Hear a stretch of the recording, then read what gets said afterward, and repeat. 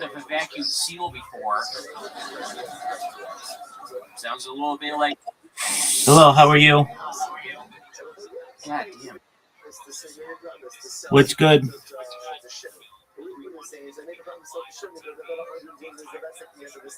How's your day going?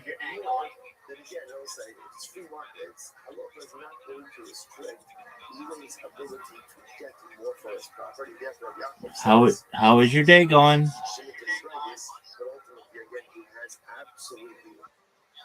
All right, well, that was a great conversation. Enlightening. That happened to me. I'm like, all right, I gotta talk to this date. I gotta preserve the possibility of getting laid later. So after the show, I corner her. Well, I don't corner her. You know what I mean? Like I talk to her like, baby, look, I promise I'm funny. Can you please touch me later? She's like, oh, dude, I'll fuck you. Just quit comedy, please. That's my time. Thank you. I'm Mick James.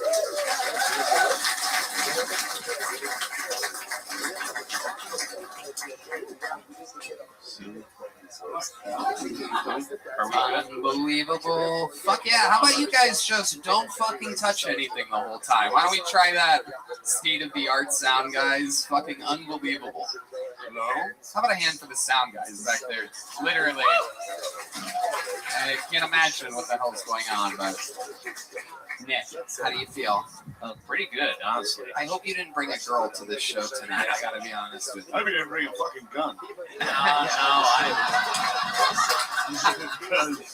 Oh, like I haven't heard that one before, Shane. Oh, jeez. Well, all right, we're cool. We're cool, bro. No, you're my favorite. Don't show up tomorrow, though. Yeah. Jesus. Yeah, dude. Hell yeah, Nick. You know what you look like. You prepared for this. Yeah, I look like the guy he shoots. Yeah, bro. Yeah. They call him Kill Tony for a reason, you know? Yeah. Kill that motherfucker. All right, Shane. No, bring a gun. No, Shane. Stop Please it. for real shoot Tony. No, stop it. I'm not going to be the guy that shoots Tony. I'm going to leave it for one of the fucking guys that are going to bomb outside. Thank you. Thank Yeah, you. man. I like your style, Nick. How long have you been raping corpses for?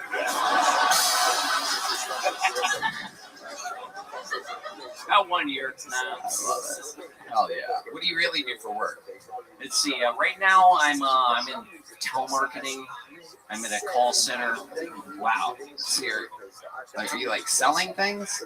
Kind of. And you're in a place? So technically you're in cell? Well, did you just give me the fucking finger? You want to arm wrestle right now, you piece of shit? Oh, no, all loose. Shut up. Shut the fuck up. You guys know how that would go. I'm sorry, Tony. I'm sorry. Please don't. No, I'm not going to arm wrestle you. It's okay. Becoming the new theme of the show. You have to kill him now. No, it's all good. I like him. It's okay. Nick, how long have you been doing stand-up? About 4 years now. All of it here in Austin? Now that's 7 months in Austin. Most of it up in New England. Okay. Yeah. Where are you from? Sleepy Hollow?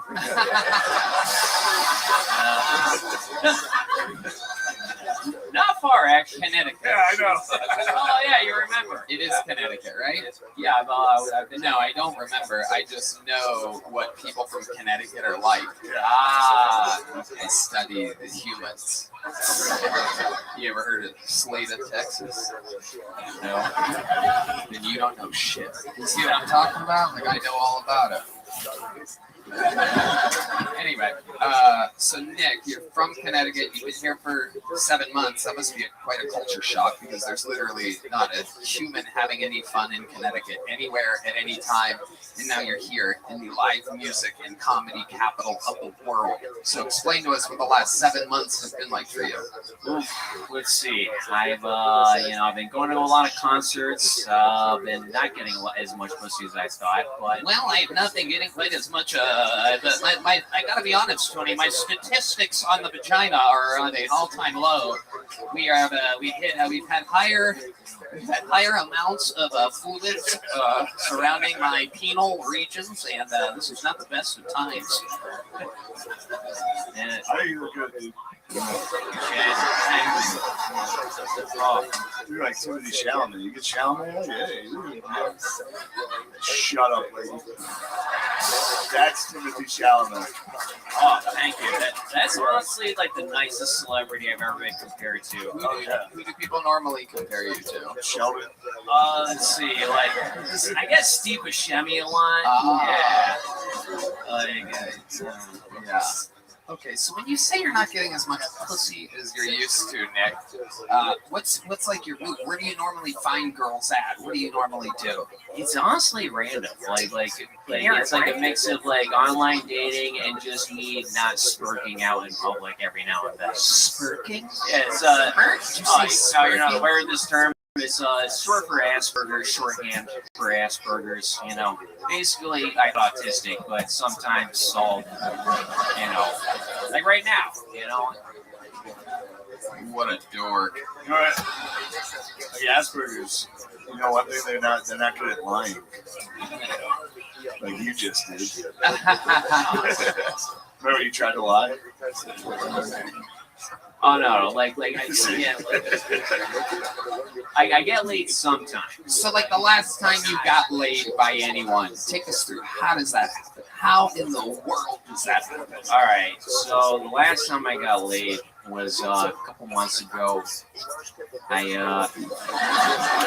73 months ago.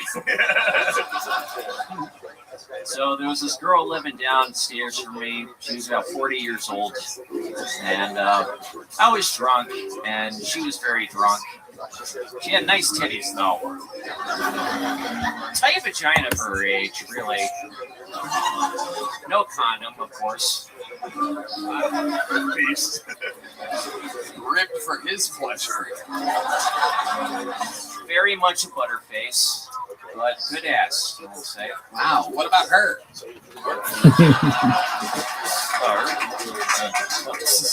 So stupid. I see what you did there. So no condom, butterface. Are you hitting it from behind, or are you going missionary, just fucking scare, shocking the world with straight eye contact?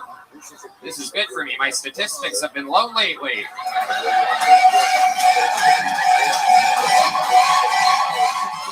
I pulled the Hans.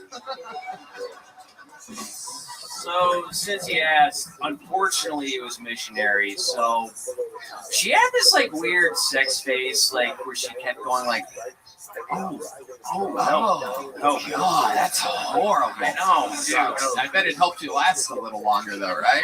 No, God, this is fucking horrible. Kinda, yeah. Like it was. I was kind of proud of myself. I was going like 20 minutes, but like I really wish I had finished. Shit, you fucked lady for 20 fucking minutes. Yeah, like it was. I was also on like mushrooms too, so it was like, I was like half softened her. It only like got hard towards the end, like as the shrooms were wearing off. Oh, yeah. Yeah, look at you. You're a little fucking. Later, brother. Yeah. That's how that goes. You're a little party machine, just getting drunk at your apartment, eating mushrooms. What else are you into? Let's see. I quit. Well, I make my own acid sometimes. No. Like I have been like trying to like find dose, like the microdosing in the mushrooms. Like I've been trying to weight on a scale, trying to like do the whole gel capsule so I can get my exact dosage down, so I don't accidentally like fuck up and trip in public. I did that once, and holy shit, like never. Yeah, you don't want people to think you're creepy out here. No. Yeah, it's bad enough as it is, but like when I'm tripping, like it's actually like Craziest thing you've ever done while tripping? Oh God. So do you want to hear about the time I got naked or the time I went to a movie theater? Why do I feel like it's the same story? What were they playing? Batman in Colorado? Yeah. You dropped him? No, guest set. No, but No. all right. So I'll just go with the naked story because that's clearly the more fun one. So to be fair, this one was when I was on acid. This is the first time I ever tried doing acid, and for those of you who know, the best thing to do on the first time is just do one tap. You know, just start small. I'm a fucking retard, so I took 4 taps on my first go. But yeah, you know. And then what happened? Come on, get to the good shit. What is this? A fucking 15 minutes later, I'm leaving the parking lot of my drug dealer's apartment. I come up all at once, and for some reason, I don't know why I did this. I just dropped my pants, grabbed my dick, and I just yelled, "Who are you?" And I ran into the woods, and I don't remember anything after that. Wait a second. That act out that you just did would lead us to believe that your cock is like 14 inches long. I can see it. What do you, I like it. what are you really packing down there other than an AK-47? It's like a good like 6.5. Okay, how about when it gets hard? I got 7.5. This homophobe. Oh, disgusting. 6.5 flaccid, fine, but Tony, don't ask whether he's hard. That would be gay. Man, I'll show it to you right now. No. Yes. How many of you want to see me arm wrestle this cock right now? Nope. He's good. There he goes, Nick James, everybody. You have a joke book already? You already have one of these? Okay, there you go. All right, we have not had a female comedian up tonight. You guys think we should pull so we get a lady up here, huh? Let's see what happens here. Sorry to Ike. Sorry to... Is Yazin? Yazin Amra? Is that a human? That's a real guy from the audience? Is he here? Where's he at? He's back there? Does he have a kept him back there? You didn't buy him a ticket? You guys are assholes. It's not a girl, but we have some time. We started a little late. Alright, well, fuck your brother. Emily Quarimi or Quarisi? Oh, Jesus Christ. You almost shouldn't even get to go on if your handwriting is this bad. Qureshi? Emily with a Q? Emily Q something? Emily Qureshi. That's what I think. Qureshi. How do you know? This lady's fucking saying yes like she knows anything. Yeah, it's Qureshi. Can't even see it. What are you, a palm reader? You a fucking idiot? She's coming. Emily Qureshi is on her way to the stage. We're getting word.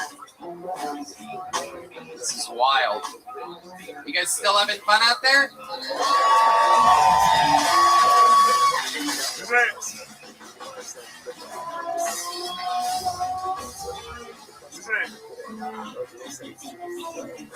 Isn't it nice knowing Nick and Blockhead are hanging out? One more time for Emily, everybody. Come on.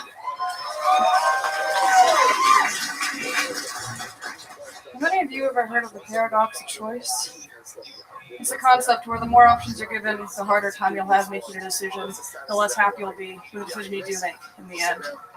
I learned about this phenomenon on Reddit, but I didn't truly understand what it meant until I found myself halfway down the 14th page of Pornhub. Hey, if any of you ever find yourself on the 14th page of Pornhub, here's a tip. Start over. Lower your standards, head back to square one. There's nothing for you here, okay? It's a goddamn no man's land. You got to page 14 and you got even the algorithm confused.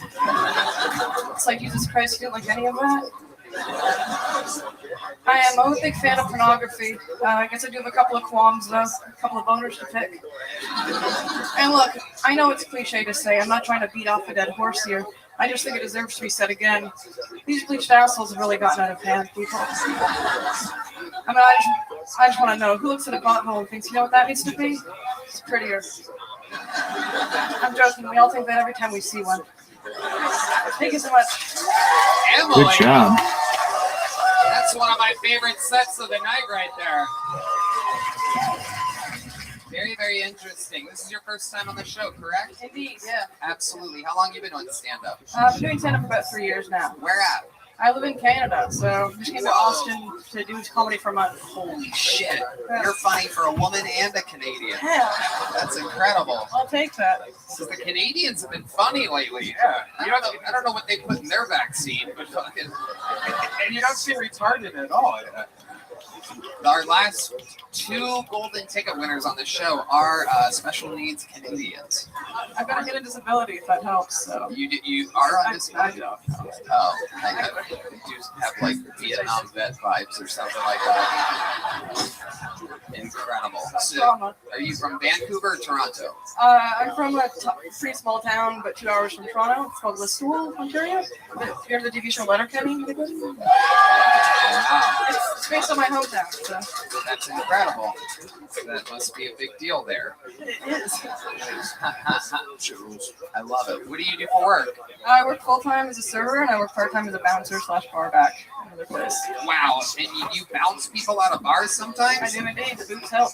Holy shit. That's incredible. No, you're not going to arm wrestle. You guys stop it. You stop it. Shut the fuck up. Shut up, John. Shut up. All right. So, Emily, what do you like to do for fun? I'm a snowboarder. It's part like on my day, like my 1 day off a week, I like to go up the mountain. I live in Whistler, BC now, so That's close to What's Vancouver. up, you Yeah, fucking yeah, horny motherfuckers? Not everything she says is great, you weirdo. Yeah. This Mexican guy's never snowboarded a day in his life. Twice. Yeah, very good. Dirtball. Yeah, Letterkenny. I love that.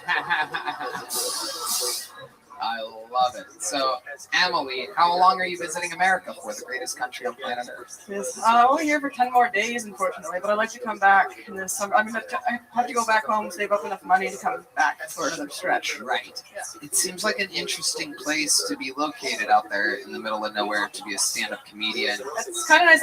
There's a comedy power hour once a week at this one bar, and I'm the only person who goes up. So it's really, Wow. it's a power 5 minutes. Just do an hour set. That is amazing. What else do you do? What else would make your life or your story interesting? The set was fantastic. Thank you. I'm pretty boring. I like to read if I'm not snowboarding. I'm a big fan of reading. I've got a pet bird at home, Myrtle. He's my sweetheart. And Wait. What'd she say? Damn it. my sweetheart, my bird. Your bird? You have a pet bird? Yeah. Oh shit! Bring the serial killer boy back up here. Somehow. You don't need a bird. What are you doing, birds? What kind of bird? Sorry? Bird. Cockatiel. He's lovely. He's cocky. The only thing he says is, "I'm a pretty bird." It's, Cockatoo. How's 4 sound? Stupid. As soon as you say cockatoo, I don't tell these podcasts. I wasn't even thinking about it until you looked at me like I should have had on. It just gives me this look like, where's it at? Cockatoo, huh? Okay. How long have you been a bird lady? I've been a bird woman for 15 years now. Wow. It's not looking like it's going to stop anytime. Oh my goodness. Cockatoos get old. They get old as fuck, right? Yeah. Myrtle's 15 now, and he's probably going to live to like 32, so probably outlive me, to be honest. Yeah. Wow, that's Oh, if Nick James has anything to do with it. You're back in that alley with Nick? God damn. Is he popular back there? How's he doing? Hope you guys are treating him all right. He's probably out there shooting everybody with a gel blaster right now. Incredible. So, you have a bird. What's your love life like? You dress like a lesbian. Love life is pretty abysmal right now, but kind of, I'd like to say it's by choice. I just kind of feel like I don't have the time for it with a job and comedy and you know, all that reading and bird love that I get. So Wow. Very interesting. So is it true? Do you really watch a lot of porn like you said in your set?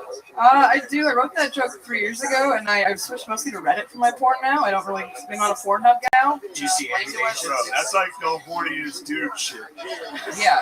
Explain to us what the advantage of Reddit over an actual porn site is. Teach us the ways of a lonely northerner. Well, it's great because you can just subscribe to any category, and then you can just be, you know, doing it, just trying to read about the economy, and all of a sudden you get. Can I ask you an honest question? What subreddits, porn subreddits, are you subscribed to? This is not going to get me very popular with feminists, but I like free use. It's a concept. Please stop watching this, father. No, I promise you, literally nobody just turned it off. We don't. Tony isn't exactly the feminist power base that you might think it is. You might be shocked to know that not one in the world is listening right now.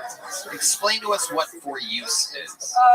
Called free use, and it's basically just like somebody will be, you know, like playing their DS or reading or like on the computer like play gaming, and then somebody else comes over and just starts going at it, and they kind of like pretend they're I not. didn't know that had a name. I can whack off to that. Yeah, that's pretty awesome. So the other person just like stays reading. Yeah, they'll play video games or something. They fucking, Like, come on. Wow. You never saw this? No. It's the best. No. It's just kind of cool. I like my porn like porn. Gay. Two guys, yeah. Yeah. Just, you know, yeah, two guys going right at it. Last thing I need is somebody that's continuing to play video games well. I mean, that sounds like Hans Kim would be a great porn star in that field. I've seen him on the Reddit. Yeah, he's pretty popular. Wait, excuse? Emily, do you have any other special skills or talents that we'd be surprised to know about you? You ever do anything crazy? Ever save anybody's life or almost die? Or I can lick my elbow, which apparently is impossible. you can lick your elbow? How many of you want to see her lick her elbow right now? This is incredible. Literally, whoa!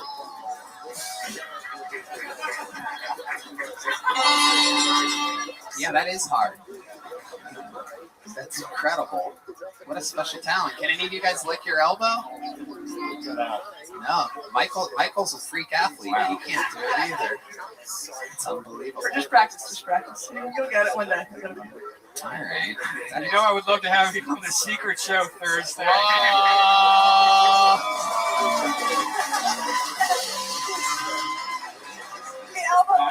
You just got booked on a real show. Yeah, and I have a second spare bedroom also. Hell yeah. Oh my God, Red Band. Red man, you're desperate, dude. Yeah. Pathetic. She likes birds, not pigs, Red Band. What that's supposed to mean? Wow. Emily, you came in, very fun set, very entertaining interview. Congratulations. It was a big, cool, handmade leather Texas joke book.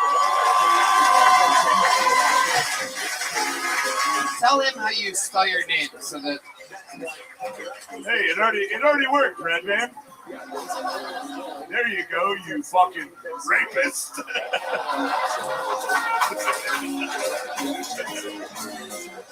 Oh my God. What the fuck is that look, you weirdo? It smells like bologna. Good one, Red Band. Is that a joke? Like baloney.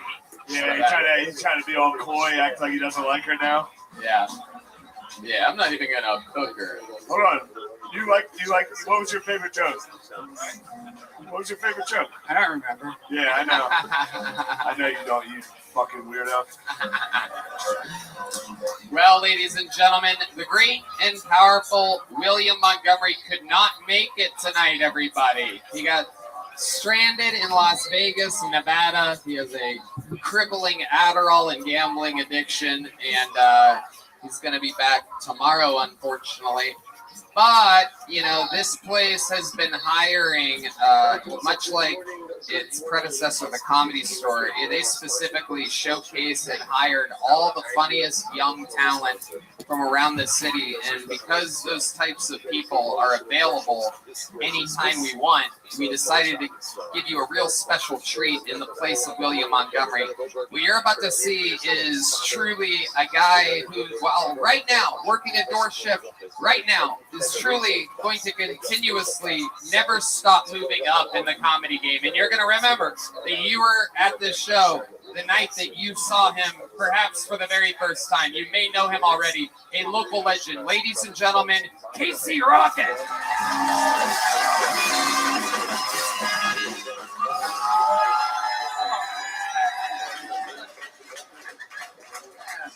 Oh, I never made it as a wise man. Get real trap shit. Come on. Fastest guy in the room. Who gives a shit? Come on. Gotta keep moving, fellas. Putin's trying to triangulate my position right now. Get lost. Come on. Back into Parmesan? Okay, we're having fun. Isn't it, guys? Get real. I'm doing an hour and a half. Who gives a fuck? We're closing it down. Fucking pranked your ass. Come on, man. Damn, a roast comic and a prop comic? What is this? The worst shit you've ever fucking seen? Goddamn, Putin hates this motherfucker. He can't stand me, boys, I'll tell you. Hey, Putin, I got 5 words for you, sweetie. Never made it as a wise man.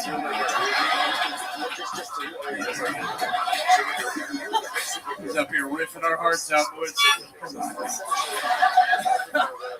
I won't lie to you, folks. I got 6 more harmonicas hidden around the room here tonight. In 6 minutes, the room will start filling with water. You have 6 minutes to find the remaining harmonicas.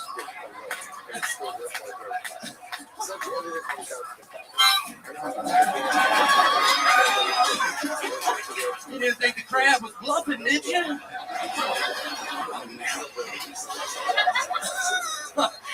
Big pranks, Daly. Yeah, I used to prank myself all the time in college. It was called what? Taking Xanax. Who's with me, boys? I was like, hey, Casey, hear me out. I know you got an 8 a.m., but what if you woke up in jail? Okay. Never made it as a wise man. I've had a lot of weird jobs in my life. I used to strip copper off Galatian Flight 370 before it took off.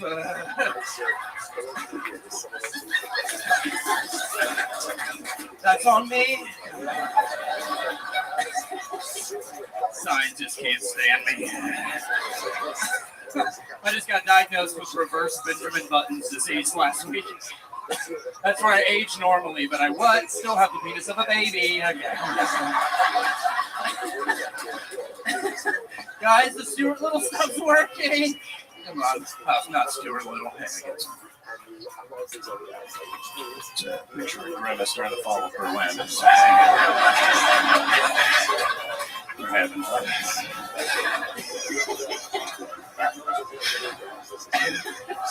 Yeah, you want to pass it around. Everybody take a peek at it. Everybody gets a turn. Everybody gets a turn. I got something for you guys. Second picture of Grimace from the fall of Berlin. Guys up front. I come from old money. I got hundreds of these things.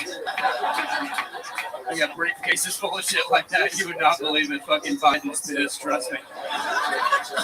I come from old money. My dad was at paperclip on Microsoft Word. I don't even need to be here tonight. Talking about how can I help you? For starters, he could have drove me to football practice. Drunk bastard. But that was Dad. That was Dad. Let's get a Blair Witch this set. Never what, never who, what, wise man. Nights like these, I always think about my grandpa, folks. When I was a kid, my grandpa used to always sit down, and he used to always give me the best advice. He used to always sit me down and go, That was Grandpa. He's almost completely nonverbal. You know, it's just the way he was. And when he did talk, it was always about industrial society and its future, you know, but that was Grandpa. He was a Unabomber, you know what I mean? This is the 90s, you could Unabomb back then, okay? Here's the thing about taking pills, folks.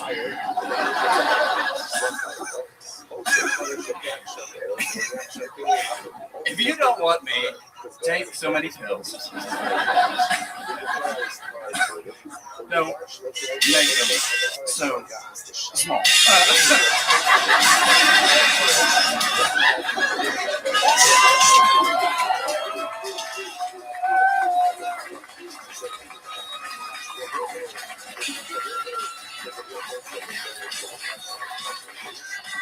If Oxycontin was the size of cheeseburgers, nobody would overdose on it. Oh, no thanks, I couldn't possibly have another Perk 30. I've had 3, dude. Stop. I could eat 200 Ambien. I could eat 200 Ambien right now. But the Pelosi can stop me, I'll tell you.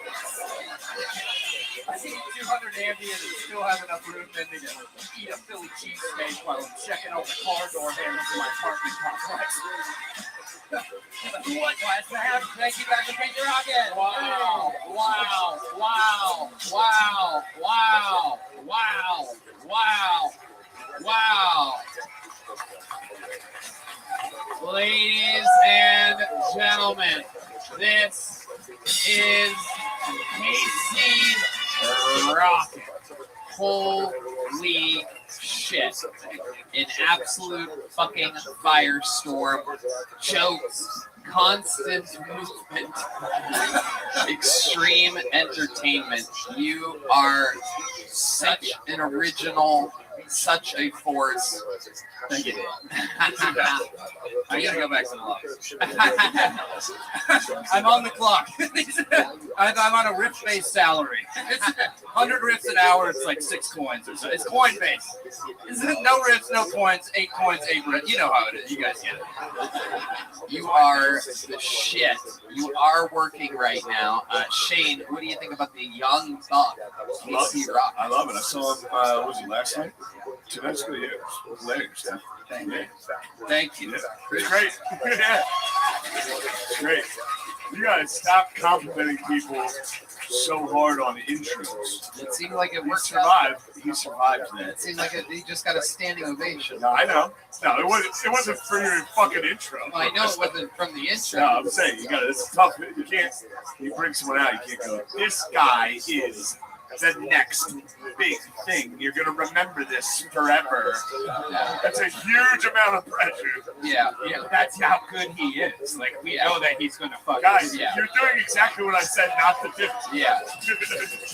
It's not getting through, is it? What I'm saying. No, that's all. That's, All right. that's old New York rhetoric. What you're speaking right now. Dude, I've been in New York for 2 years. Oh, okay. In any matter, we knew Casey could fall. Anyway, yeah. Casey, you're great. Thank you. Shane, you were at Creek and Cave like 4 months ago, and my buddy named Gareth Fisk had the picture of Grimace at the Fall of Berlin. Does that leave him all around? I guess. Breadcrumb trail. And in case I didn't take too many ambience, so I can get lost. And he had it outside Creek, and he said he was all the way across Creek and Cave, and you were like, "Hey man, is that a picture of Grimace at the Fall of Berlin?" you clocked it. Yo man. Yeah, I remember that. Cool. Hell yes. That's cool. Casey, I'm interested to know. I don't know what if you're gonna. I don't know. I don't even know what the real you is like at all. But I'm gonna ask it anyway. You talk a lot about prescription pills throughout your act. Do you really take a lot of pills? I used to take a lot of pills, eat a lot of pills. Yeah. What was that like? What and how did you stop? What were you into? What was going on? Was that all like kind of based off of your former life? Yeah. I used to drink a lot of Robitussin and eat a lot of delicious, stinky little pills, delicious, devious pills, and other stinky little boys. And I don't like that part. But yeah, I used to like the end. Take a lot of pills, eat a lot of pills. What was your question?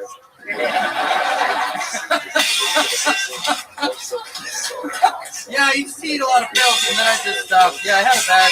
I'm sober. I've been sober for a while. I'm sober for 2 years. Probably. Wow. You have that sober snack. Yeah. Just brave. Just really brave. Yeah. So, other than the stand-up comedy, which obviously you're getting a lot of validation and dopamine and serotonin from that, but other than stand-up, what else are you into? Everything. I was having something go on with the microphone. This place is haunted. It is pretty creepy. Yeah, after shifts, me and the door guys just go around and look for treasure. It's like 4 a.m. It's awesome. There's holes in all the drywall. Have you found? What have you found? What kind of treasures have you found? Skeleton. Skeleton. Dozens of skeletons. Hundreds, possibly hundreds of skeletons. No better treasure than skeletons. Yeah, no treasure. I can't really part of the question. Yeah, it's fun. Everything's going great. Absolutely. You've been doing a lot of spots. This is your second spot tonight, probably, right? You already did the other room? Yeah, I did the little room. Taught him a lesson he'll probably never forget, honestly. Goddamn right. Goddamn right. Big fat laughs. It's badass. He thinks that too, and it's awesome. Yeah, this is second set for me. I think honestly, I have shin split. You ever seen a wrestler, Mickey Rourke? Yeah, that's what I felt like when I was up here. This is my Ram Jam. This is my Ram Jam set. Doctors told me like 6 months ago, they were like, you gotta stop riffing like that. If you want to riff with your kids, if you want to riff with your kids in 6 years, like the timetable's that low. They're like 6 years from now, you gotta think about your body.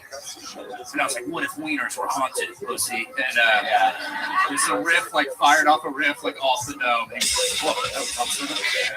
That's incredible. Well, you are an unstoppable force.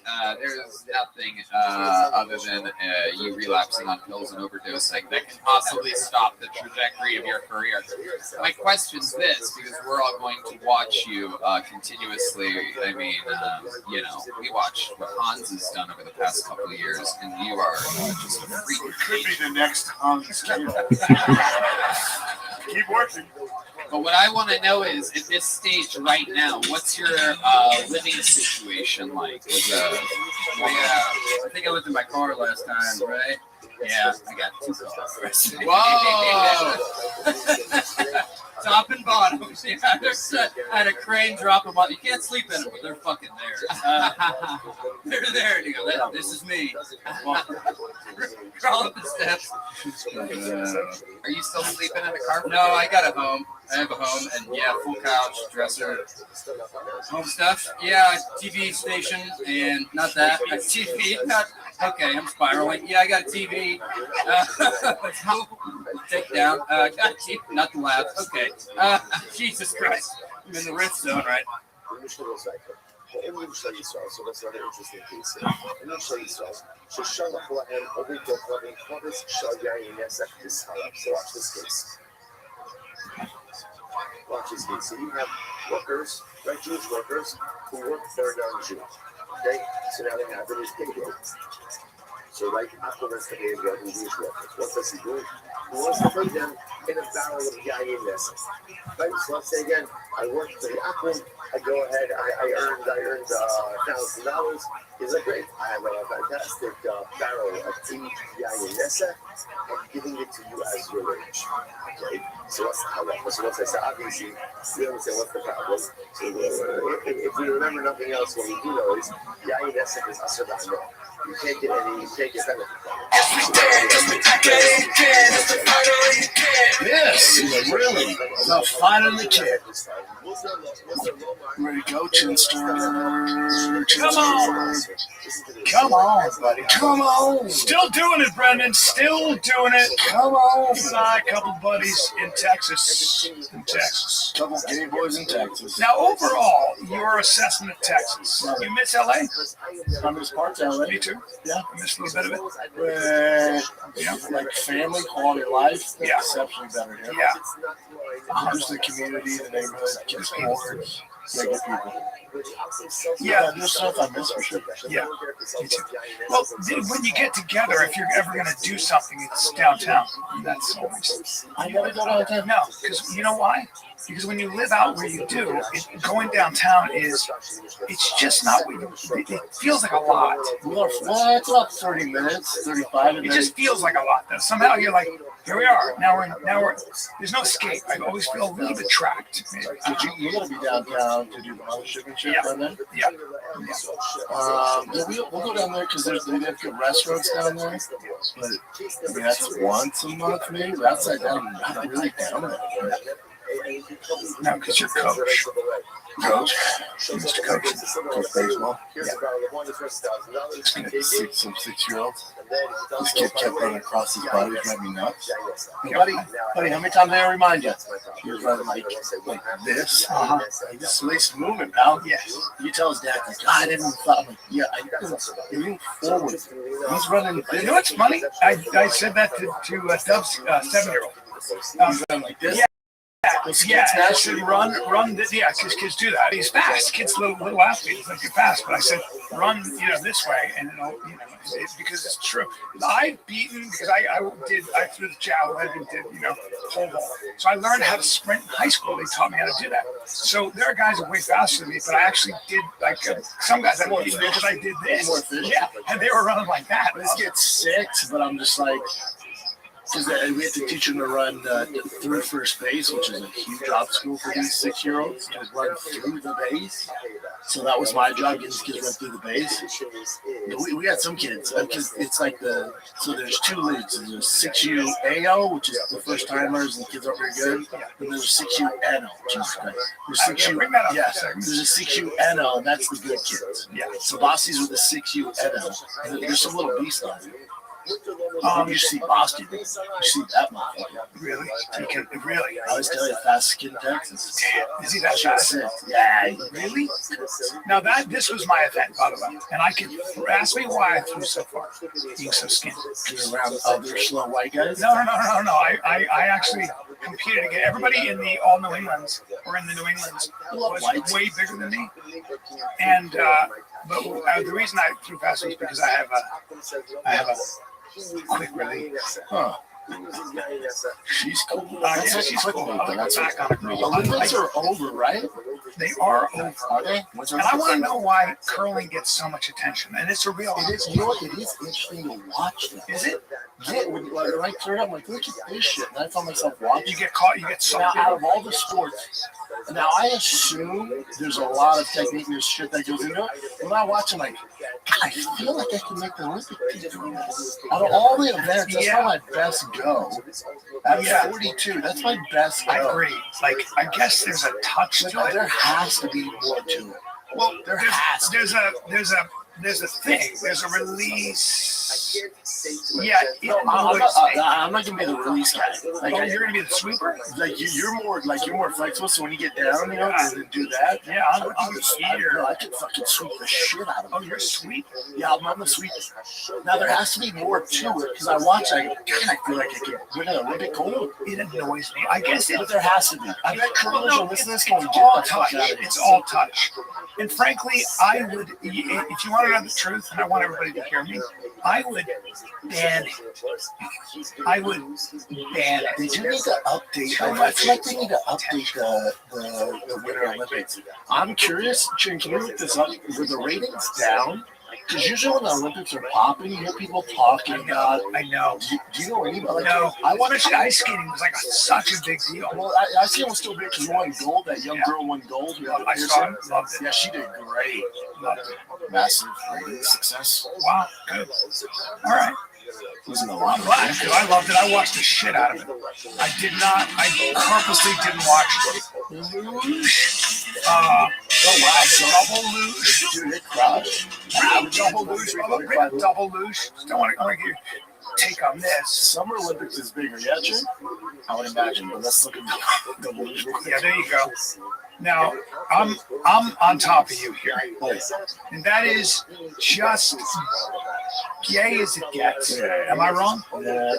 Now we're celebrating. I'm still on your lap. I'm still on your lap. How about we watch them in tandem ice skating? It's a guy and a girl. Yeah. And we'll watch it. And it's the other guy's gay, right? But, buddy, every guy you see on the skates, on the ice, unless they're Russian. A lot of times the Russians are straight and they. What up, Heather? How you living, girl? That's a thing. yeah, sure. Yeah, but 100% the guys who are just doing the free skating, you gotta be. Oh, I mean, I told you, Nick Collis said. We call him Seth. Nick Collis just offered up to us. We were talking. He goes, "I'm a good ice skater," and so I went. There was a bunch of us, and I go, "Did you play ice hockey?" He goes, "No, I'm just a good ice skater." I go, He's never done it? "You're gay, then." Okay, Yeah, that's weird. Like, if you're naturally good at if you're good at ice skating, unless you're ice from hockey, Michigan. unless you have to get to school that way, otherwise you're gay. No. In Ottawa, they skate to work. Places like that. But other than that, Yeah, ice skating is tough. I love that we won the gold medal in the hockey. Trump had him at the White House last night. But if you look at the starting they're all from Michigan. It's basically Michigan versus Canada. Yeah. They're all Michigan boys. yeah, I believe it.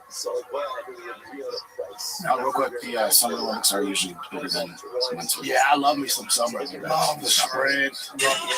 Now those are in 2 years. Those are 2028 in LA. Yeah.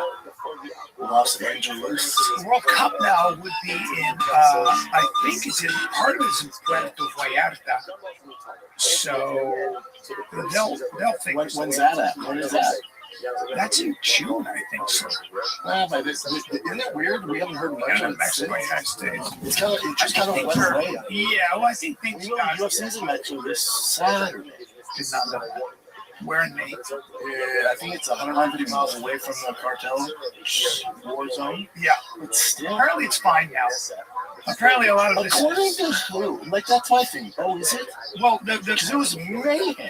yeah, the cartel was sending out fake news stories about violence, and then there's a lot of. That's not true. It was in the news.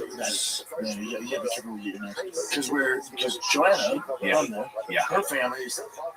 But who told you it was fake?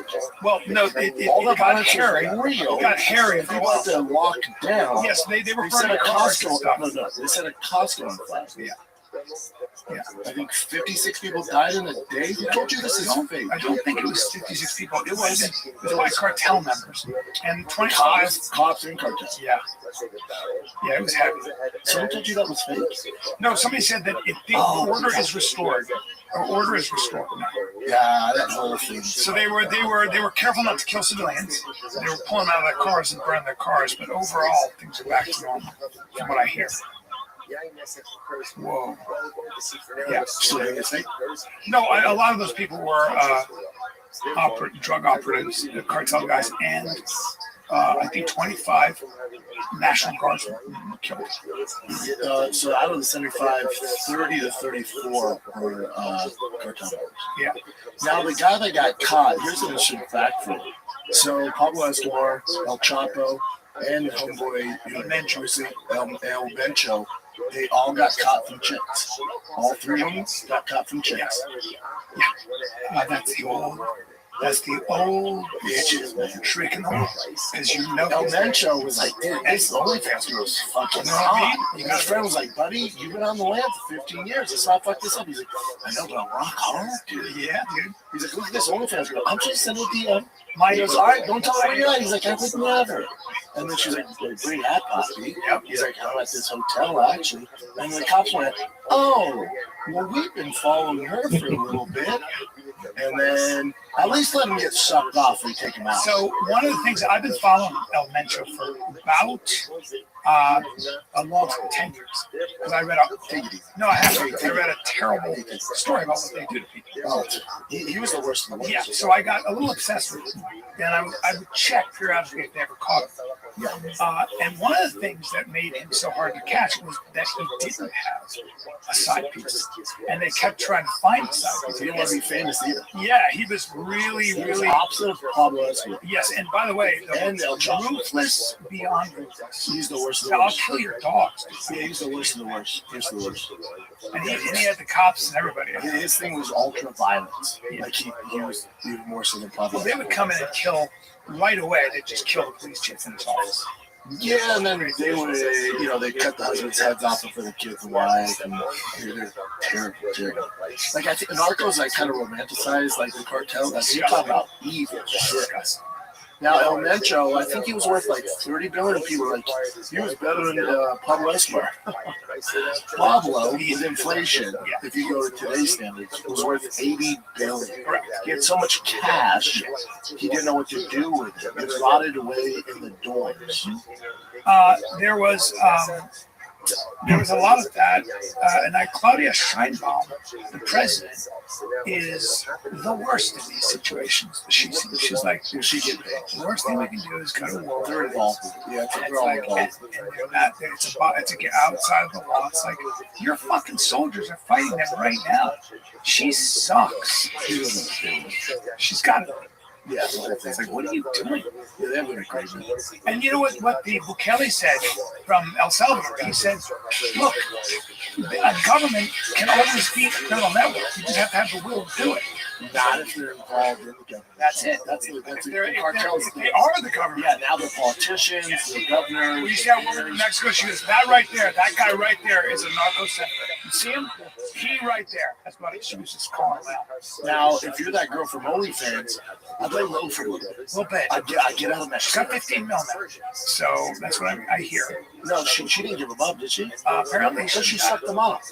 Apparently she got 15 mil. I don't know. Look that up, Jim.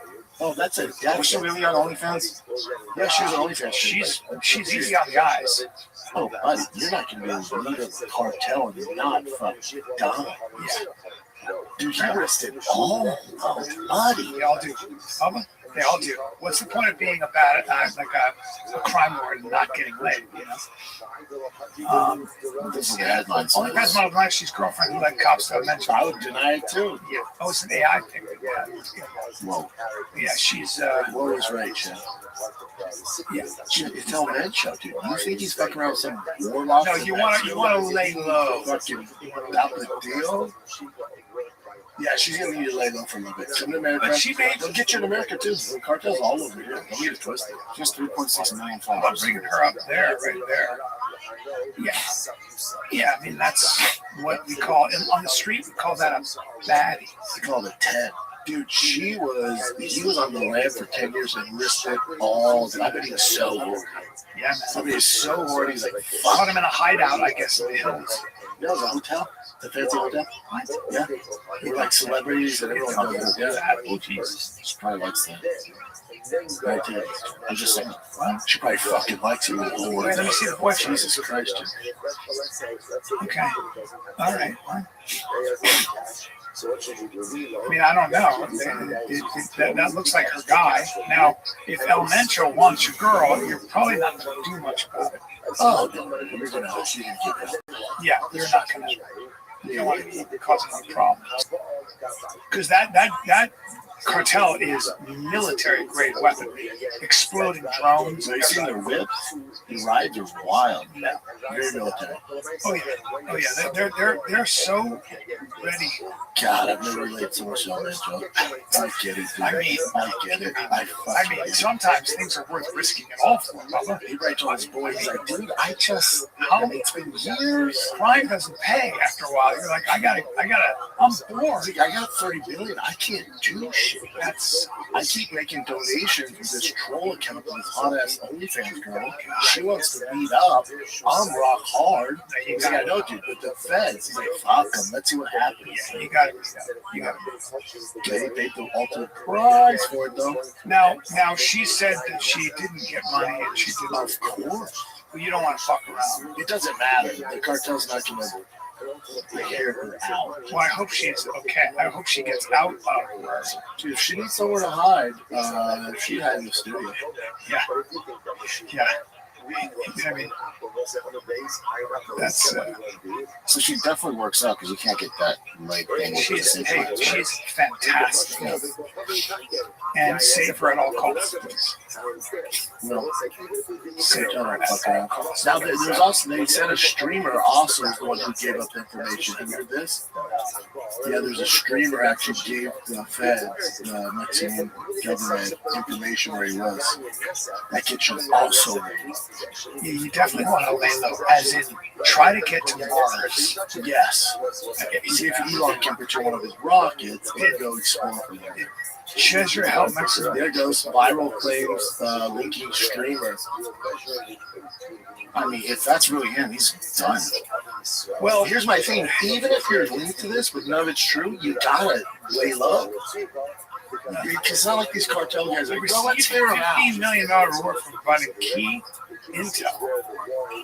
That's Allegedly received threat messages. Oh, really?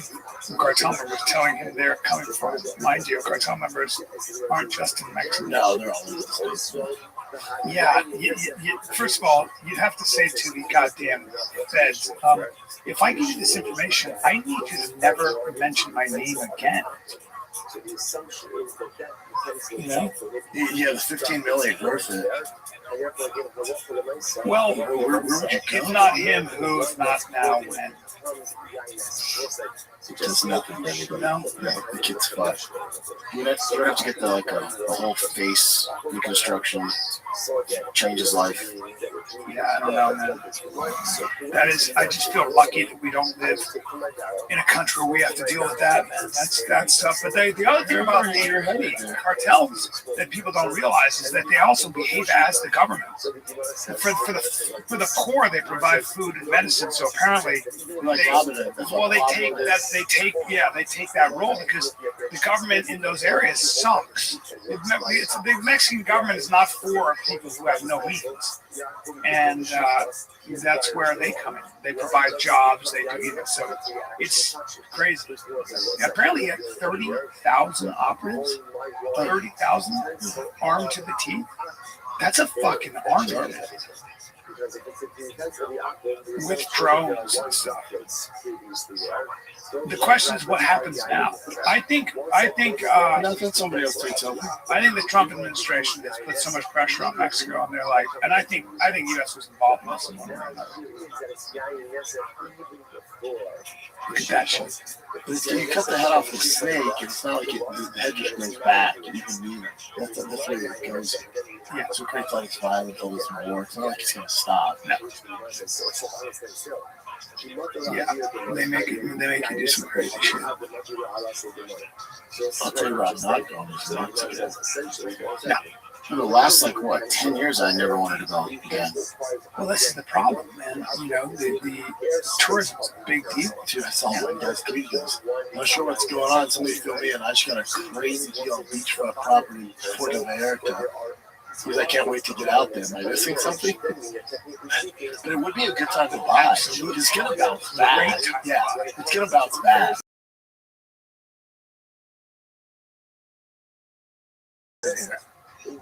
Probably the best time to buy. That's so true. Buy when nobody else wants to buy. Yeah, I'll come back. As long as you can't go out. That's too nice a town. They'll come back. Oh, yeah. Too much money. Tourism. And the cartels make money there. They live there. Yeah, they usually take care of the American citizens. Yeah. Because they know we put all the money in. Yeah, I'm never going. Yeah. I told you that. You're never going back to the motherland. It's not happening. Well, I think all problems can be solved. But a lot of it has to be like a strong, accountable government, too. But you got to get people, there's got to be a way to kind of use the corruption in the Mexican government. You're allowed to No. All the drugs come across the border. Will be our government's involved with that? Of course. But mainly it's Mexico. Like El Mencho, it's like, I pay you fucking guys. Back off. Do you hear that? I'll kill you guys and your dog. Guys are, no, okay, no, sorry, we'll cut them back. Yeah, he's like, that's the deal. You don't fuck with us. We don't fuck with you. Yeah, he goes, anyway, sorry for the foul language. Yeah. Keep your phone off. You turn it off, I'll consider it a sign of disrespect. No problem. He was, I'm not turning the phone off. I'm calling from no phone. He's like, no, don't do that. Sign of disrespect. I'll call you. The guy's like, I'm so sorry, sir. Yeah. Praise. You'll be the one I make the example of. It's like, oh, Yeesh. Guys, take a little break. Look, man, if you are somebody who needs auto parts, okay, if you're a car novice, if you don't care a lot, if you are a car freak, either way, auto parts are important. Things break. O'Reilly is where you want to go because they have all the parts knowledge that you need that you don't have to worry about. They have all your maintenance and repair knowledge you need, okay? So O'Reilly Auto Parts can test your battery when you're in the car, get your light fixed, have a quick service. They've got everything. If it's not in the store, it's online. You want professional parts people who are always available, who help you. Do it yourself, or they can do it for you. Whatever you need, stop by O'Reilly Auto Parts today. Visit O'ReillyAuto.com/fighter. That's O'ReillyAuto.com/fighter. And that's what I am, also a fighter, not just a kid. Fighter. And take a look at what they got for you, because that's your one-stop shop for all things auto repair. Pluto TV has thousands of free movies and TV shows. If I'm lying, I'm dying. Free.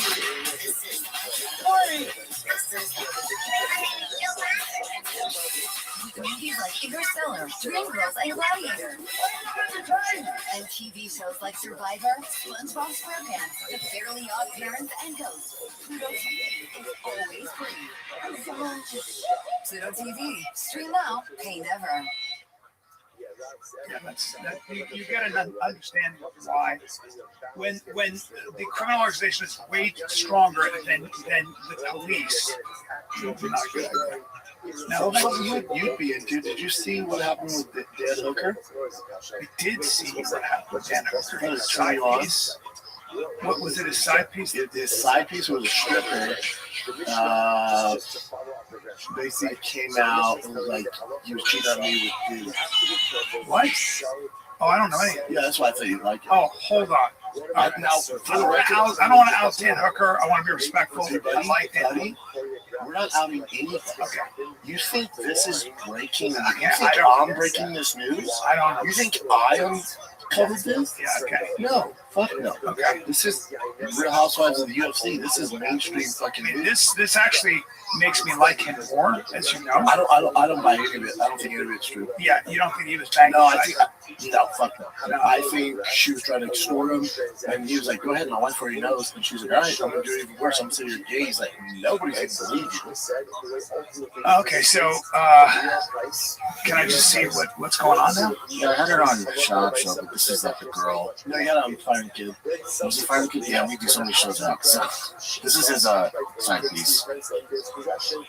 Why is she doing this? He is married. And when I met him, I was working the booty club. He was just like a client, like at the time. This was like 2023. And he took me out the club, kept him save a hoe, right? Loves that shit. He loves the OF girl. He loves the Ripper. He loves kept him save a hoe. So yeah, I started paying for my life completely and utterly, had all his cards in my Apple Pay, paid for my rent in 2 different countries, like everything. I tried to leave this man so many fucking times, but he'd always get me back with something shiny and new. Every time he cheated on me, he'd buy me a new bag. So yes, he played out a lot. To the point where I had a wish list on my phone that was shared with him on iCloud. So every time he'd do something, he had to buy something off the wish list every time he cheated on me, right? And I kind of started looking on his phone every time, like trying to find a new bitch, a new problem, so I could get a new bag, right? Until I found out that it was Sounds like a class act. when I seen the man, everything changed because like no, and then I got abused from that. But I'm not gonna get into that. But The way she speaks so fast without looking at a script, though, it's kind of like, just slightly. I mean, I don't know. I mean, this is I'm not buying it. This is a mercenary. Yeah. Oh yeah. This gal, I believe that was his side piece, but I mean, it's also I think that's why it's like, I don't think he's sucking off kids. No, I don't either. Especially the one where he's like, let me wait till everyone's asleep. But you think Dan Hooker's waiting until his family falls asleep to go suck a dude No, out? he's definitely not. And also, No, if anything, he's getting sucked. also what's Right? going on? Yeah, correct. By the way, very true. Right? That's a real man right there. But also, what is she doing? What is this get back at you publicly thing? That's this young culture. Yeah. I think I was telling Bernie, it's like a woman scorned is like one of the craziest things in the world. So Scorned from what? Though? Maybe she She wanted to be mercenary. Yeah. She's like, I do this for the money. She goes, I kept trying to break up with him, and he would just keep buying. She's gonna say that, obviously. Yeah, but I'm just saying, everything she does is for the money, and she's at least she admits to it. She's a hired assassin. Yeah. I mean, okay. But either way. And then we also brought up that Dan Hooker's wife's dad made some threat, We don't need to see that. It's sad. but that's apparently real too. Dan's father-in-law, he can tell he's hurt from all these allegations. He was like, I want to fight here. But that could be just because he cheated on his girl too. That could just be the cheating part. Yeah, it's sad. I'll see if I can beat him up. You just tell he's hurt, because they have a kid. It's a shit show. I figured he'd like you because you're sucking guys off. No, but it was like I don't buy these guys. Well, the Texans. Yeah, it's like sexy hard or something. Yeah. What? No, the Texans are disgusting. What do you mean? It's like my throat's ready for you. Wait, hold on. Wait, there are texts on his phone? Well, according to her. Okay, but you haven't seen it. I've seen it. She kind of posted. I'm not gonna go find her now, but she kind of posted him like a picture. I just had the article. He was my friend, but he cheated on me with a man. I have the receipts. So that's weird too. So you're friends with his wife, yet you're fucking her husband. Yeah, but what is going on here? This is deep. It's not. She's not the classiest person either. I don't know what's going on. I'm gonna reserve judgment. But what is that? It's hard to see the damn thing. Make sure to get you hard and suck you off deep. Hot, when 30 minutes? Jesus Christ, man, 30 minutes. I'm busy tonight. I'll let you know. Dude, I'm very horny with a big load. I'll make you next time it worth it. So who is saying I'm pointing with a big load? I think that's Dan, but according to that, hold on. Dan's Go one back saying again. Go back again. All right. There's worse ones than this, dude. I'll make sure to get you hard and suck you deep, hot, when 30 minutes. Okay. See, they're saying the gray is Dan Hooker. The gray text. Oh yeah, that's what Nick was No, here. I'm saying I think Dan is not the gray. That's what I said. Yeah. How do we know? Why would we assume that he's the gray? Keep going. Dan can suck. I'm very horny with a big look. Okay, I'll make next What time. up, baby? Yeah, And the next one's like, let me wait till the family's that's asleep. another girl, probably. That's why prove it's a guy. So according to Nick Simmons, he was saying the gray is actually the blue on your iMessage. But for whatever reason, it's not showing in this one. I don't know. By the way, with AI, you can do anything. So I don't Of course, my doctor always. I don't buy anything. No, I think Dan walked away on stage. He laughed it off. Yeah. And there's another Yeah. guy. Auckland. That's for keepswingers.co.nz. Maybe he's I guess this is his history. New Zealand gays pecking. This is too. I'm not buying it. I'm not. All you're showing me. She could get on there and do all this herself. Right. Of course not. She could have done all this. Yeah, I believe she'd do everything at this point. Free later tonight. I'll be in touch. Sweet, your throat ready? Question mark. Yo, And so I baby. can't host till after 11 p.m. or 11:30 when everyone's asleep. I'm not buying it. I refuse to believe Dan sucked a dude's off and saying, "Is your throat ready?" Me too. Sorry, I got a cold at the moment. Yeah, whatever. Hold on. I mean, I'm super horny right now. The next time I come, just want to suck you off. Next time I come, I'll leave the door unlocked, walk in, I'll be hard, suck me off. I'll just lay back, leave you to it. I'll leave the door unlocked. A lot of sucking. Yeah, Dan's not the one. I don't think Dan had anything to do with this. I think this is all fake. I agree. I think she's trying to just saying she's a side piece isn't going to defame him. So come up with this gay agenda. Yeah. Sometimes head trauma can cause you to be a little like you're. Then what's yours? It's just gay as shit. Because you get older. Oh, You know what I mean? everybody sucks. Well, I'm older and I'm on testosterone, so what happens is I just get randy. Ooh, You know what I mean? I guess. I get They're just gay, you know? I was on stage and I just go, man, I hate sometimes you're straight. It's like, my friend's got a beautiful mouth, but I can't tell him there's. Yeah. You're not buying this. Real Housewives of the UFC. Yeah, listen, Dan can blame everything also on just temporary head trauma. You know, it's like, fucking dude, I just got in a fight. I was fucked up. Man, I got a cock in the mouth. You know what I mean? Yeah, I haven't heard of that as a side effect. That's like Kanye West, who's like, dude, the reason I was a Nazi is I'm bipolar. It's like, but now I'm taking my anti-Nazi medication. Like, okay. Dan Hooker was funny on Twitter. So all these allegations came out, and Dan Gazan goes, finally come back, what I miss. He put no shit on gay now. That's great. Nothing like a woman's. Oh shit, see, there you go. That's how to deal with it. And that's the final one. Yeah, I like to see that. Let's see this. Yeah.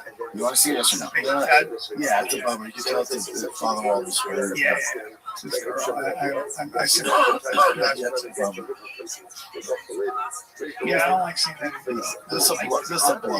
You and I are the same. I don't like the drama. I don't like no pun intended. Get outed and get all fucked up. I don't like it. It just makes me sad for everybody. I just don't understand it. Like, what's her agenda? Just destruction. She's clearly hurting her own way. This is not going to work out for this person. No. You know, when you embrace all the wrong values, it doesn't work out, and then you find yourself here. And what she doesn't realize is, I'm sure, even though she's a hired assassin stripper, I'm sure she wants like a family or a man. No, you know, this is such a no dude's gonna be like, oh hell yeah, the girl who fucked over Dan Hooker, let me wife her up. Well, also just her life in general, this kind of behavior doesn't work out in the end. It just doesn't, and it's okay because she's got to go through it and find it. And they were all missing. So the caption here says, "I'm a stripper. Dan Hooker has been paying for my life for 3 years." Dude, on what salary? Not a UFC salary. You're paying for your entire family and the side piece? He doesn't make that much money. No. Not to be fucking buying Louis Vuitton bags and shit every time he gets sucked on. Well, you know, fighters tend to be a little reckless, proactive. Yeah, just get a credit card and just spend all that crap on it. Now, let me ask you this. And he probably gets endorsement deals and does shit. He lives in New Zealand? Yeah. Is there any more, can I, just because, to educate myself. You want to do some research? I'd like to see what she looks like and see what's going on in that situation. Yeah, fair point. You know what I mean? I think it's important. We looked at Elemental. Let's just, you know what I mean? Let's compare to Elemental. That's all. We just got to make sure everything's on the up and up. Now, he doesn't seem terribly worried about the fact that, I mean, there are pictures of him and her. And apparently, but I think the wife knew. So that's what he was saying. Right. So maybe there's a whole thing with his wife. Here's my thing with all this. It's all good. Exactly. None of my business. Yeah, who gives a fuck? And love if they have an open relationship, okay. Why the fuck does anybody care? Yeah, exactly. For me, the fucking guys, I kind of care. It's like, what are you doing? Nah, it is what it is. He's doing his thing. I'm not going to judge him. No, I mean, I won't root for him anymore. Yeah, just kidding. Yeah, I always root for him. Yeah, I love it. Yeah, find her Instagram. Her name's Keek. Keek Grace. She's not the best investigator. Keek Grace. I just typed in Keek Grace stripper. Keeks. Okay, he's a handsome dude too. Yeah.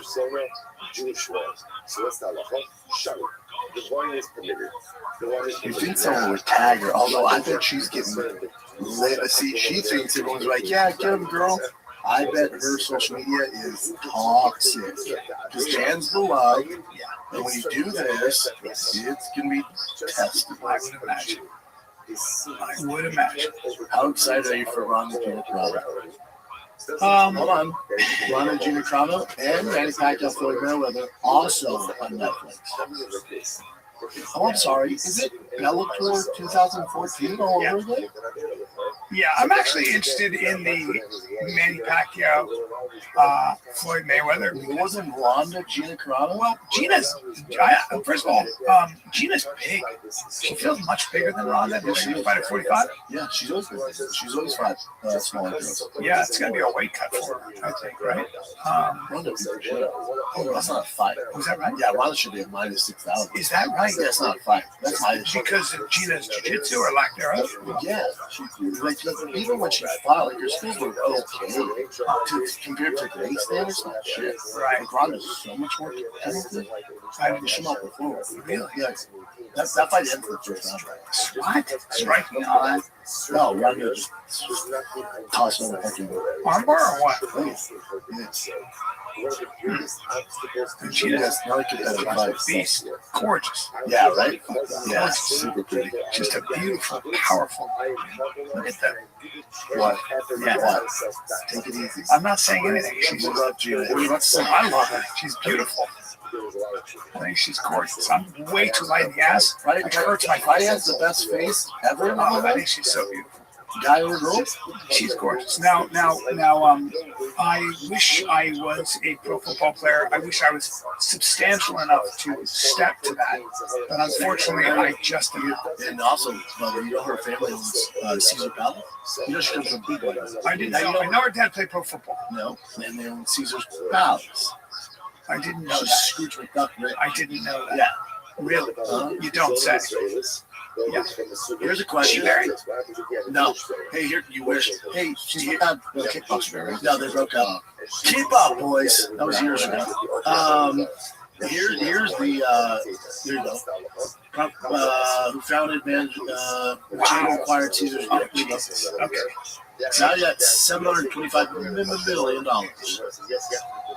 Yeah. Caesar's winery, Caesar's Entertainment. Ferrari Carano? That's a very good wine. I know that wine very well. Whoa. Get the fuck out of here. That wine is huge. No way! Yeah. You don't say!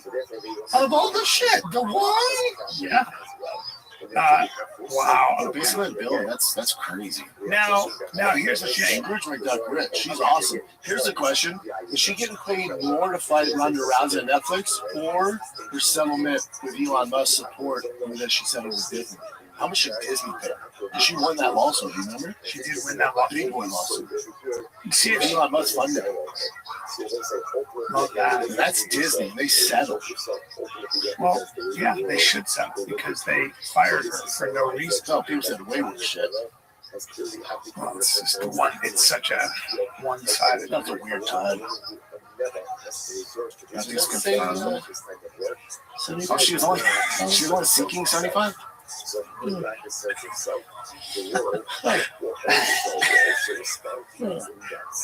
she doesn't need it. Maybe you know what? Maybe they missed a zero there. Anyway. Oh, 7.5 mil. That's pretty good. 75 grand. What's the point, though? Yeah, especially when your family's principal, man. Yeah, principal. Okay, last time we were close. Good. Thank you. I'll tell you what, I don't give a flying fuck that as many Pacquiao Floyd Mayweather. I think you're into it because you're older. Like, well, how old people love this technique? Yeah, my dad likes that shit too. They'll probably rely on technique, and I think that you're going to find that Floyd Mayweather does the same. Now, Pacquiao be such a fun fight. Pacquiao still has it. He does. When Pacquiao fought, his shoulder was out. He had a bad shoulder. Oh yeah. But they're both healthy. You know what's interesting is Floyd wanted to be an exhibition. Anyway, absolutely not. He wants to fight. He's a very good fight. No, it's not great. No, dude, he's 50. He's old. Yeah, he's good. What do you guys think is the favorite? And Floyd. Yeah, Floyd's a better boxer. Man, he's great though. But I think Floyd's a better boxer. I would never bet on any of these circus acts. But if I had to bet on it, I would take Manny for sure. Yeah. Yeah, it's crazy how he doesn't have money. Yeah, I don't know what the learning lesson is there because he's made like billions of dollars. But apparently he has it in like investments and properties, but doesn't have like liquid cash. Well, he's got tax issues. Not a good job. Yeah. Yeah. I could give 2 fucks about that fight. Really? Oh my god. I don't see Dan Hooker's side piece and Banjo's side piece fight. I'll watch that. By the way, I look for Instagram. This is the closest I got, but it's you have to follow. I bet she's laying low. She thought that's not the fight she thought it was going to be. And now she's getting torn. Yeah. Dan Hooker's winning. Yes. Yeah, I think so. Warrior. Who did he just fight? Lost. Oh, fuck, was it Benoit? Yeah. Yeah. I saw that fight. He's fallen some tough times. He beat Gamrot. He looked great. Yeah. He takes damage. I don't like how much damage he takes. Sarukin beat the brakes off of him. BSD was bad, but he beat Gamrot. You know? Yeah, so top of the top, he's still up there. I think he had to fight with fucking Islam. He lost 4 out of his last, what was that, 7? Look at everyone he's losing to. Well, he takes. He really does. He's too tough for his own goals. Yeah. At all. That's his thing, though. Yeah. And his sparring partners are probably people like Volkanovski and Izzy. So, It's well done. yeah. It's a lot. It's a lot. Here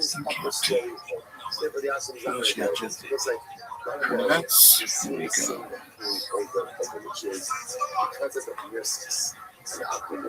Oh, let's start with that Tourette's guy. We go with that. Yeah. I mean, the people that are talking about it. So, first of all, this is him with white? Yeah. Oh, I thought he was a black guy with Tourette's. I heard something about him being black too. That's like earlier articles. It's white too, it's a white dude. What's he doing at that award show? Because he can't help himself. Yep. So we can't have anything about him. Yeah, well, that he knows he shouldn't say that. He's trying to fit into society. Sometimes you just go, you know. No, I don't. No, I don't know that. Well, I think when you have Tourette's, you say the most say things you're not supposed to say, right? Like, oh, that person is fat and bald. You're fat and bald. Don't go fuck yourself, Chris. Is anything gonna happen to him? So here's the thing. This is a big debate right now. So some people that are high up in the celebrity world, like Jamie Foxx, are saying like he knew what he was doing. Oh, he said it off Jamie. Like that's part of who. So let me show you 2 of these people. So this is what Jamie Foxx said first. Out of all the words you could have said, Tourette's makes you say that. And he goes, nah, he meant that S, or not meant that shit. And then he goes, unacceptable. Yeah, you're talking about gay. This is the one too. Here, so this is Godfrey. I've mentioned him here before because he's been on the show. I like him a lot, but he's very racial when he talks about stuff. Right? He's always about like why. I don't want to get into this. I do play it. Let me just play it. This video with Michael B. Jordan and Delroy Lindo at the BAFTA Awards. You know, Michael B. and Delroy, Sinners is probably going to win Best Picture. It's going to win a bunch of Oscars. I'm crossing my fingers. But they're just doing great work. Just dignified brothers killing it right now. And something happens while they're up there. 2 words are uttered out. To a vital part of the movement. Yeah, bitch nigga. And it is said by a guy named John Davidson. I think he's part of the awards ceremony. I think he might be a producer or whatever. He says, but he has Tourette's. I don't know if you know Tourette's. I follow people online that have Tourette's, where they get these tics, like verbal tics, where they be like, yeah. So a lot of times it's profanity or whatever, or sometimes like sounds and stuff like that. And it's really a really terrible disease, But I had to scratch my chin on this one, because how did he say that? When Delroy Lindo and Michael B. Jordan were up there. Well, I can understand he's like, my thing is this, and I'm trying to use my logic. I'm not trying to put people down with this, but why was this specifically? It makes me rub my chin going, was he really thinking this? Is there a thought process in a person with Tourette's? We have these thoughts, and that disease brings it out, but does it in sporadic moments? I don't know. I'm trying to be very logical with this. Really in the middle of, I don't know what he's like. I don't know if Yes, I can't really comment on it. He's being fair here. He's saying, I don't know. Outburst. He's probably asking whether or not. Trying to suppress it. I don't know, but that was crazy. I think and he's asking the same question all the pass. time. Not a pass. You need an apology for that. That was there's no crazy. Is that what he was really thinking? But I would say sorry because I'd be like, I'm makes you say it out loud. Yeah, I think he's like, man, this is condition. I'm so sorry. If I offended anybody, I can't help it. I'm just saying, what if there was a Jewish man? I think at the end of the day, and he said some crazy Jew. I bet he would. What would happen then? I bet he would. It was an Asian. And he said, I don't know. Is this what you can stop it, JP? I'll tell you what would happen if he said to an Asian or Mexican. You know what would happen? Nothing. They wouldn't get on their horn and play victim and all this. No, but I think it wouldn't happen. Yeah, I just think that what happens with Tourette's people is that they go, I think they say the most outrageous thing that in the world, and then I do think as a guy he should say, hey guys, I'm really sorry. I can't help it. I can't help it. So apology is acceptable. It's like, no, I have this condition, and we don't know. We don't know. Nobody knows what Like happens. if you watch that, was it Braylon Out Loud? Literally, like when she gets to the airport, what's the they tell her? Hey, do not say the worst thing possible. She was, I have a bomb, I have a bomb. When a bald guy walks out, like, hey, please don't bring attention. He's bald. That's it. So That's Tourette's. And this guy doesn't live under the rock. What's the worst thing, most offensive thing you say to a black person? Yeah, oh my God. there. They're going, don't say it, don't say it, don't say it. But they have a condition. You got to run out the room and run the fuck out of the room. That's a tough way to They're live. saying that Hilda died. Oh my God, this guy's so offensive. We deserve an apology. What's that gonna do for you? Well, what's that gonna fucking? I think he would probably say sorry, right? So that's the thing where people are getting up in arms about because he didn't necessarily apologize. He just said something like, this is my thing. This is what happens sometimes. That kind of thing. So I think people want. But at the same time, none of us know about Tourette's and what it could be. I'm sure he deals with it every single day, so he can't apologize. Can you imagine apologizing every single? And I would assume this isn't the first time it's happened to the guy. Everybody said it to other races, other people, fat people, about himself, his family, maybe I don't know, his family, but I don't know. But I've been very sensitive to that. So this guy screaming the N-word because of the condition is the least of our problems in this world. Yeah, I don't know. It sucks all the way around. But I don't know. Honestly, anyway, so people are saying that they should have, that the mics that are around the audience there, since knowing his condition, they should have just obviously cut it. That condition, dude, get the fuck out of the building. He can't be in the room.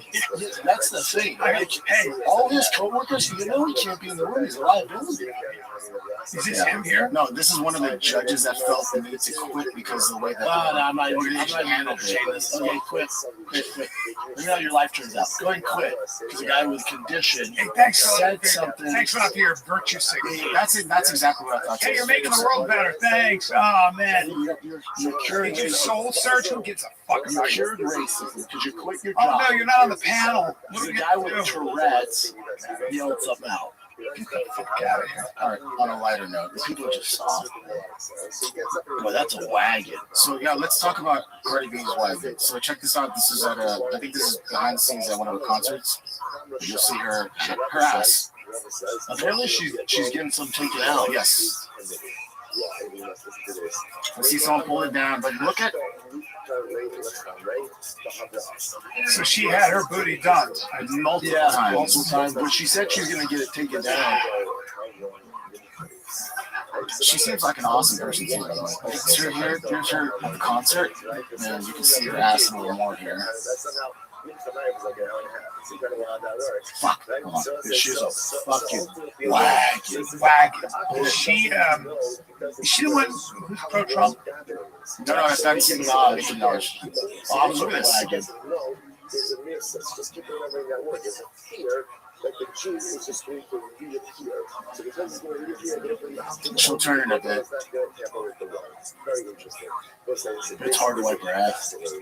Yeah, it's a lot. It's a lot. It's just so much. She's gonna get it taken down. Yeah, she said after the tour, she's gonna go and take it out. Then I started going down this rabbit hole. It's like 40-inch tires. Like that. You have 40-inch tires, you want to take them down. You gotta take them down. No. Gotta take it down. You're not off-roading anymore. Go to 37. We ain't off-roading. I don't have enough gas. It's just a tire change. That's all. 37. Let me see that. Bring Yeah, that this up. is apparently Drake's ex-girlfriend, Gracie Bond. She has a wagon. But this is just like at this point, like what is happening? Yeah, that's real. Yeah, she's real. She's a girl on the plane. Those are earbags. And I look at her and say, I'll say right now, Drake's snake's not big enough. No, that's the girl on the left's a beast, yeah? well. Wait, the one on the left? She's super cute. But is this on the left? She's a fat girl with a cute face. Well, let me ask you this. So she got surgery done on the right. So she did get surgery, or is that how she's built? Definitely surgery. But She got her tummy taken in. you gotta get more hip. You just gotta. She got No pun intended. Yeah. You know what this podcast is like? It's like doing a podcast with. Is that real though? With the iPhone 1. I'm running on 17 here. Is that surgery? Is that real though? I mean, yeah, that's real. We saw her walking. We saw these pictures. I mean, you know what you can't cure though? Go up, Jim. What? Hold on. Look at her knees. Look at the knees. You can't suction cup the knees.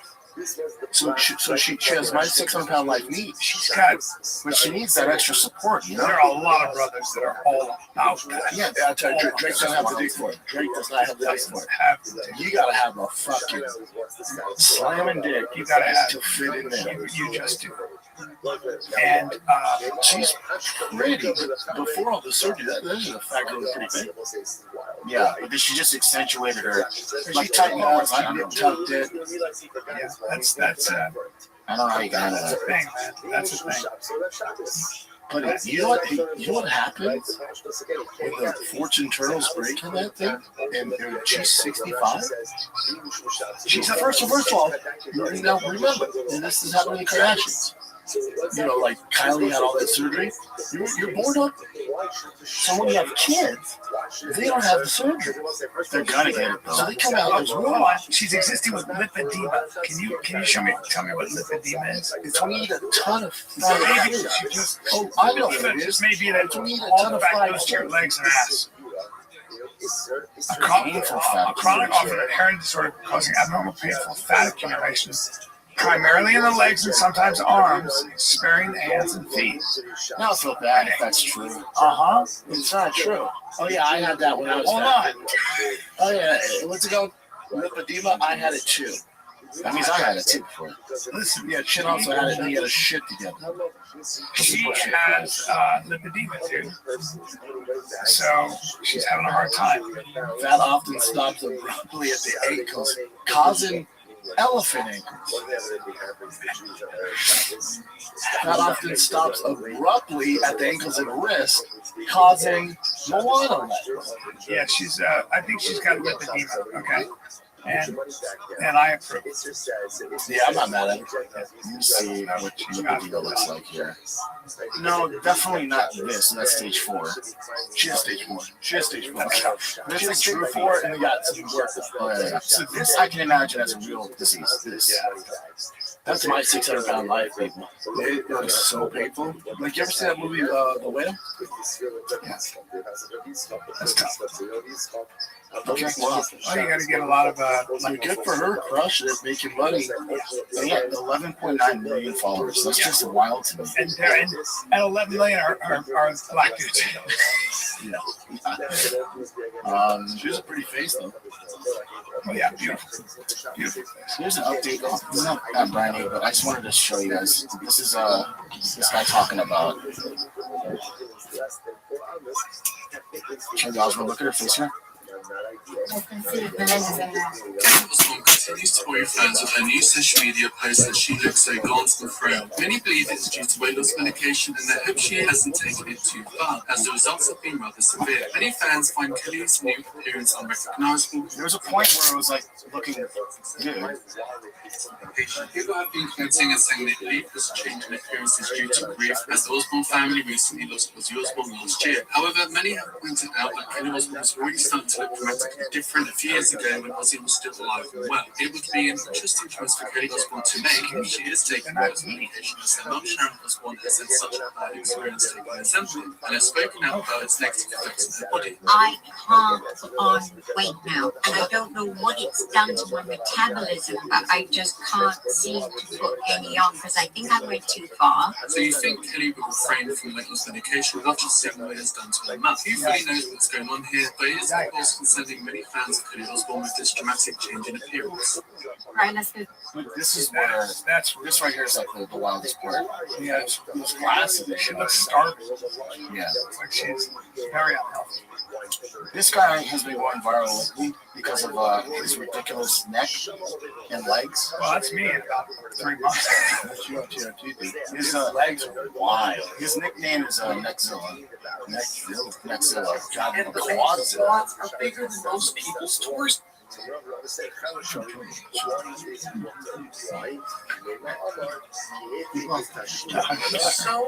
unbelievably big.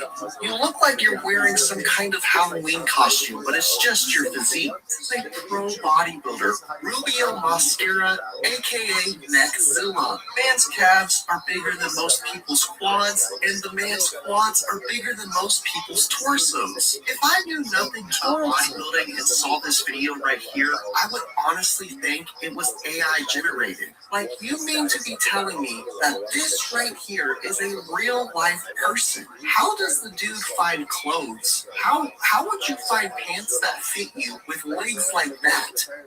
That makes no sense whatsoever. You know what's even crazier than Rubio Mascara's physique? Is his transformation. This was him in 2017, and this is him just 6 years later in 2023. What? Do you understand just how insane it is to pack on this much muscle in 6 years? This has got to be over 100 pounds of muscle at least, right? Bro, Yeah, but you also have to be genetically. Yeah, you got genetically. Yeah, you mix it in. That's him with Larry Wheels. Larry Wheels is obviously humongous. He looks like Wheels' legs look like he looks normal.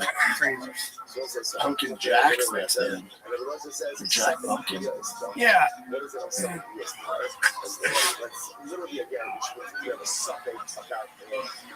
Larry Wheels is young too. God, his quads are insane.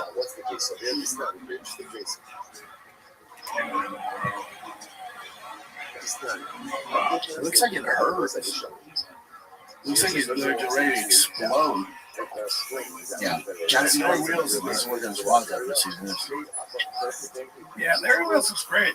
Yeah, he does. God, that guy's quads are fucking juice. It makes Larry Wheels look like normal, which is kind of wild. Yeah, it's almost too much. It's like when you have Buffalo Wild Wings, you get that big, thick fucking drumstick. Like, what am I gonna do? Too much. It's too much. Yeah, we were talking about facial reconstruction earlier. Check this dude. Apparently, there's some this dude that does facelifts in Vietnam of all places. So look at this guy before and after. I'll give you more details on this later, but check it out for now.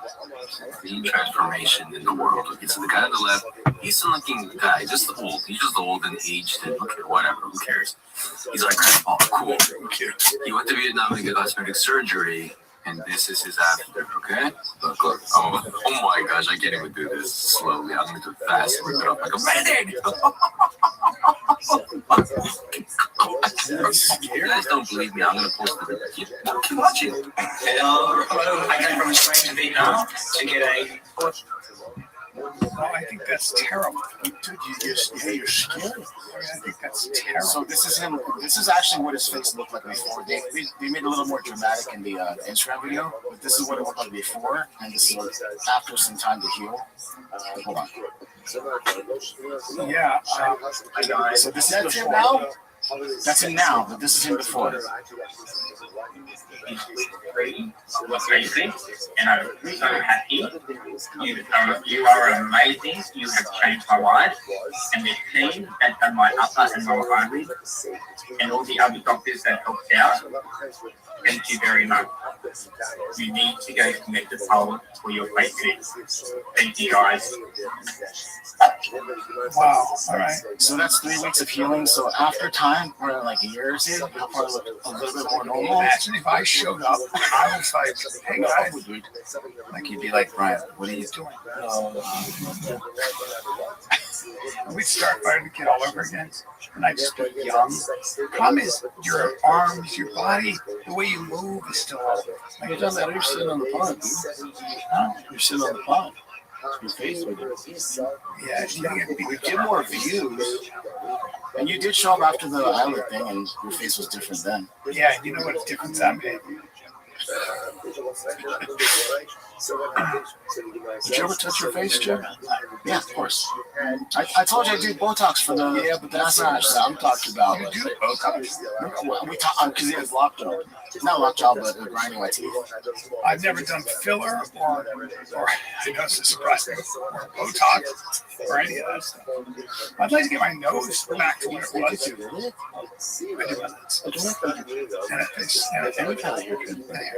Who are you trying to kill? I know, like all natural.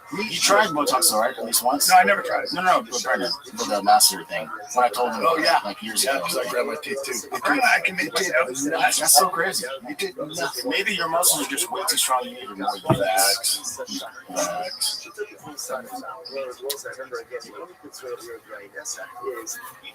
Touches the interior contents of the wine.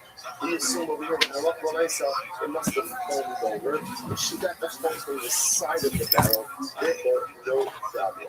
So he knows, as the habit of the leper city, he might be seeing a movie is from the now. Once I can see yourself up there, then shouldn't there be more foam on the side of the barrel? That's really, so even though there's no foam there now, you see there was foam there from the beginning, and there was foam. However, when you saw the South America, there was this promotion, actually says over there, when you say, Rosh Hagayis, Sari Sabah, like the general, like all the commander of the army. So there was this officer in charge of the army who came there and what happens? Husky, he said to them, I say now, when you saw me, it was a convention, it was a group from the army that came, and what happened? They popped open a whole bunch of barrels. So the guy says, keeps up, see this. The nurses like this. So they went ahead and they opened up a lot of barrels. He also repeated, so over here, he came around, so what happened? Shut. This happened before, right? This happened before. So we'll say, so again, remember, it was certainly not uncommon for armies coming into our cities and taking whatever they want. So this has happened before that they came in, and ultimately again, popped open a bunch of barrels. So this is what it says. And the ones are, I'm sorry, right, I'm sorry. Just so this was under the laws of the Shara, and the laws that declared that the one was permitted. But look it down now, Rabbi said, I don't know. Initially, the someone else going to be the edges of the suffix Ziatar. Is it because he knows that it was like he just said before? That if there's a suffix, something, whether or not the given will encounter with Tuba, the suffix is tells that way you guys are star, right?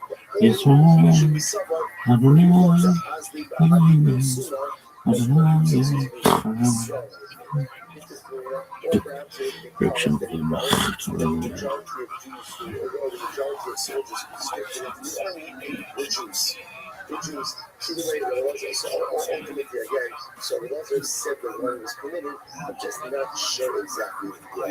So that's key often, I suffer, you are suffering, why reform is suffering? Why reform is suffering that I'm throwing out there as an encounter to them? It's not a suffering, so what is this? What is this? This is something Maga. Whether or not they're actually touched everywhere. And remember that something Maga is dealt with more stringently than something Dia. Which the US in the big one, so why is it going to make it? It's very interesting. The thing is that if the Hifuba in Adapted the Mamona Paskin, But the suffolk in New York, they have to say, all of these cases, what was happening in all of these cases, there were more battles than necessary. So the army comes in, and they're popping open more barrels than would be needed to sustain the troops. What does that tell us? What does that tell us? And perhaps this is not about war. What is it about? What is it about? It's about money. It's about money. They're looking for stuff. So because of that opening, you have multiple symptoms over here, right? Was it a Jew? Was it an Apple? Even if it was an Apple, they're opening it up because ultimately they wanted the wealth or because they're looking for riches. You put together all of these stages, and what's the result? What's the result? The wealth is going to be together. Now, here you see these they must get late. Listen to this case. I want to get my nose done because Brendan keeps saying he can see my brain through my I want nostrils. my nose done.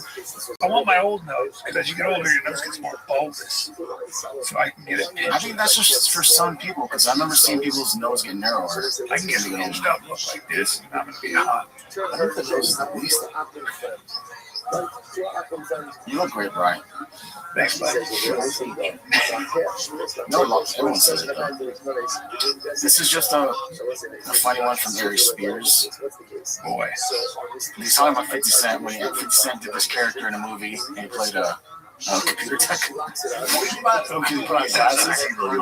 This is what I think about it. He did a movie with Sylvester Stallone where it was about them in these prisons. They were like cubes. You know what I mean? And he played a computer tech. You know what separated 50 Cent from 50 Cent the rapper to the computer tech actor? Nothing. Now I'm a computer tech. We're gonna do this. I know computers. I'm a computer tech. If you actually watch the clip, it's funny. Well, just watch the clip. She's back advertising incarceration off the grid. National profile. I started thinking. Code name the tune. Completely for profit. Totally illegal. Run by ex-military Blackwater rejects. You know, bad dude. The phrase anywhere, it's here. Where is he here? That's the bad news. I don't know. It's just like so spot on. That's really so good. That's funny as shit. Gary Spears is great though. Yeah, he was built for social media. And speaking of built for social media, this is Arn Strickland doing stand-up now. He's doing all sorts of shit and now he's doing stand-up.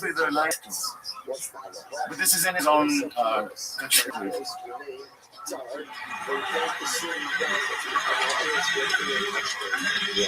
It looks like he just got up there though and they're clapping for him.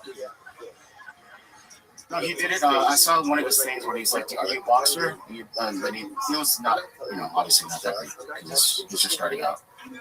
And this is this guy that's been all over the social media space as well. Dean the Great. He's like a streamer. He gets slapped. Yeah, he got slapped by Larry Wheels and he got elbowed by Tiki Gozen. This is him and Sean. That was Tiki. Yeah. No shit. But I mean, we're talking about it. I think a lot of it's now. Tiki looks huge in that, but he's not that big. He got big because he's retired. He's a fighter. He's a stud. It's Poirier. Dana White said something about one of your fighters. One of your fighters got to see me. This guy's hanging out Atlantic Poirier right now. That's not. Man, all the way we can run that shit to Sean. I'll fight him. I'm for sure. I'm down, bro. He said, no, legit fighter at the highest level. What the fuck that means? I'm a legit fighter too.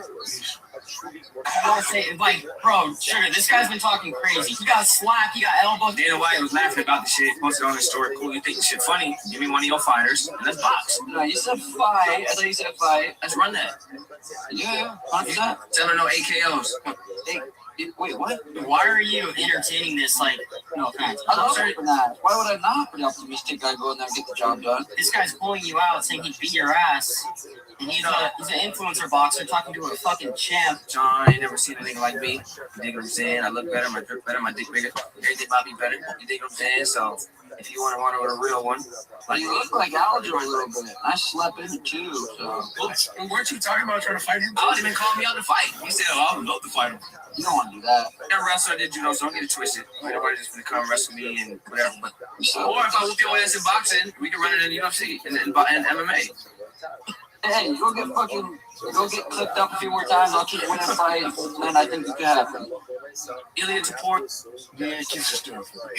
Yeah, I'll say we got. He already got fucking Tiki just fucking. It's kind of the kid's thing, though, yeah? It is. That's why I mean, it's fine. He's a little guy. Yeah. Really small. How big is he? Tiny. Tiny. Oh, it doesn't matter if he's 300. Yeah, Sean. All right, here's the last one. Just this guy. Sean and Tim Welch, I think at 10 a.m. on Saturday. I'm going to be at the Desert Ridge Gym Drop all weekend. Friday, That's Saturday, awesome. Sunday. Get your tickets. So why are you seeing this already? Doing training probably. Just jump in, you know what I mean? This guy's So you know about this guy. He's 27 years old. such a freak. And he just does it for fun, apparently. His body does it. Of the biggest non-bodybuilder, Andre Smile, who's only 27 years old. Andre Smile is currently the heaviest he's ever been. Guess how much he weighs? 156 kilograms. Yes, you heard that right. 156 kg. Man is 343 pounds right now with visible abs, and he doesn't even compete. That is insane. Is there anybody else out there that can do something like this? 225 pound chest supported rows. He is holding over 400 pounds right now. Bro is casually rowing some people's bench press max in each hand. I don't think I have ever seen anyone go this heavy on chest supported dumbbell rows before. Have you guys ever tried to pick up a 225 pound dumbbell? It is so ridiculously heavy. Imagine picking up two 225 pound dumbbells and then rowing it 11 times. The fact that this man literally just works out for fun is baffling to me. Bro, we just... Yeah, he's a freak. He's a freak. That girl. Oh, that was Lizzie Vaughn after she had a She's very pretty. bad Can I see accident. her? Sure. She's pretty. Right here. I met her. Cool, man. Did you really meet her? Yeah. After 2 weeks, I finally made it out of the hospital. It has been quite the journey and by far the most extreme and painful and challenging injury I've ever faced in my entire life times 100. I'll give you the full rundown. Basically, I had a complex tibia fracture. Also fractured my fibular head, my tibial plateau, just kind of everything was in pieces. And the reason why it was so complex was because I had compartment syndrome.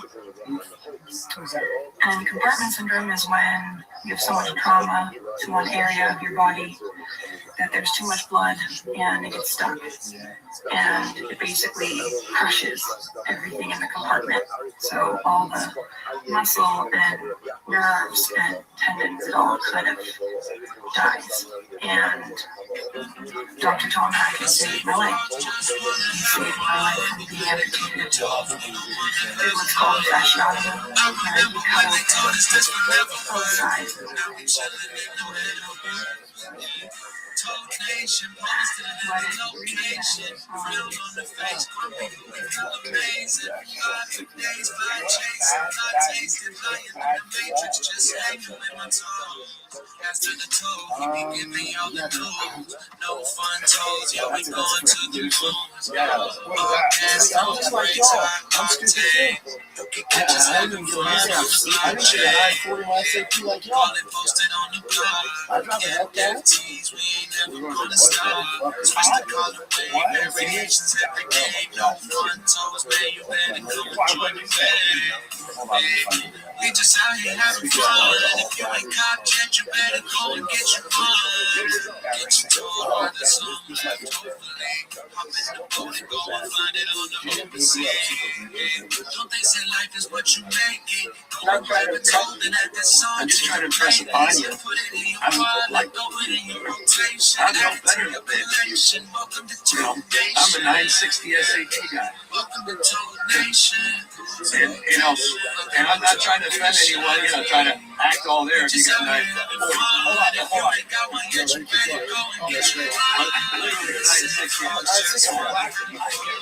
You've never seen me. Because I cannot read the speech. I'm not. Oh my God, that's incredible. What else is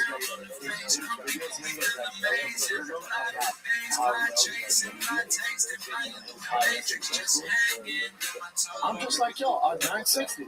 I can't read, just like y'all. You're so prejudiced, dude. That's so condescending.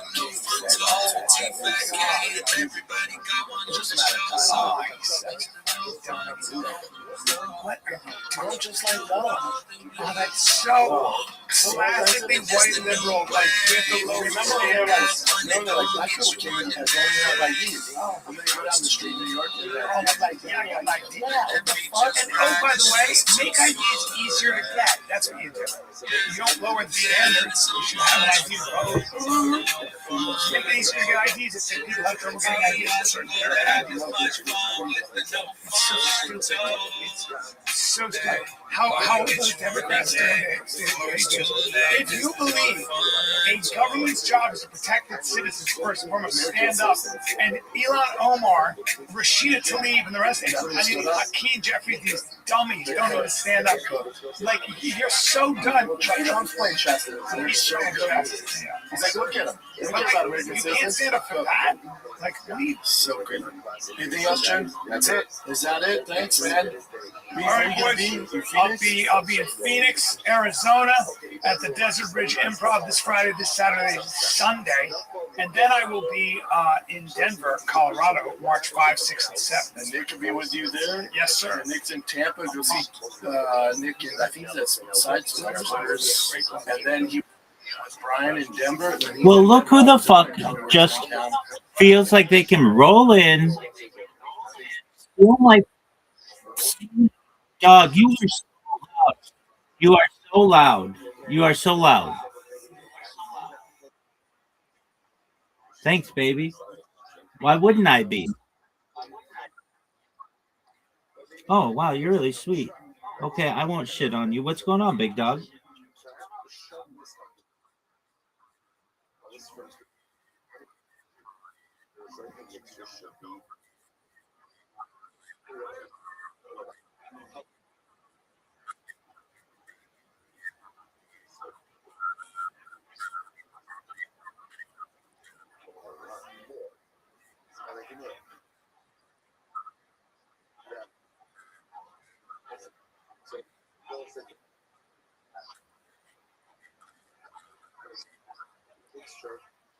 Can you summarize it for me?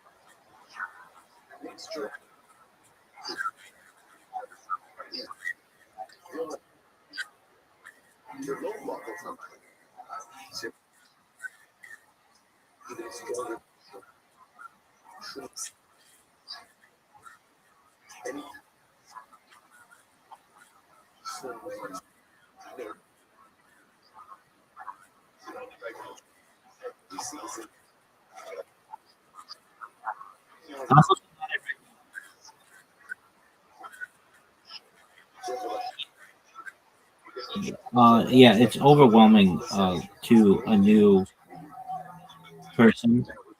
Why can't you sell the token?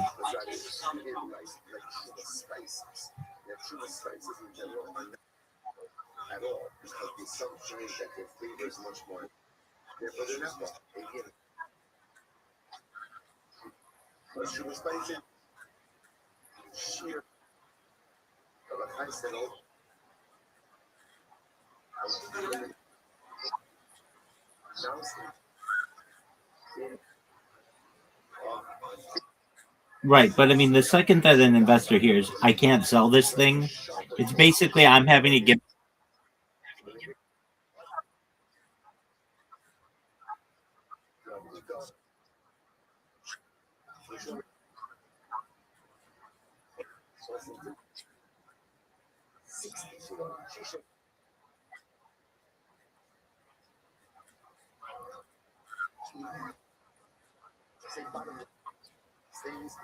Okay, so what about for an investor who doesn't like NFTs but does like cryptocurrency?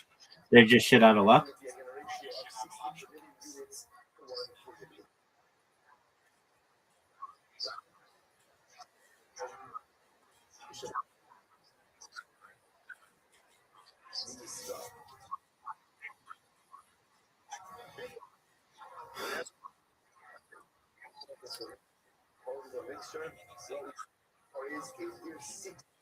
I mean, wait, there's an argument to be made, and I don't know the exact technical description, but cryptocurrencies are traded on markets. NFTs are assets that are purchased with cryptocurrencies that hold a value in relation to the cryptocurrency, but it's not itself a cryptocurrency.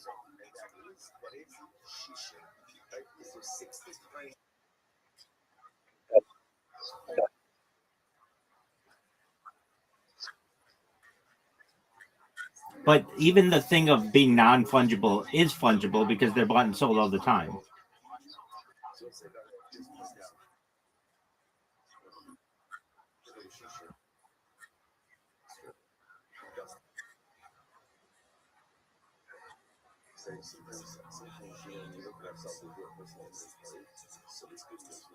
I understand that cryptocurrency is a cryptocurrency.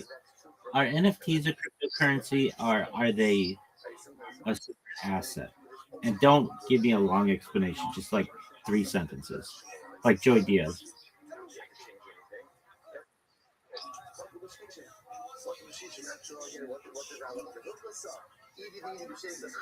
And you may be right. Let's see here. So no, NFTs are not cryptocurrency, cocksucker. I mean, that's a direct quote. No, NFTs are not a cryptocurrency, cocksucker. Cryptocurrency is fungible. One coin equals another coin like Bitcoin, and NFT is unique, one of a kind like a digital trading card. They both live on the blockchain, but an NFT is a separate asset. It's property, not money. And that's what I was trying to say. It's a separate asset.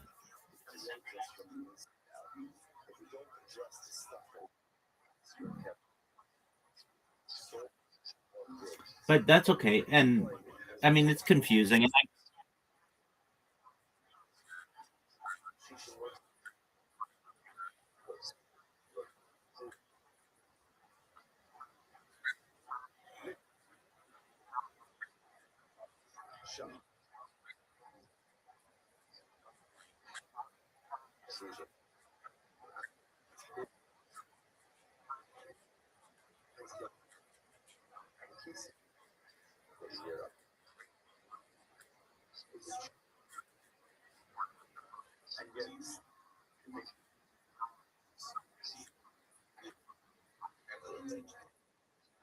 yeah, it still doesn't make it a cryptocurrency, but it does give it value. I get that. All right. So as an investor, I'm someone who says, look, I'm bullish on cryptocurrencies. I'm bearish on NFTs. So I don't like your project. What do you say to that person?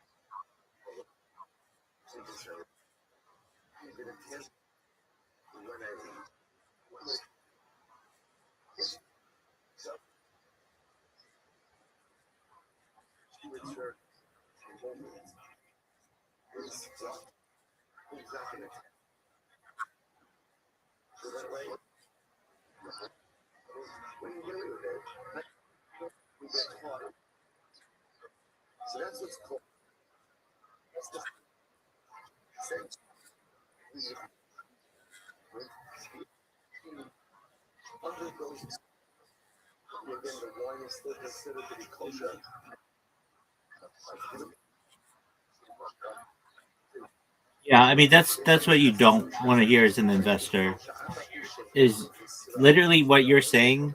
And I'm being honest with you, I'm being your friend. I hear these pitches every day and everybody sounds like that. It's community based, it's one of a kind, it's unique. Nobody's ever done it before. And the fact that it's tied to Bitcoin Obama throws it out the window immediately with anyone who knows Bitcoin Obama.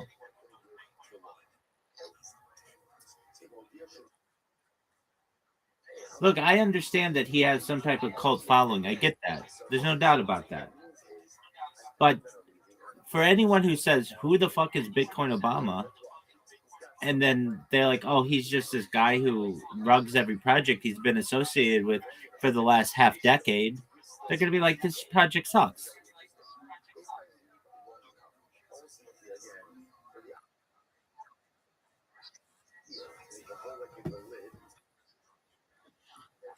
I mean, you understand my skepticism that it's not different. Everybody says that they're different, but that doesn't necessarily mean it's true.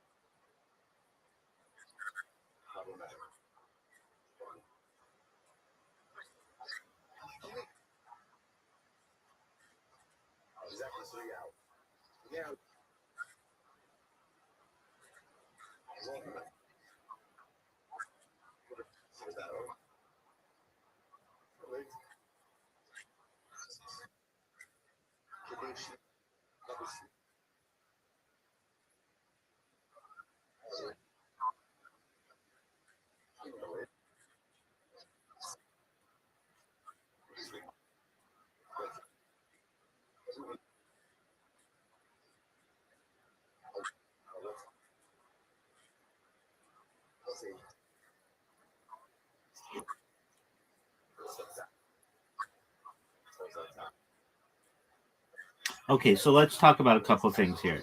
As an investor, I cannot sell this cryptocurrency, right?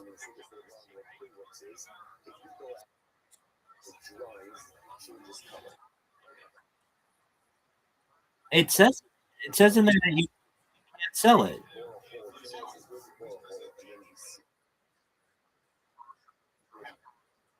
No,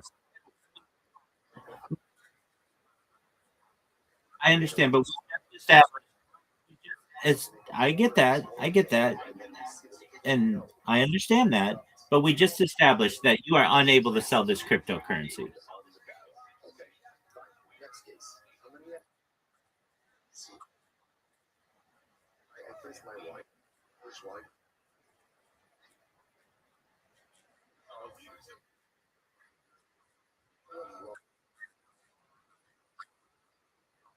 Okay, so how isn't it a pyramid scheme or a Ponzi scheme? Essentially, get in early so that you can reap the rewards, and then later on, the new people who are recruited in to be purchasers who aren't able to sell are hold their value in an NFT. I mean, it's similar like a Ponzi scheme or a pyramid scheme where it's you get in early investments from people. Many times there are trinkets or small items, which would be like your NFT, that are given to the people lower that they sell to recruit other people in. What you're essentially doing is using NFTs to recruit other people in.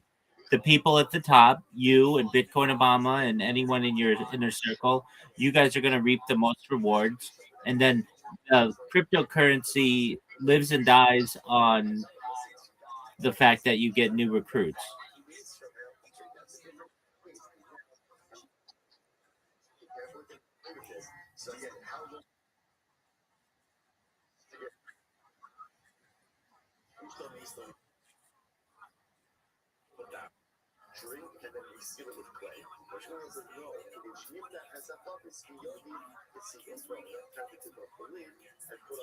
You just disappeared. Yo, dog. What happened to Riser? Riser's over here throwing bullshit ideas at me, and I'm just knocking them out of the park.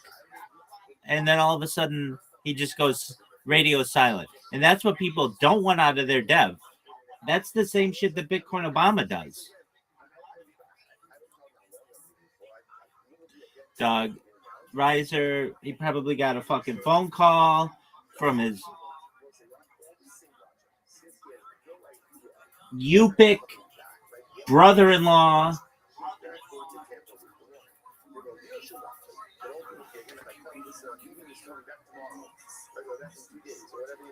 Yo, dog.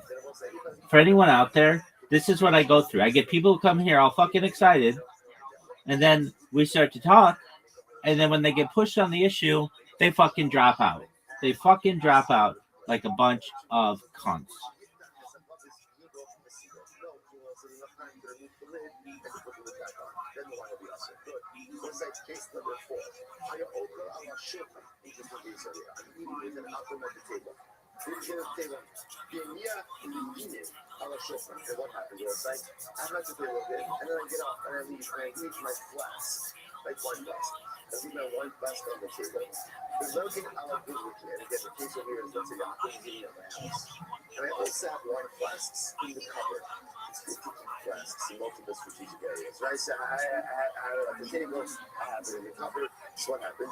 Doug, this is absolute dog shit. Anybody else out there who's witnessing this, this is what I have to go through.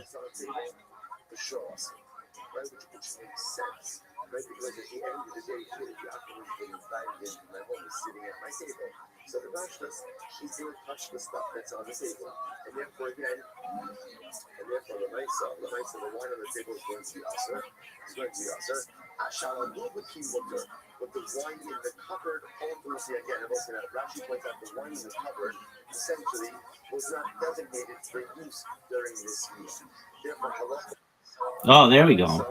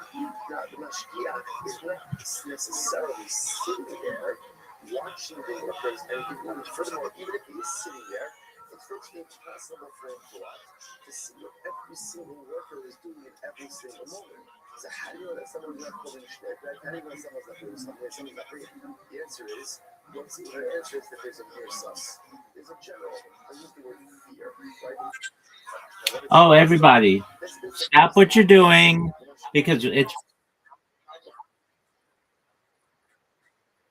What in the fuck are you talking about? Dog, I've been here the whole time.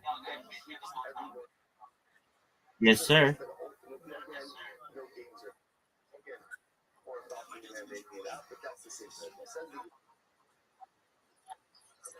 I put it into AI and had it summarized for me because it's just too much. Well, wait. I mean, I was in the middle of a discussion with you, and then you left, and then I made, and then I made fun of you for like 5 minutes, literally saying that this is what you do. You come in here with a really great fucking idea. You think I ask a few questions, and then you fucking bounce like Bitcoin Obama. All right. I know you did.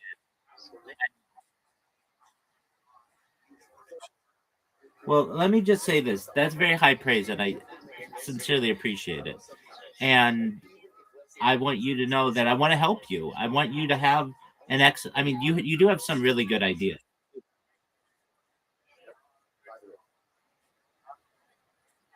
Well, here's the thing. I do this because I like you. I don't want you finding out two 2 months down the line after you've invested, or even worse, 2 years down the line, that your idea sucks. Just one moment. Billy, what up, pimp? All right, Billy's just doing this thing. All right, so in your case, again, this is a cryptocurrency that I can't sell. Yes or no?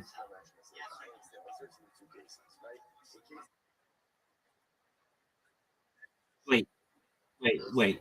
That's not what we're talking.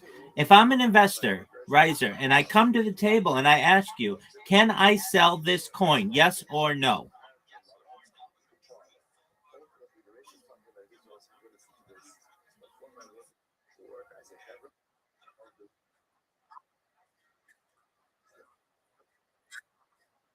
Wait, no, you're not able to sell then.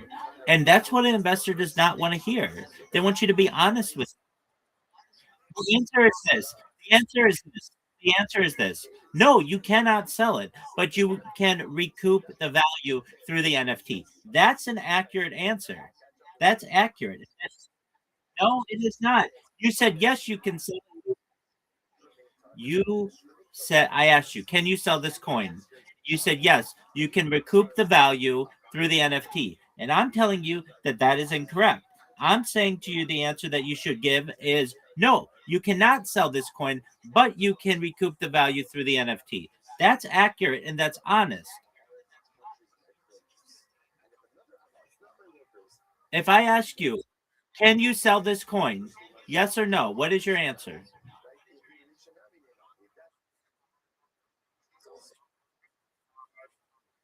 Okay, wait, that's honest. I get that. Okay, but so long as we have that established, now you're going to have to sell that to investors, and you're going to have to say to them, "You are unable to sell this coin."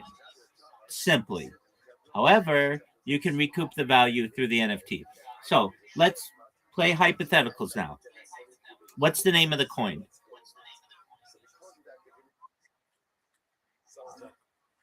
BBO.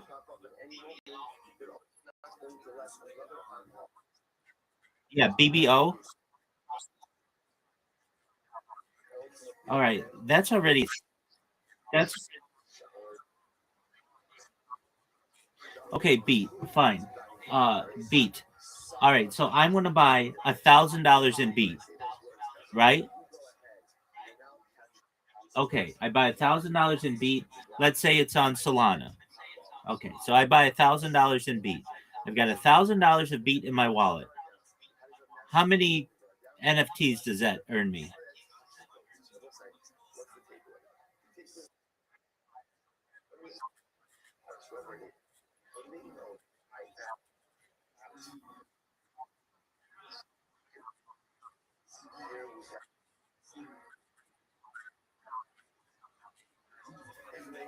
Hold on, you're confusing me. I'm an honest, simple person. I give you $1,000. I buy your coin $1,000.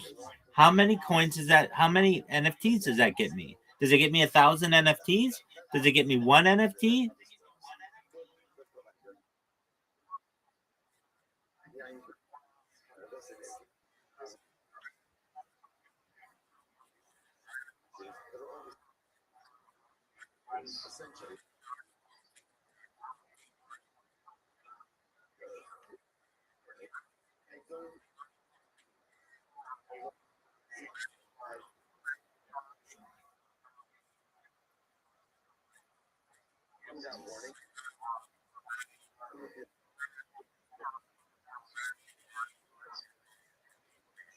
Okay, I hate that system, but okay, it's confusing.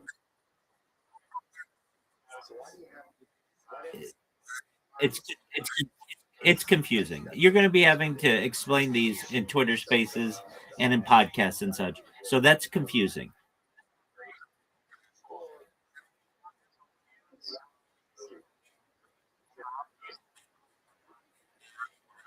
Okay, so again, I buy $1,000 worth of your token.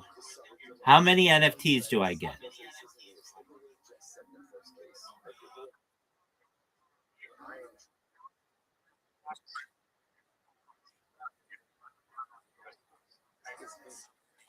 So that's accurate. That's accurate, and that's honest. That's what I want. Don't bullshit me. That's accurate and that's honest. So you don't know right now. Okay, just I'm looking at this as like an investor that if I were in a Twitter space with you, that's a question that you're going to get asked. Okay, so you don't know, and that's what I want.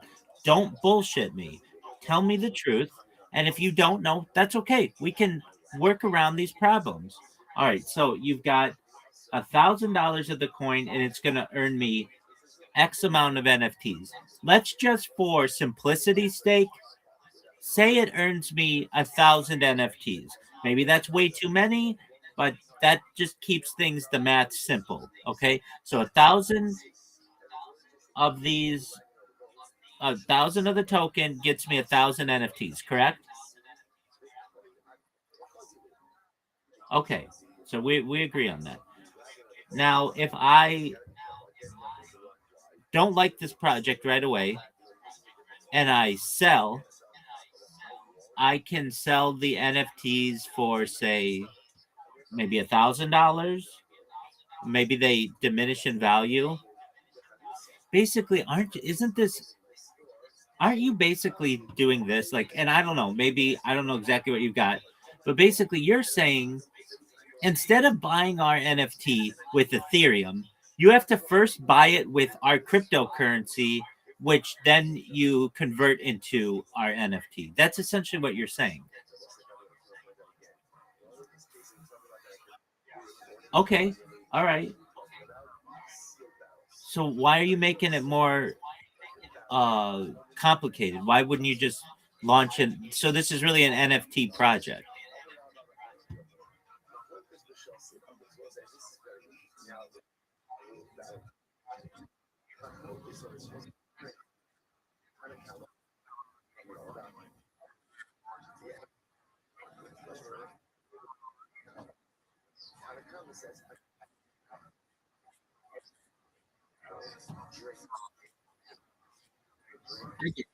I get that. But the token is meaningless because you can't sell it. So that it's just basically it is. You can't sell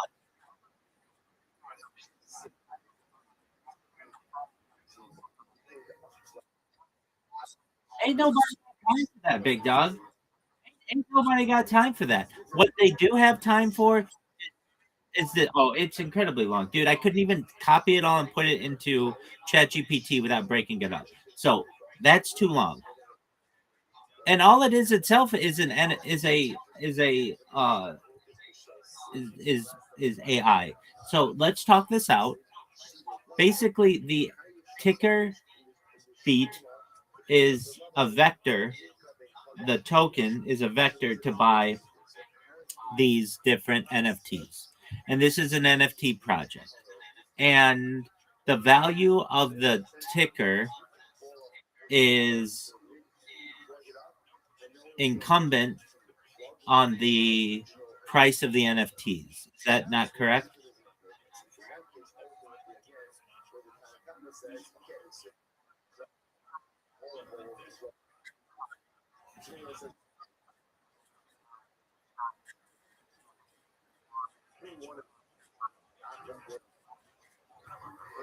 Okay, so the reserve value can only go up.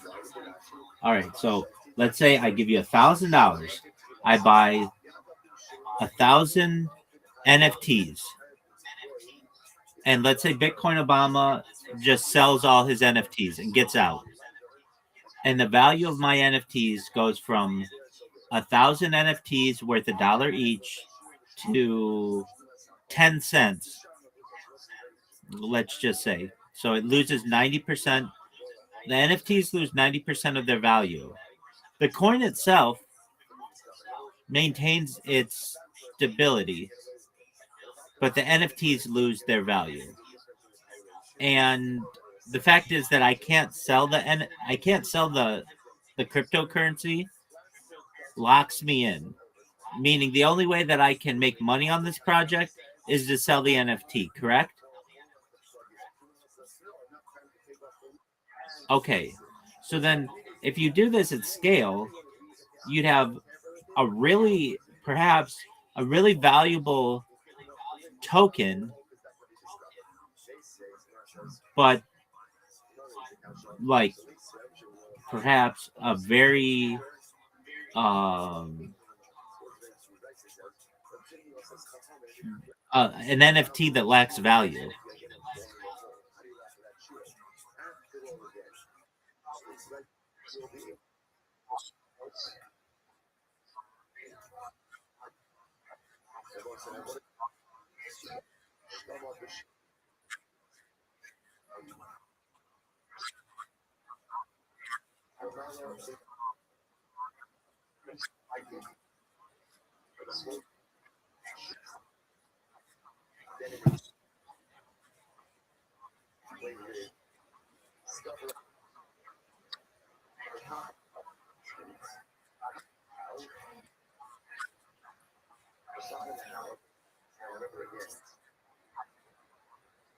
Okay, that makes sense. I don't want to complicate things with the challenges yet. That's just another aspect of it. I get that. All right. So you're going to have, at a certain point, a ticker that's very, very expensive because it never goes down in value, right?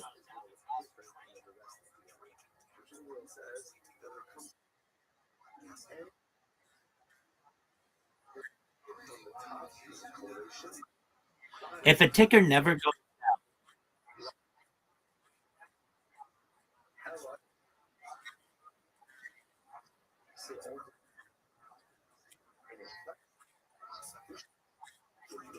if a ticker never goes down, then by definition it either remains the same or goes up. Correct? Okay. The only way that the value of the ticker will go down is through whatever tax system you have or the interest or whatever, the payouts or whatever. That's the only way that the fund is going to diminish. Right? Okay. So at a certain point, let's say you get 1,000 people who give $1,000, which is in total $1 million, $1 million market cap to buy one token. And then for the next person to get in, they have to give $1 million.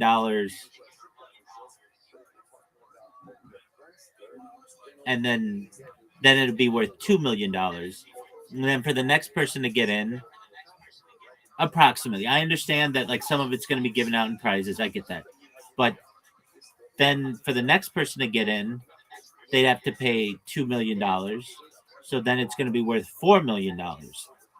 And for the next person, just one individual person to get in to get an entire token, it'll then be worth $8 million. And then 16 and 32 and 64, 120, etc. Okay.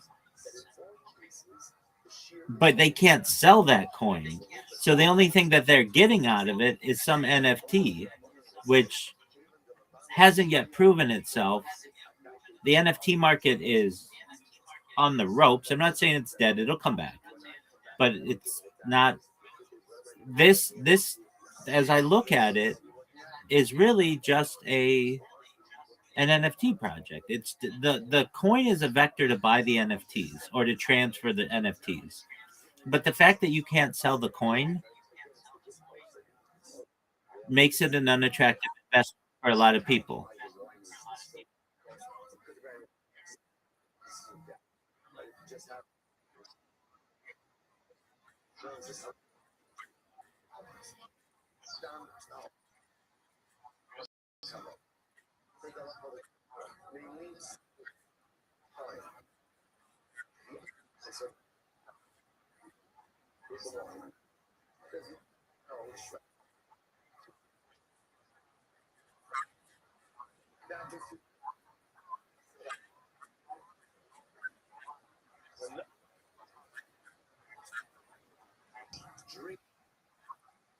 All right. With that being said, they are responses to questions that you have. I don't come to you with questions and like, hey, how does this work? So many times you'll come to me with a question. We'll have to look something up. I admit that. I'll give you 5 minutes. I'll even give you a little bit more. I won't have a hard time on it. You won't get the cat. You won't get the bear. But before we do that, I want to know. I think that this all rests on how many NFTs you're going to have. And I understand you don't have that number. But basically, I can't quantify what the value of this project is even. But okay, with that being said, I'm going to get my timer and I'm going to give you 5 minutes. If you need a little more, I understand, but I'm not going to give you 8 minutes. You got to get this down to 5 minutes and as best you can. We can talk about it for an hour if you need, but all right, so go.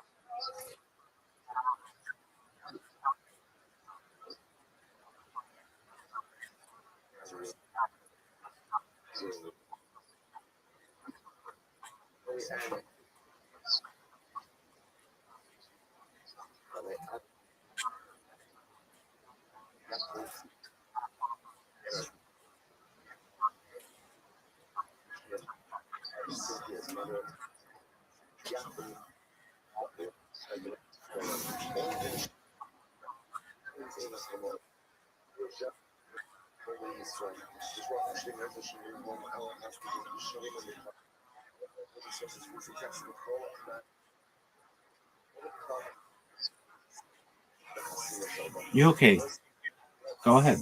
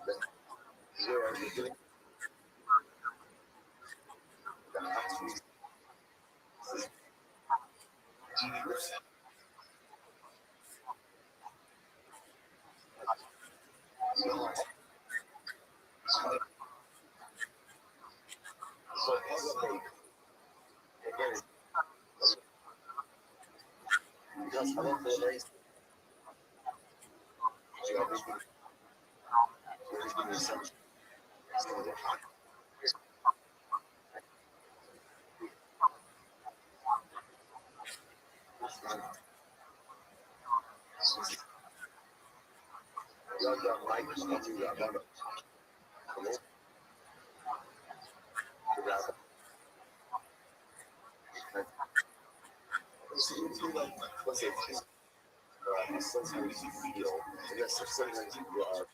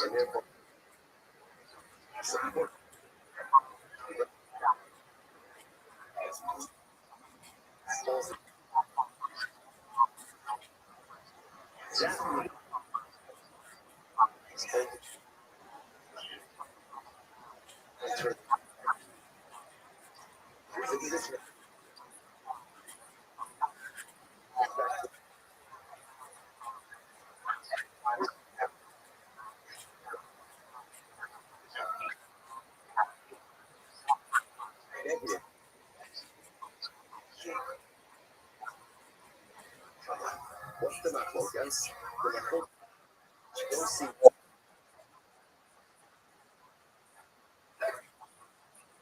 Yes.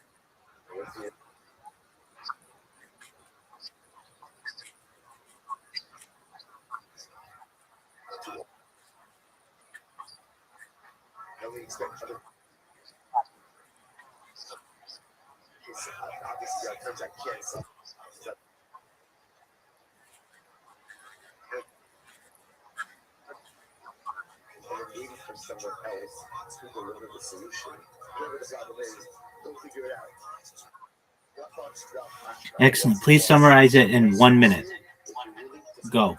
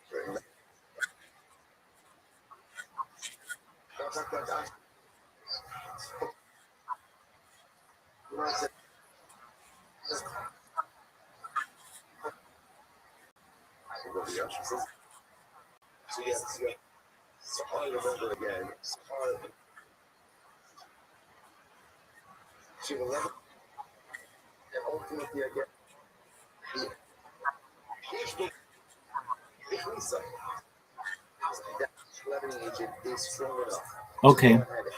How is this not an NFT project? Okay. Okay. So how is this a crypto? It's not a crypto project. It's an NFT project, right?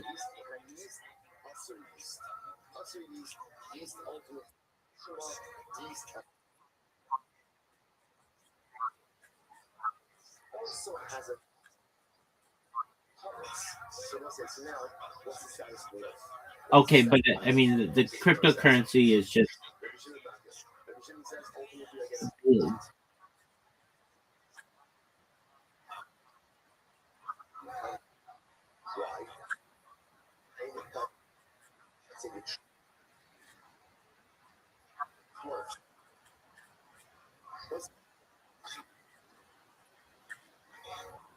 I get that, but what's the difference?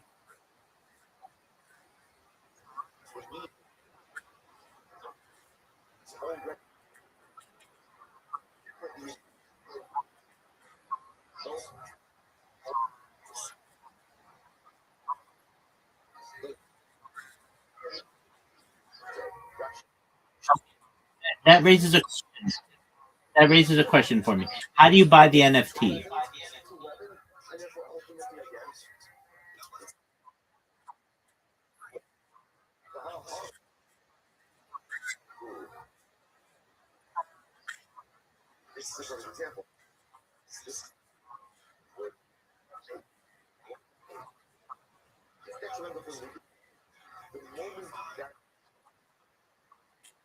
Okay, so why would I buy ticker beat, and why wouldn't I just buy these NFTs on the open market?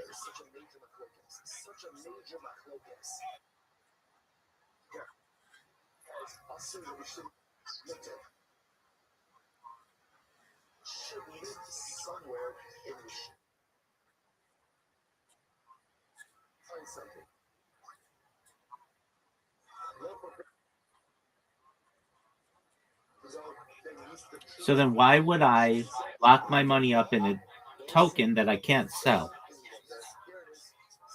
when I could just buy the exact same NFTs on OpenSea?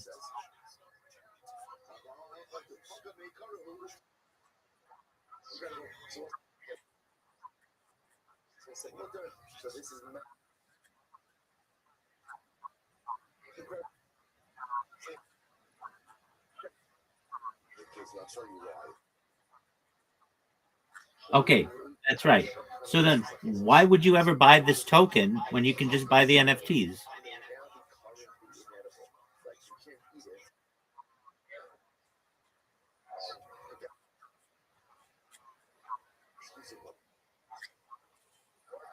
Chances are it will be the same price.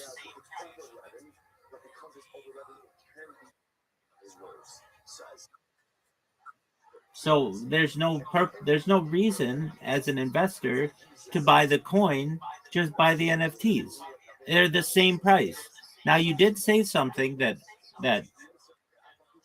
I didn't hear you say just now, but you said that there may be voting rights and some other things, and you could always say that if you buy your NFTs off the open market, then you don't get voting rights. The way to get voting rights is to buy this token that you can't sell. But I didn't hear you say that. But that's the way that I would do it if you're going to go this route.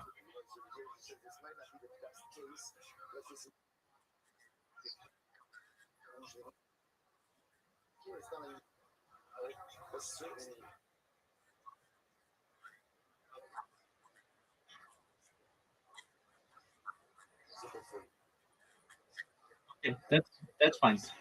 Without doing that right now, why? So what you really have here is just an NFT project that's based around Bitcoin Obama doing challenges against other influencers, right?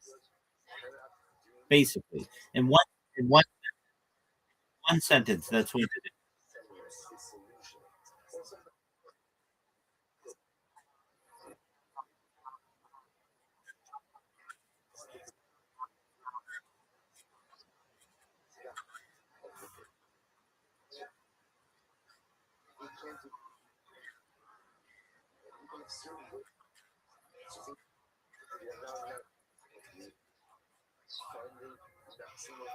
Okay. So again, in one sentence, this is an NFT project that is based on competitions between a crypto influencer known as Bitcoin Obama and other influencers. Okay. Okay. How do you stop somebody from cheating in these competitions?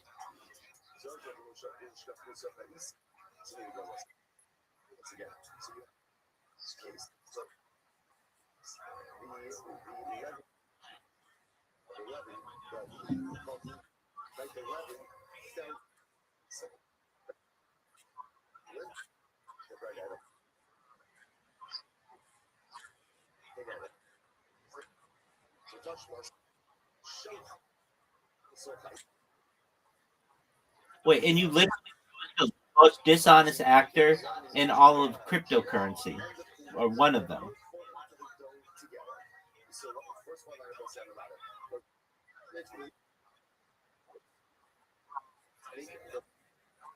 You're right. But lying does. And this person, Bitcoin Obama, has been caught at least in a half dozen different ploys of saying that he will never sell, he'll die before he sells. You give him a little bit of money and then he sells immediately. That's straight up dishonesty. That's like prima facie. That is honest.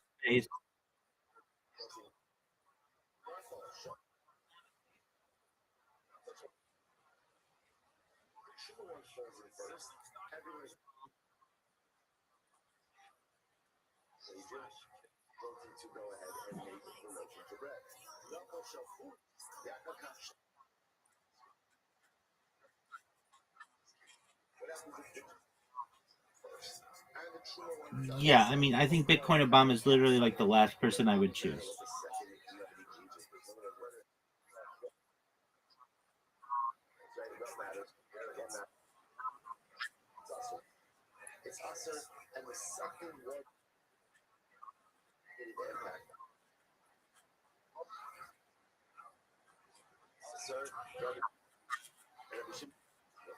Yeah, but at the end of the day, you know that he is dishonest.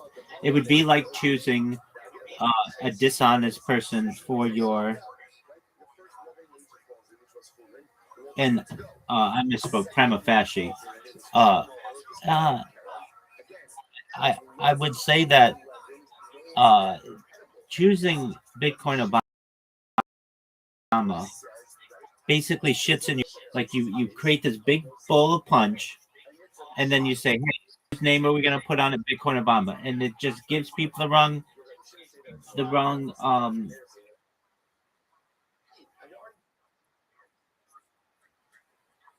my gosh.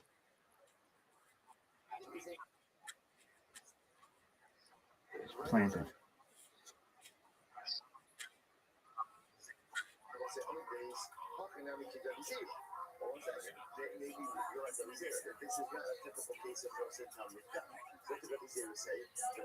Um,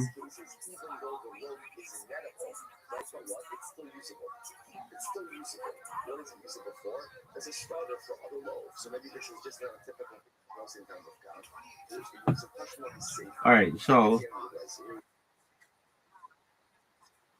I'm a fashion.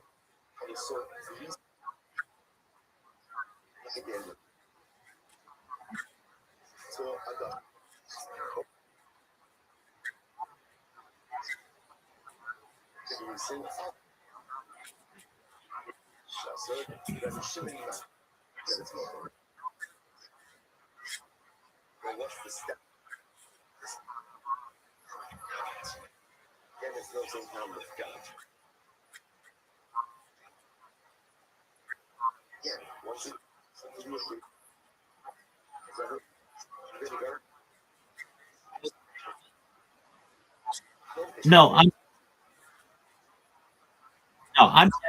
definitely the mascot. There's no doubt about that. Wait. It's not that I want it. It's just he doesn't do as much with the coin as I do. Yes, he's done some things, but he doesn't live stream his life in their Discord or in their Telegram. He's not in there right now. He hasn't. He doesn't wear their merch. He doesn't wear their merch every single day of his life for the last 3 years, essentially. Like there are just, but I understand he is a mascot for the coin. No one knows who he is. So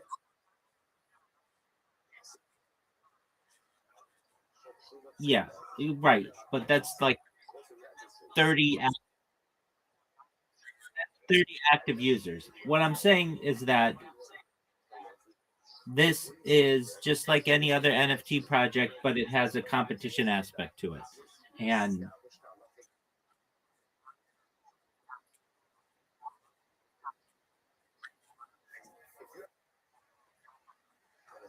um I mean, you say duking it out. Is somebody going to fly to Nigeria and get in a fist fight with Bitcoin Obama?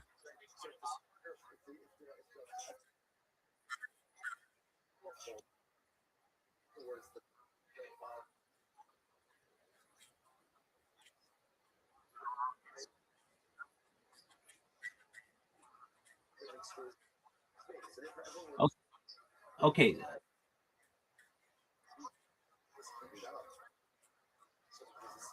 okay, I get that. So the competition will be what? Based on who gets the most amount of likes? Okay, so then what stops somebody from just botting their post and then winning the transaction fees?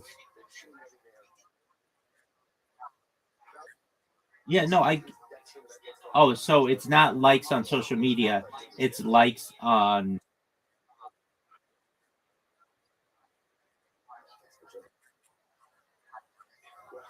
Okay. Um. What? Okay, so as an investor, I I I buy $1,000 worth of beat. How much? How many voting rights does that give me? How much voting right does that give me?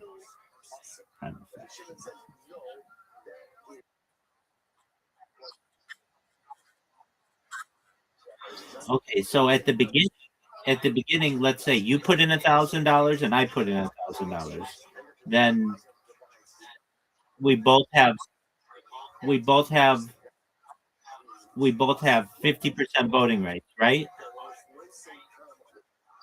Okay, and then let's say we give Bitcoin Obama $1,000, and so he gets it's I have 33%, you have 33%, he has 33%, and then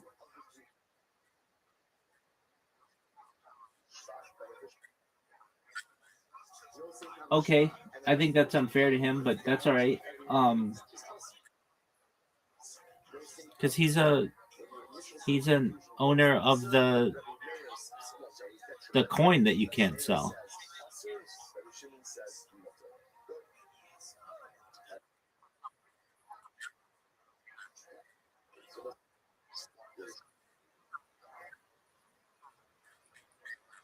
Exactly. That's fine. Let him vote for himself.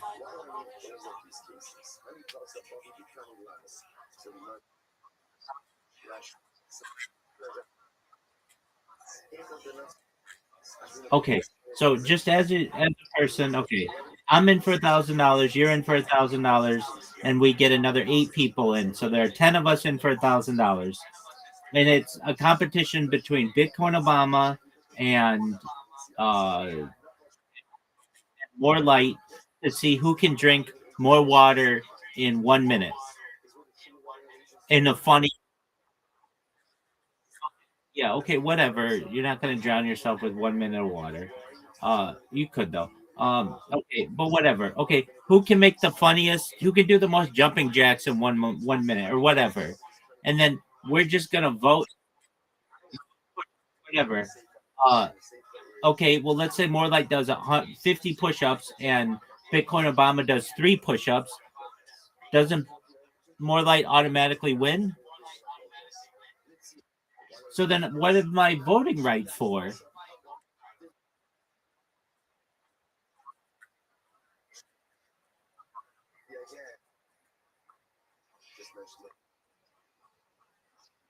Okay, yeah. Okay, so then there's that. So then we have a video. Okay, you have 10 seconds to make the person laugh as hard as they can. More like does a video for 10 seconds. Bitcoin Obama does a video for 10 seconds, and then we vote on it. What value does that create? I mean, but you can get that. Um,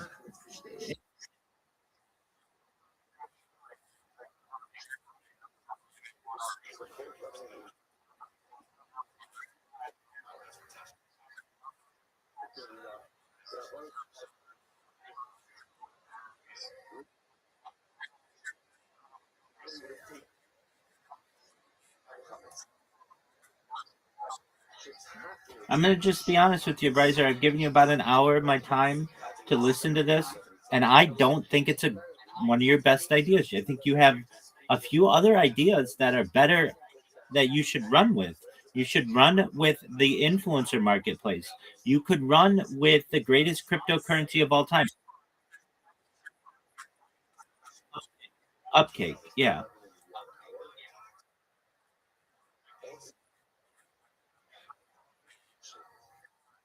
Okay. I mean, then don't put your efforts into too many places. You've got you've got to focus. This idea, frankly, is just a regular NFT that has, uh, in a lot of ways, a lot of unattractive elements of it. When you're just trying to get someone to invest, but you tell them, but you can't sell the coin. But you can sell the NFTs, but then other people can just buy your NFT anyway. So why wouldn't you just do that? People, you're going to shut people off on that. Additionally, NFTs. Okay, so um, I exactly. I mean, you don't know how many NFTs are going to be generated. Let's say we've got this Bitcoin Obama versus more light thing, and I buy all the NFTs that are on the open market, but I don't buy the coin. Does that mean that I can vote in that game?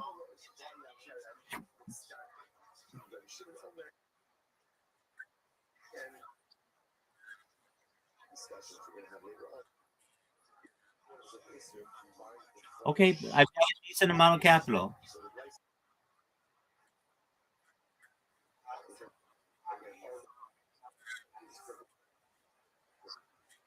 Okay, Aiden versus Amaranth.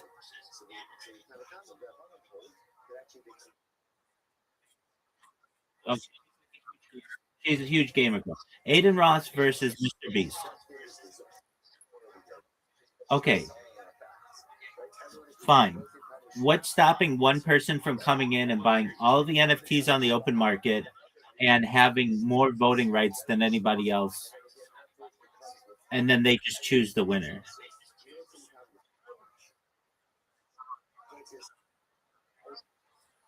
But possible.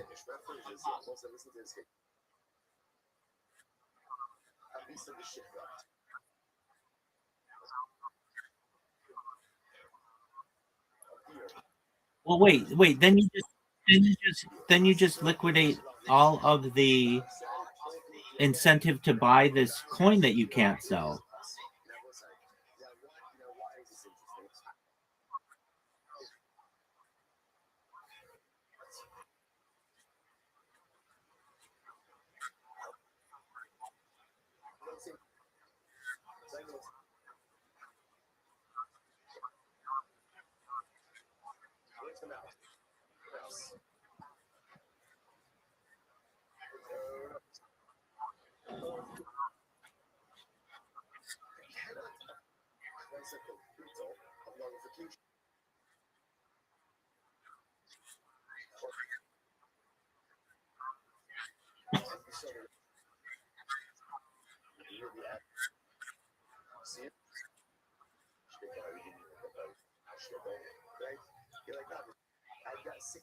Okay.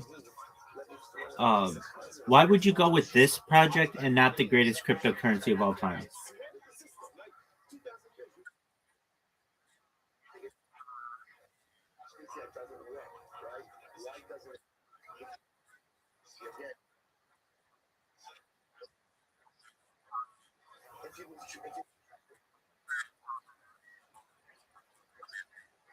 Okay, but I mean, there's the old adage, keep it simple. This one has a lot of complications. It has a lot of unanswered questions. It has a lot of ways to rig the system. It's unattractive as an investor. The greatest cryptocurrency of all time, that one's simple. why wouldn't you take all of the coins in which you've been rugged and buy our coin, and then the coin over time will gain value? That's a pretty simple. Hey, I can explain that in 3 sentences. With the other thing, it's full of loopholes. It took you 15 minutes to describe it, and we still didn't answer all the questions.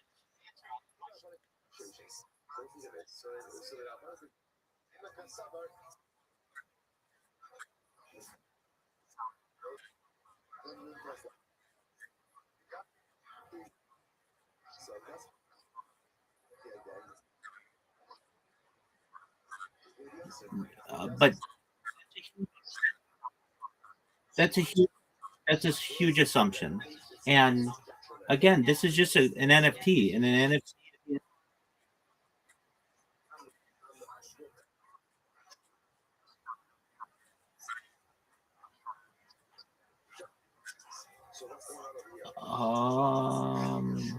I mean, everything has potential. So I'm not going to say it doesn't have any potential, but to get somebody like that, it'd have to be huge money. And so I understand it's not going to be someone that big, but even if it's just someone who's moderately famous, that's gonna there's a huge door open for some.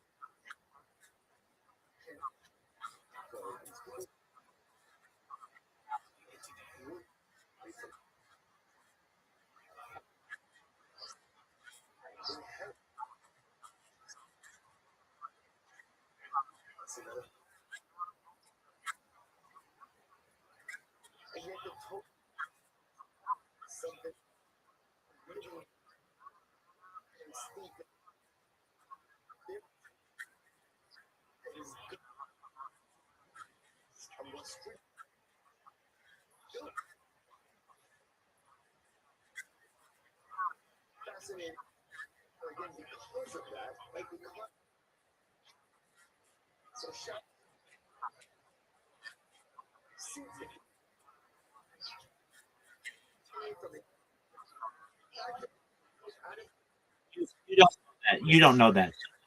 Like before you say that,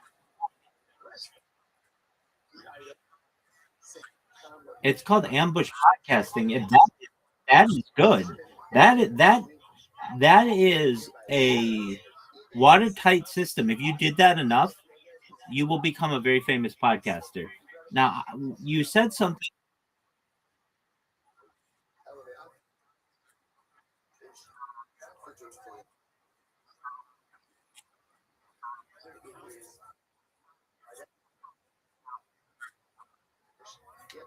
That's just TikTok. That's just Instagram.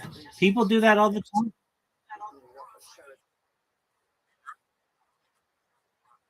Oh, yes, they do.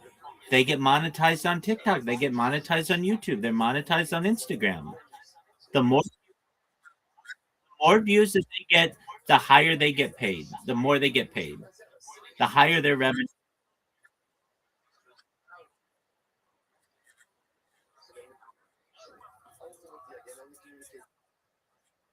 Okay, but let's go back and let's see if this is already an idea. Because you're saying that nobody's done this, and I'm saying we don't know that. So here we go. Is there a thing out there that, or an NFT project that basically poses creators against each other, and then the winner gets the transaction fees? Is there anything similar to this?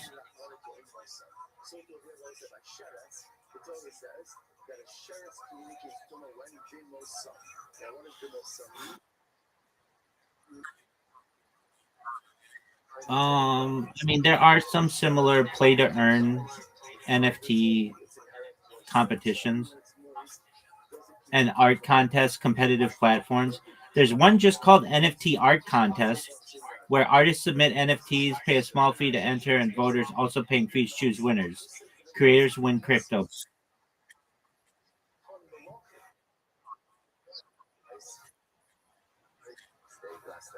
I think it's very similar. I mean, what you consider to be no, it's not. No, it's not. You assume way too many things, and as the adage goes, I didn't say art. I didn't say artwork. I said art contest, and anybody's post is art.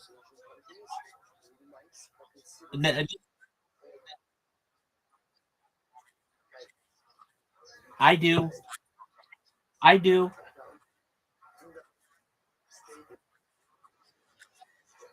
I think a lot of people would. I actually, to be honest with you, I have had people do that. The only time I ever posted a video of me singing in the shower, in the Harry Potter Obama Sonic 10 Inu Telegram, the only person who saw it said this is art, and that's how I would describe it as well. I agree, it is art.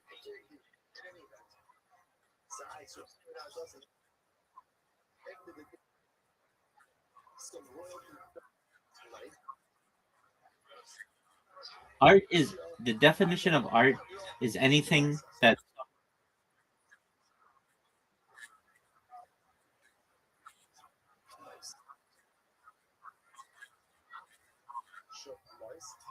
all of that is art. If you consider it to be art, that's art.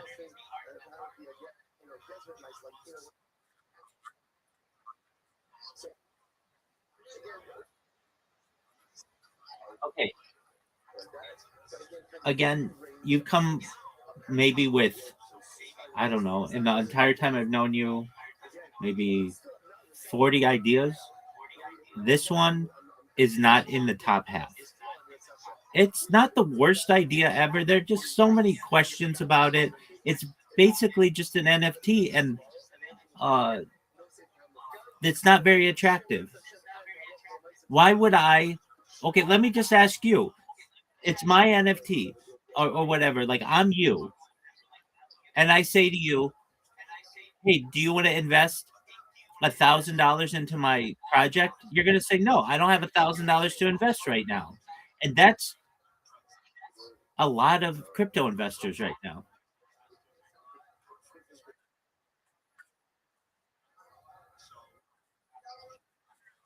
Okay, if I even said to you, I have an NFT project, I want you to invest $100 into it, you're going to say no because I don't have $100 to invest in it right now.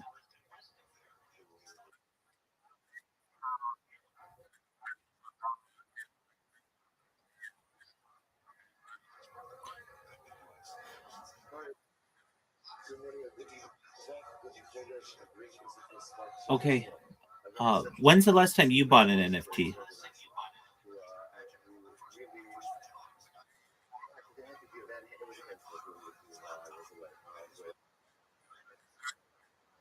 NFT, exactly. No, no, I agree with you. Go on. People are like you though. They're usually bored.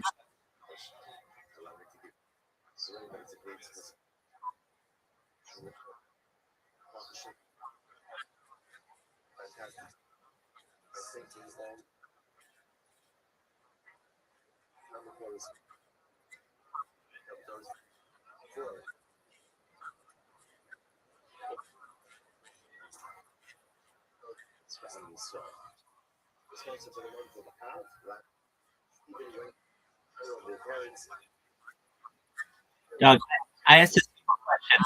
When's the last time you bought an NFT? Just answer the question. You don't have to give me.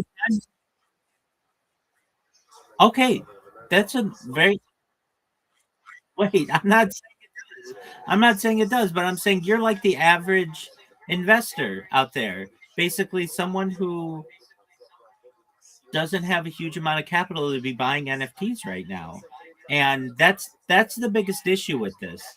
And and that's an honest answer that you gave, and that's great. I'm the same way. Go ahead.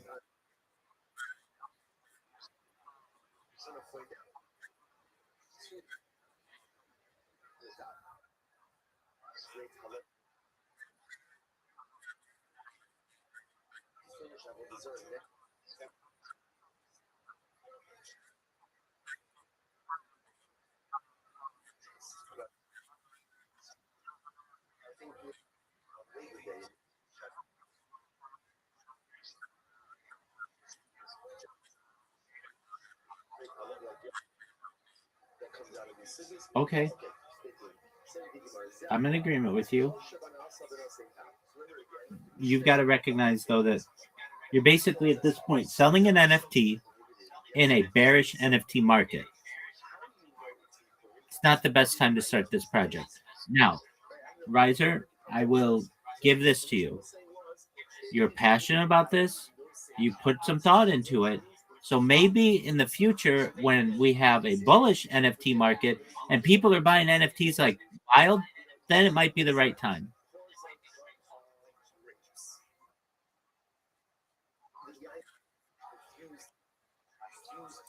Timing is, of course, of course, of course it does.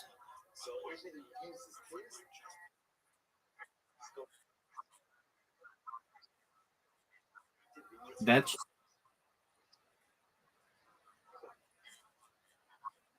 No, I agree with you, but it is going to be a lot more work to get people to buy this NFT or whatever the coin to then buy the NFT. It's going to be a lot more work.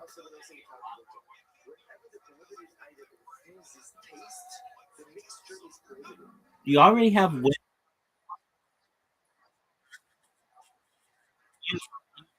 you already have a you already have a winning idea with the greatest cryptocurrency of all time. You already have a pitch for it. You and one of the most brave things I've ever heard you say, and honest things I've ever heard anyone say in my entire life, and I mean this in a complimentary sense, is one time I said to you not too long ago that I'm like, you love to start projects, but you're not good at finishing them, and you're like, that's right, like, but this one I'm gonna finish. And for you to have that kind of honesty and knowledge about yourself is incredibly deep. And if I were to say to you, oh, right, so this is the best project I've ever heard about, like I did with the greatest cryptocurrency of all time, and we worked on a pitch and you started to actually promote that one, and then it's gone. And then it's like, oh, well, there's no launch date for it. And then you moved on. And it's like, look, I'm telling you, if you were to pitch this to two different groups of people, you say, look, there's one coin where we basically use the collective power of all the rug pulls and combine those into one coin. That's the greatest cryptocurrency of all time. Versus, hey, this is an NFT project where we are going to have a competition, and the way that you choose a winner of the competition is by voting, and you can't sell the token. The former idea is much stronger. It's easier to understand, and at the end of the day, it's about making money. And the first one that gives me an avenue to make money. The second one is about entertainment, and the entertainment value is low. And at the end of the day, because if I'm watching Bitcoin Obama do push-ups against more light, both of those are pretty lame to me. Okay, I agree, but even like that's just not attractive to me. Like, what is an attractive competition to me? The Olympics, and even those, barely people anybody watches. At least the Winter Olympics. I mean, I know globally it can have a different effect, but people are busy, and like so, like I'm not saying that this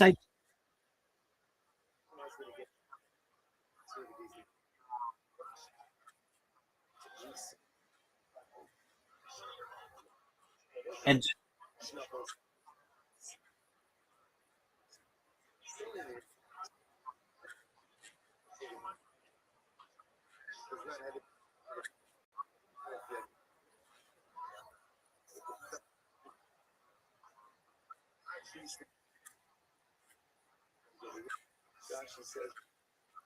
okay. Let me ask you this: with the Ambush podcast, if I were to say to you, Riser, you're going to spend 8 hours a day, every single day from now until this time next year, 365 days, you're going to do 3 podcasts with people every single 3 individual podcasts. The way that you're going to find those individuals is by randomly surprising them in their live streams and asking them if they want to participate. Not everybody's going to want to do it, but a lot, like 150% will. That way, I feel like you're leveraging a huge audience, huge audiences, and that has stability. Basically, people will listen and watch your old episodes. Like you've said, you've used the phrase it's evergreen. And I agree with that. If you were to want to make money at the end of 1 year, you're going to be able to get some sponsorships with that because and people are going to want to be on your podcast. There's going to be some demand for it. So that's that.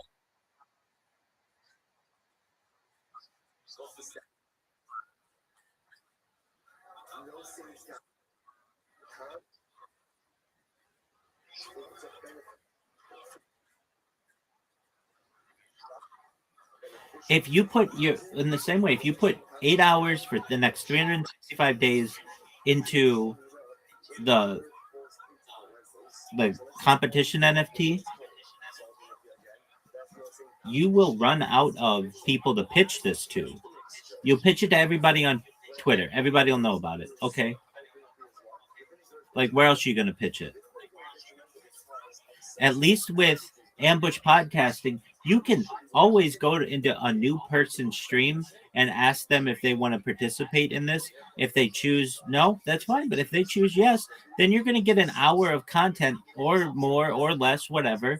And you're going to be able to leverage their audience into your network.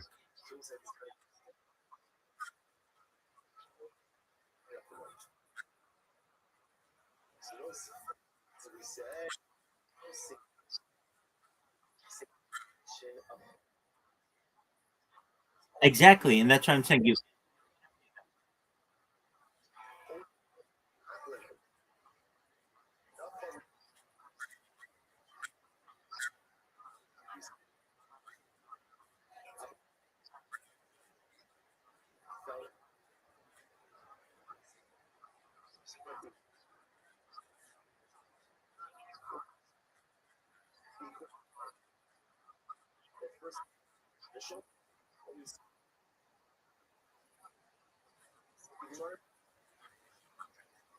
Okay. At the end of the day, to me, it's about the data.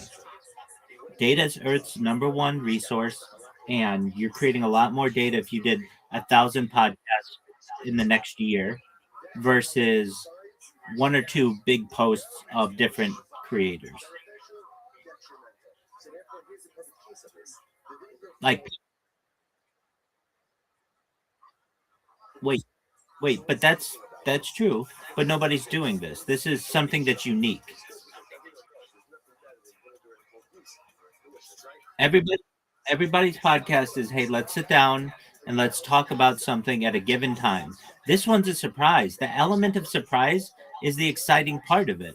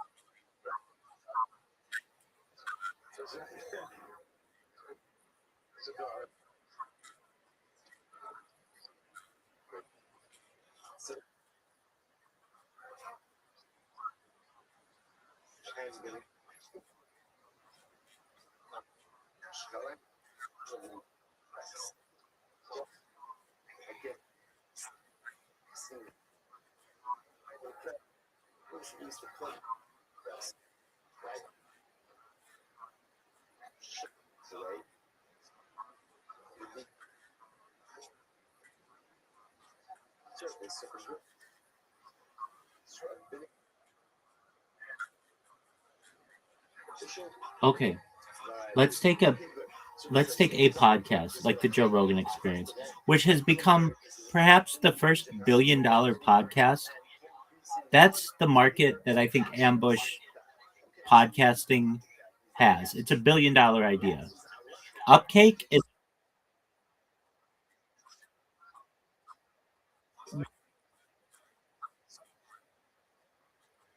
he's really not that entertaining. He's pretty boring and people don't think he's funny.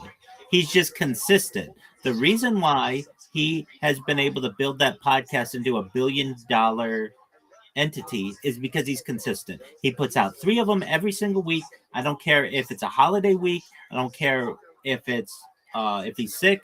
He's got some backlogged ones. That is why he is. It's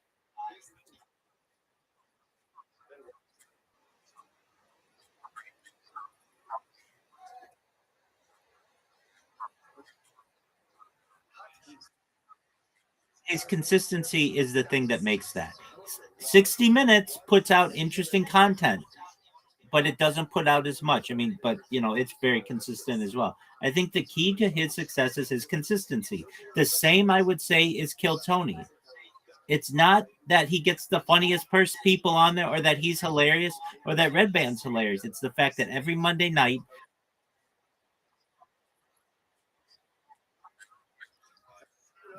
That's That's true. And in the same way that nobody knew about Kill Tony in their first 8 years and it didn't grow that much, that's the same with mine. But when people find out about mine and they can go to my backlog, it's the biggest event in global history. Just like Kill Tony has become the largest live podcast in global history, and just like the Joe Rogan Experience has become the largest podcast in global history. It takes time. But once people find out about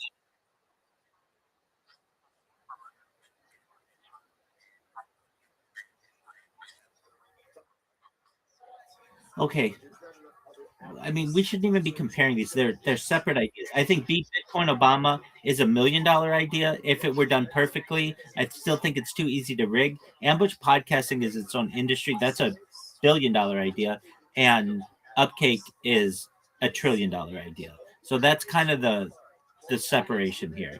But $1 million idea is not a bad idea. But let me ask you this: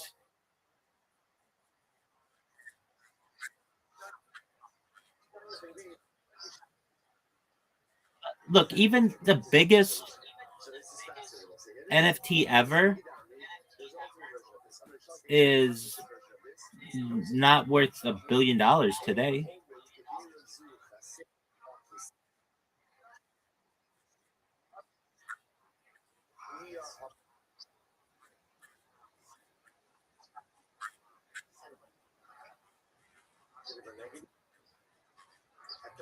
Okay, we'll look.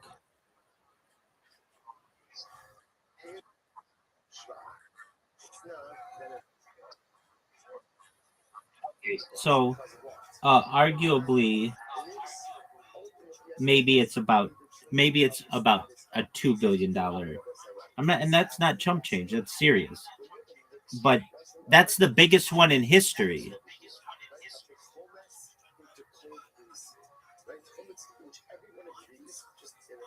Most NFTs, 99.9% of NFTs, are worth 1% of their original value. What makes Wait, a token that you can't sell? And actually, most of them are backed by a token, so you can't say that. You would say, okay, okay, I may have to backtrack and say a huge amount of them are backed by tokens, though. This isn't like ground. Um. Okay, a very small percentage. Okay, if you want to say that, that's fine. But it's not like it's the most unique idea ever. What you're saying that gives it a unique aspect is the competition aspect, and that to me is not that attractive. I know it could be, but that takes a lot of work and uh, a lot of funding to make that work. Like basically, if I understand, and let's just take this in 60 seconds, how you would promote this. You'd say, hey, everybody on Twitter Spaces, I have an NFT project. It's essentially a coin that can't be sold, but you can use it as you can use the coin as a vector to buy different NFTs. And these NFTs values are going to be increased by the fact that we're going to give some of the transaction fees to creators in competitions. And then the way that the benefit of this project and investing is that you get a voting share in the different competitions, and that's basically it, right?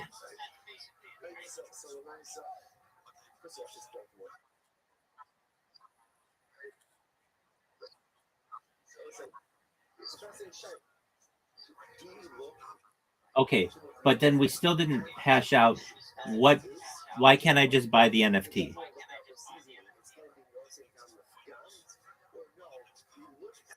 Why shouldn't I? I know I slightly higher. That's not a big.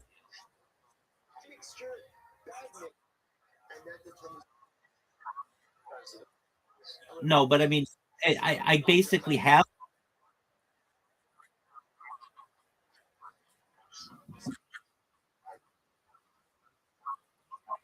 Oh, look it up.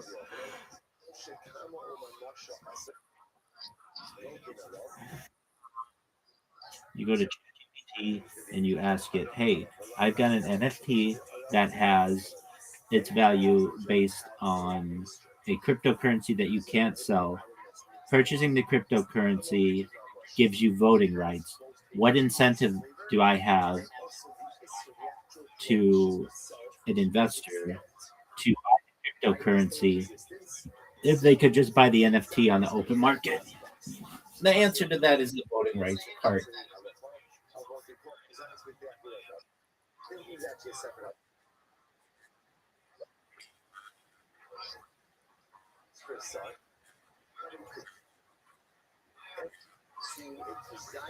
Oh, well, if the voting rights are transferable, then there's no reason to buy the cryptocurrency.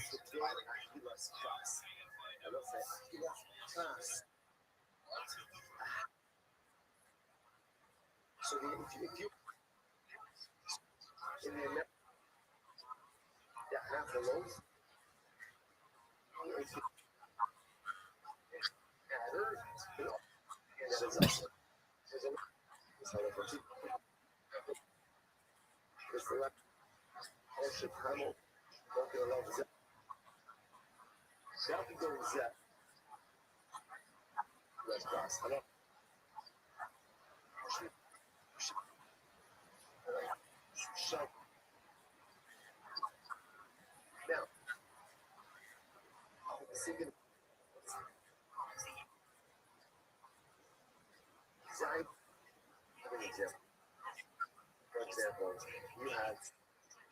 you have, I don't know,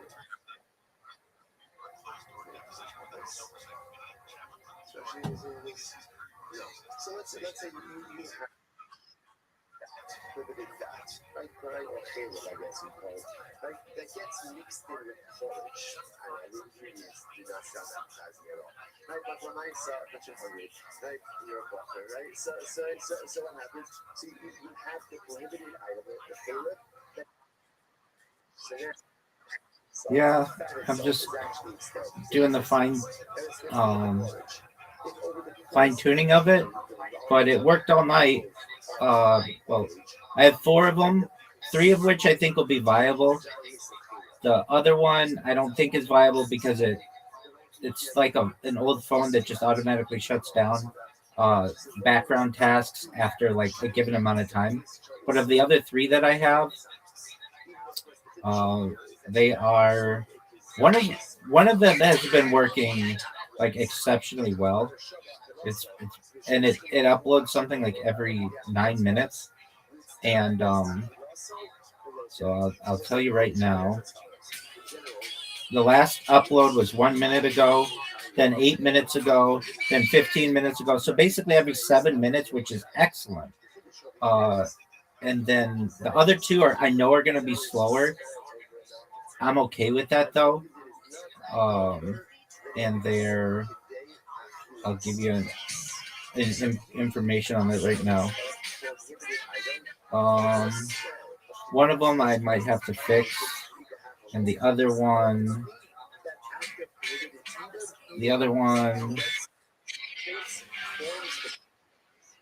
one's still working. So two out of three of them are working. One of them is working extremely well.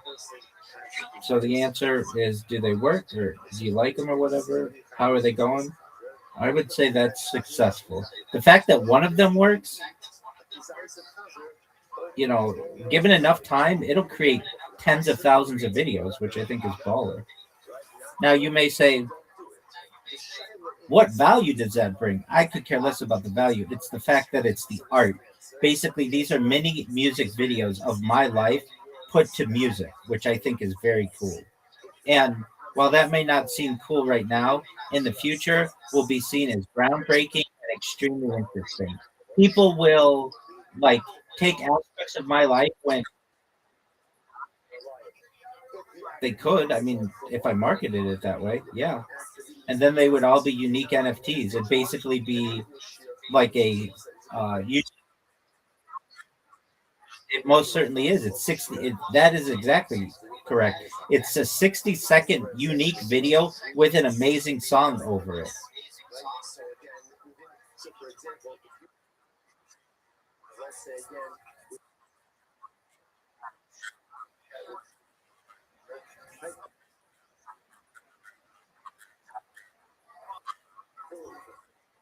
If you were to eat a pizza concert over 20 minutes,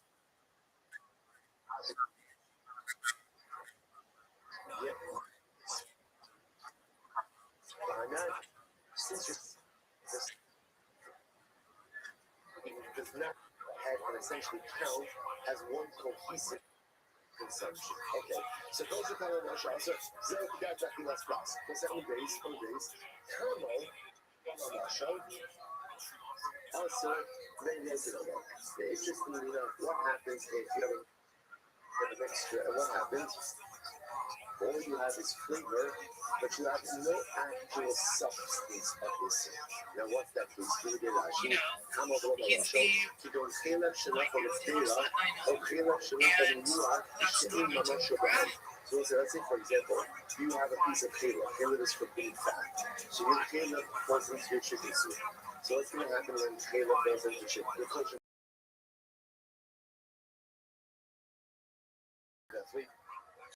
It's actual substance. What's that love? Usher, that is usher. They look at Allah. Ultimately, you don't get markets for that. Then Reba come with gum. Mutter, but ultimately, also is very interesting. Now, in Reba come with gum. But if Allah for the nice again, judicial infusion, for example, let's say the Caleb or something else, provide if it's a negative infusion, ultimately again it is mutter. It is mutter. Rashi says, "Hariba kula mashushi apapi shenifka matmester acher." And one is in that was a forgotten mutter. So we just need the rest of the Rosh Hashanah interesting. But if let's say again the prohibited item falls in, and the prohibited item provides a negative taste infusion to the mixture, then ultimately the resulting mixture is going to be mutter. So what's happening? So later, in Muslim kind of mutter, why do you say that in Reba means if it adds a negative taste infusion? Why don't you just say if it provides negative taste infusion, then the resulting mixture is mutter? So we'll say, watch this. How much belong?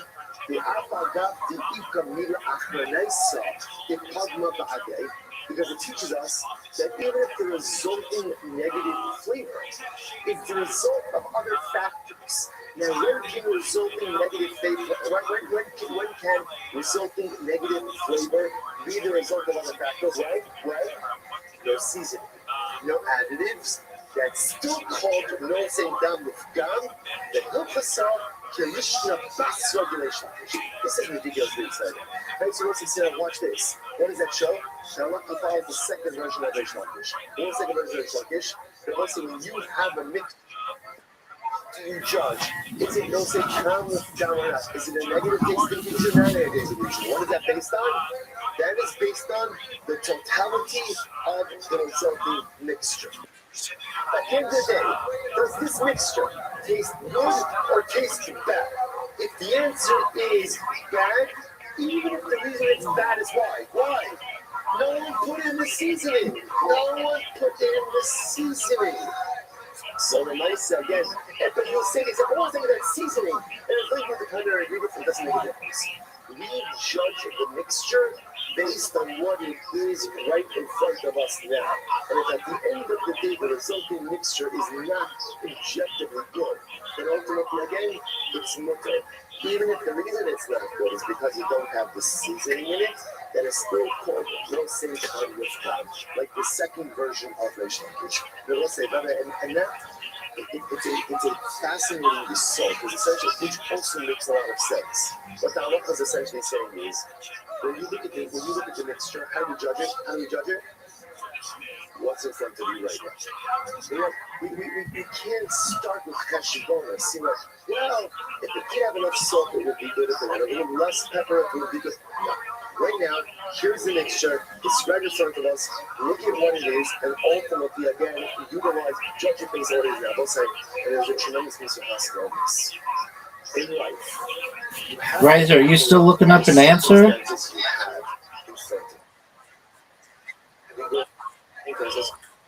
If only my life was, I had less money.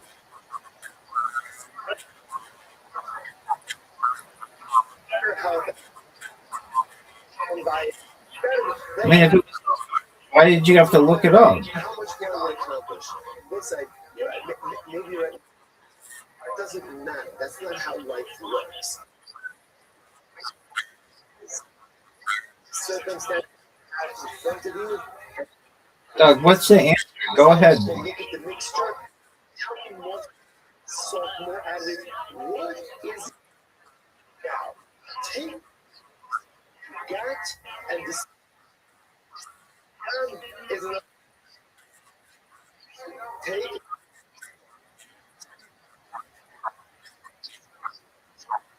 don't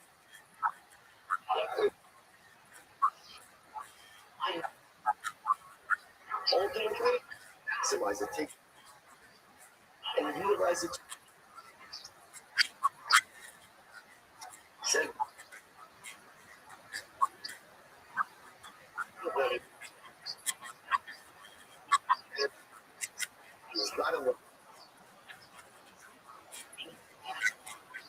don't say come with gummies.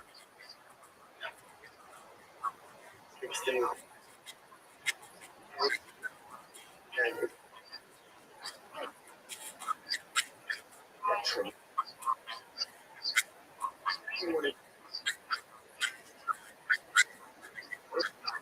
so this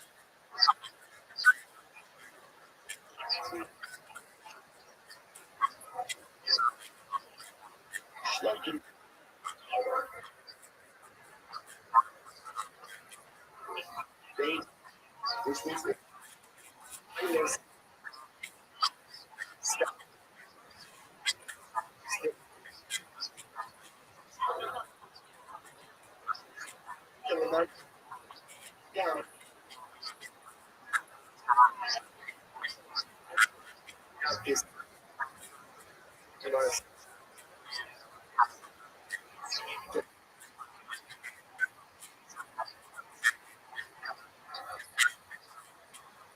so now that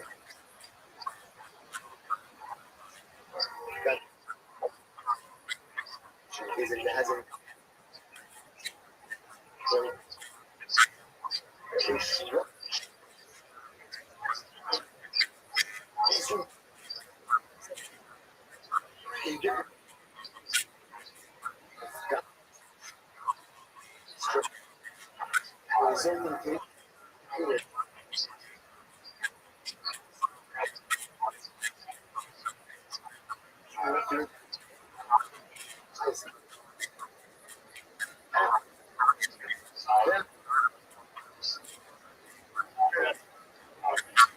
It's a white side.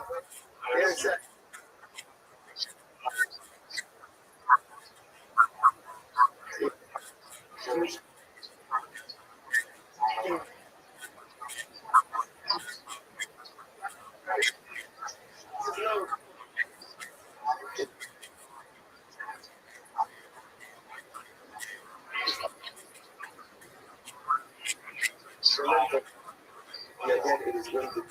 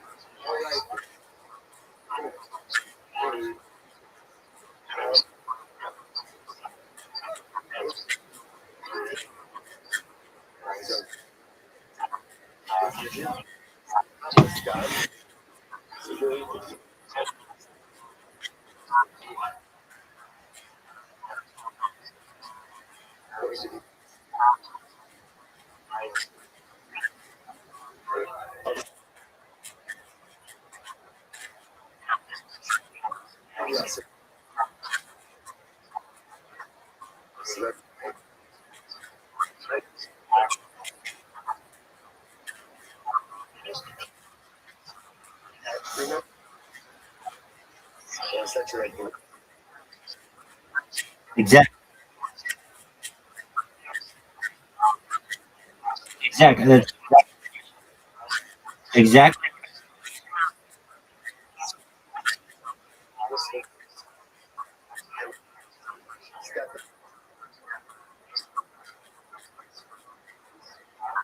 That,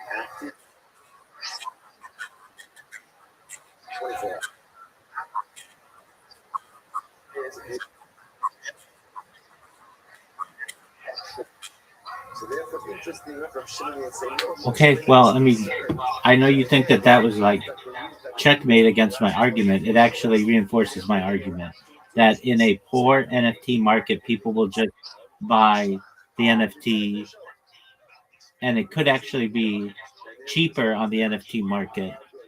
So it's gonna.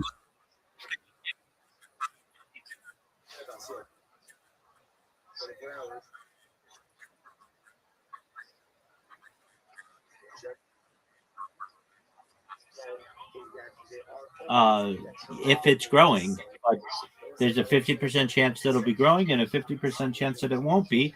And so that means there's also a 50% chance that it won't be more expensive. It will be less expensive to buy it on the open market. So again, as that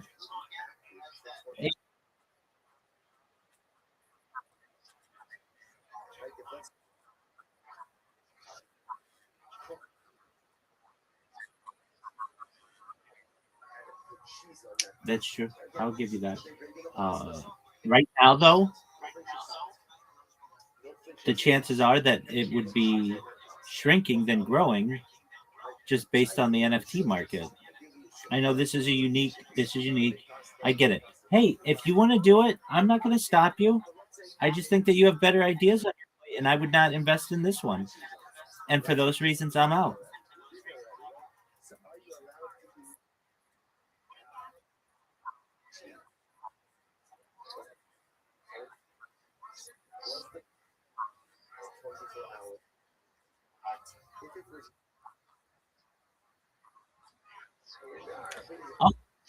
I, I, I'm, I always love to hear your ideas, and I think you have some winners. And again, like I said, if the 40 ideas you've maybe brought to me in our friendship, this would be maybe in the middle to the back, and something like the greatest cryptocurrency of all time is towards the front. Something like Bear Scare. Uh, No, the University of Vancouver is like top 5, without a doubt. We could market the shit out of that one to just kids in China. Hey, kids, want to be Canadian? Come here.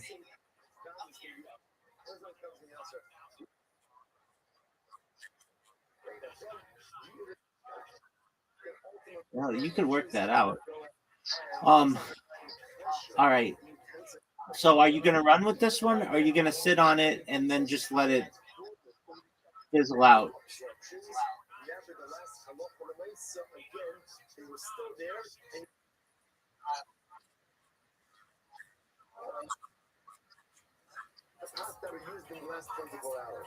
I don't understand why you wouldn't. I mean, look, you do your own thing, but I don't understand why you wouldn't be promoting this thing 8 hours a day if you were really serious about it.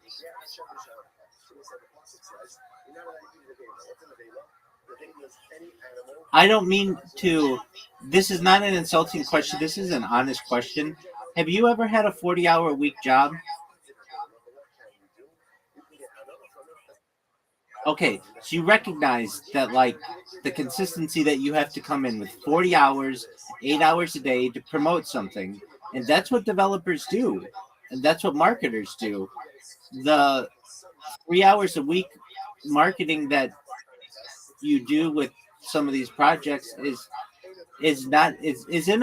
insufficient. It doesn't mean that it's not a good project, though. The greatest cryptocurrency of all time. If you notice, my reaction to that one, they needed some tweaking, and just the marketing of it was much different than this one. And I'm saying that under the right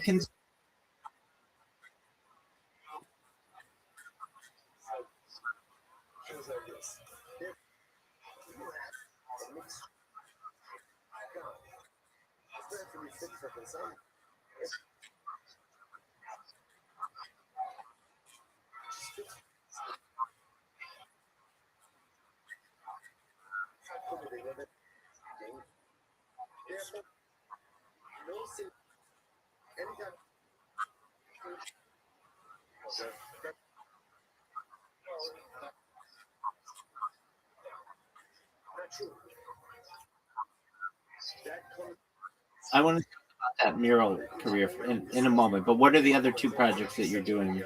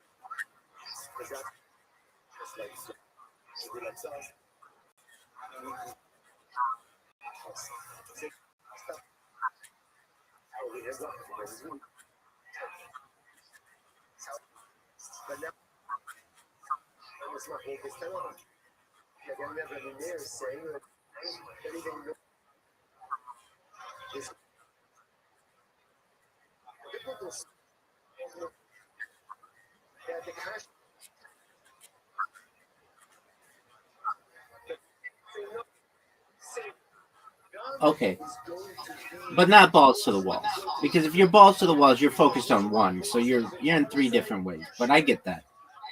The mural aspect. Do you know? There's a guy who has an NFT project. He's going for 7 Guinness World Records. So here's a. It's like 5,000 square feet. It's the largest NFT mural. So basically, what he does is he goes into different Twitter spaces and promotes himself, and he says, "Look, if you want to get on our wall, we have a warehouse that we're painting, and if you want to be on this wall, this mural, it's a 5,000 square foot canvas. You can get on it for X amount of money." Have you heard about this guy's project?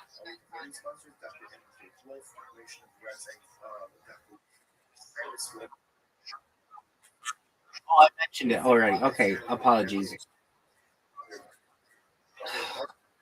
No, I don't. Not off the top of my head. I do know though that he's got some pretty big influencers who are. He's following me. So let me see if I can find it.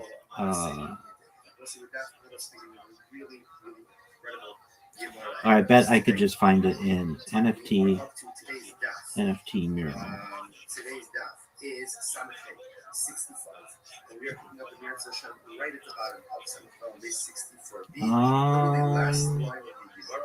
Let's see here. Maybe if I put in 5,000 square. Or I know where it is. It's going to be in.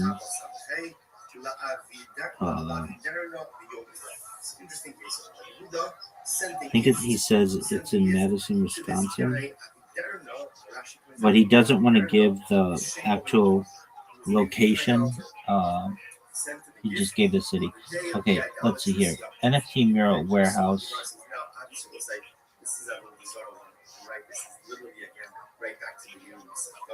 That you're not really supposed to do anything. You have to give, not transact business, not really do anything with their yomtiv, out of fear that this will cause them to go ahead and give thanks to their idol. Yet here, Yehuda is sending a gift to this guy, having garnered this couple on his holiday. Omar, he said it's not a problem. You're gonna pay the little Polach level this one. I know that he's not an idol worshiper. In other words, he's not doing this. Let's see here. Well, you know what? There's this. Okay, her name is Barbie. I'll be able to find it in her shit.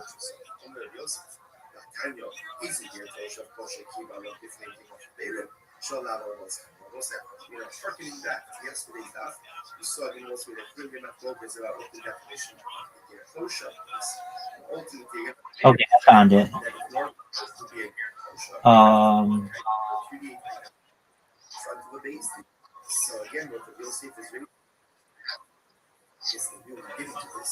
And it has a video of the warehouse and it's really nice, like a really nice canvas. Okay, so if you want to find it, the guy, okay, he is at Drake DRAKE _ Coco KOKO 62874.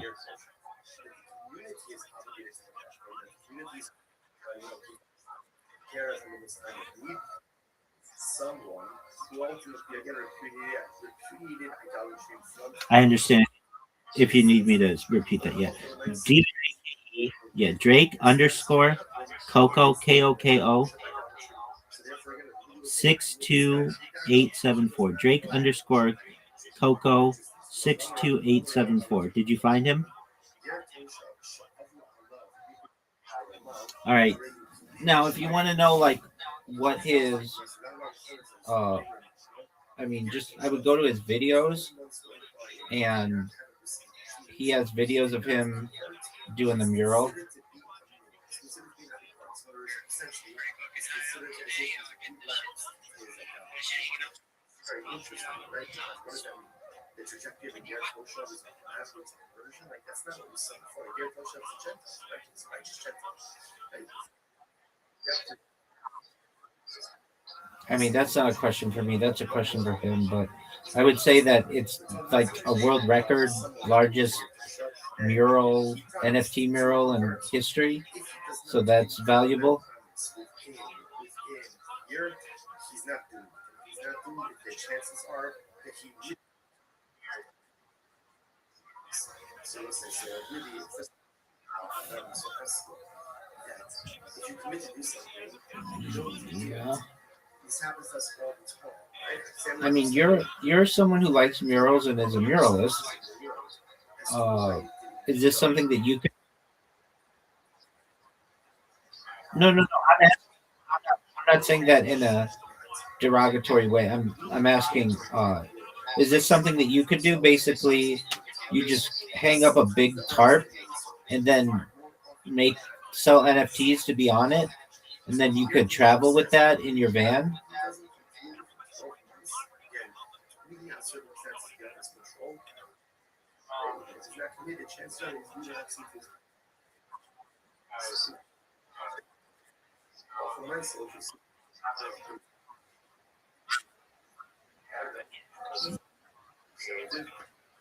Okay, I mean,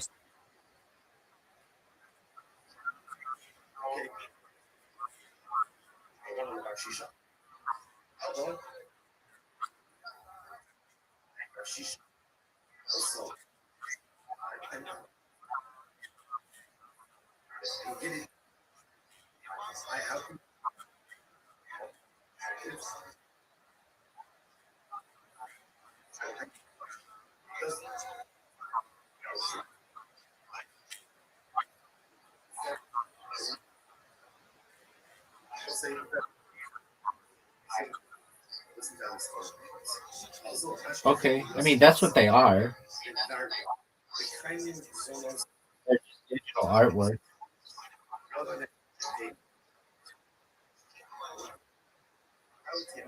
Covered up those unclosed apartments.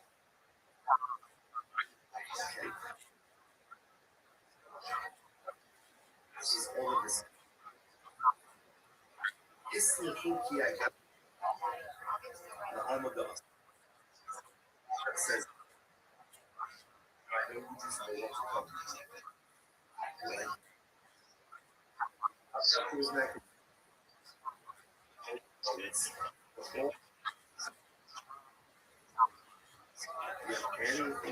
Okay.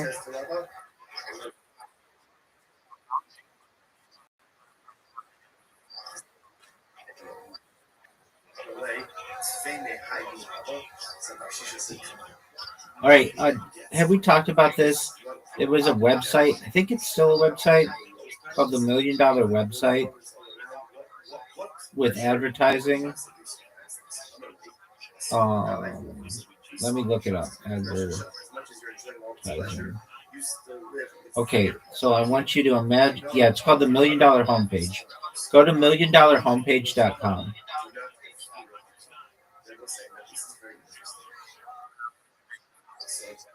What is this? So it could well be that what we're saying about Shisha is in this world, every person is infused. They say Shisha is pretty powerful, you're rich, you have all this stuff, you can feel okay. We just need to the world to come, we don't have to fear. $1millionhomepage.com. I think on a deeper level, even problems there's the only maybe there's not yes. So this guy made $1 million by just selling ad space on a website way back in the day, and I imagine if you made imagine this, you basically that guy has tarps, you spray paint on tarps, and you make it so that they could all be put together if you wanted to in one location, and it would look like this.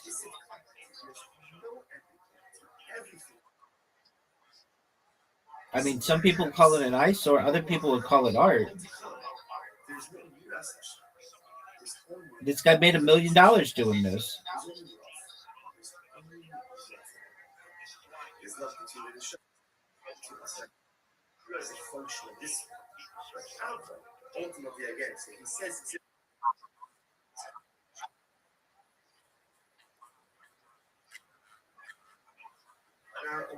Well, it would integrate your idea of being able to make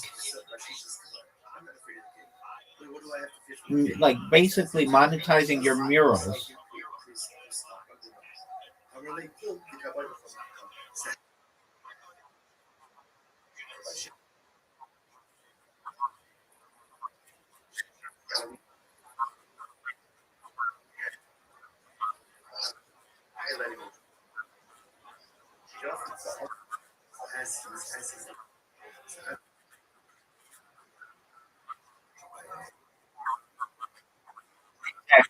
That's exactly.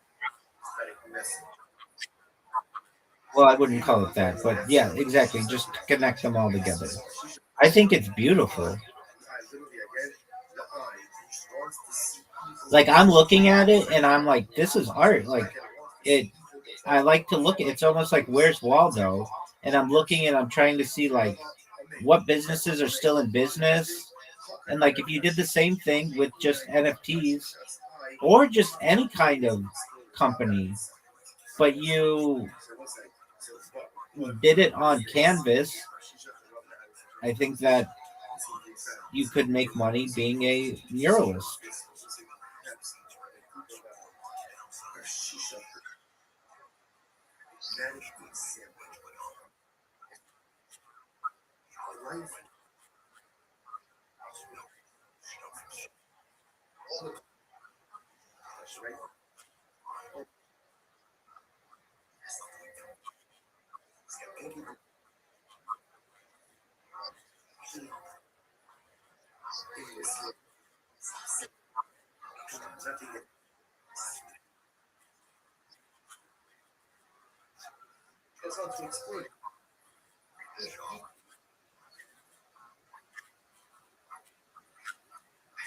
I agree.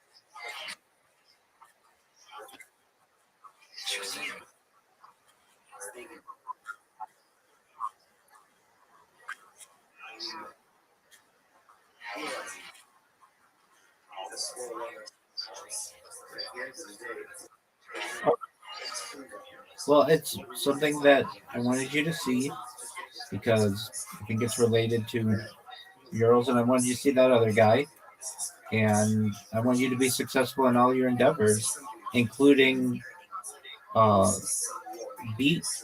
And I think that beat has potential. It's just you have other ideas that I think have more potential.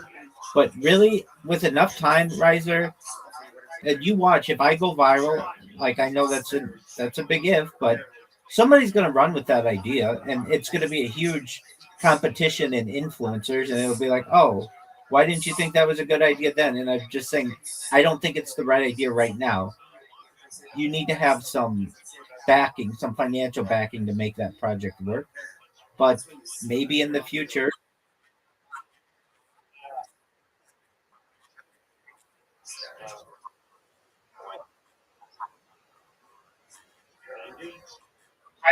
How are people gonna find out about this token?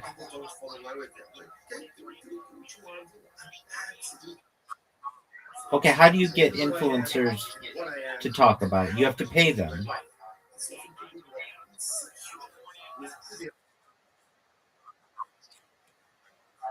They're gonna say they're gonna say, I need some money up front. I'm not just gonna do this out of the goodness of my own heart.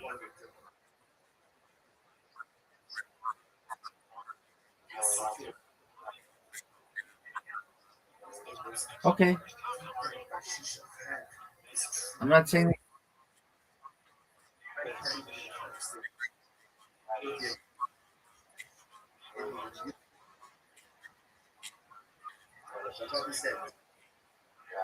it's the old adage, it takes money to make money.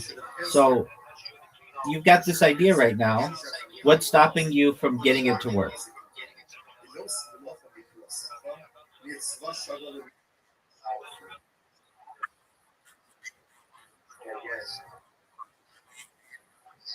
That's what's stopping you from getting it to work?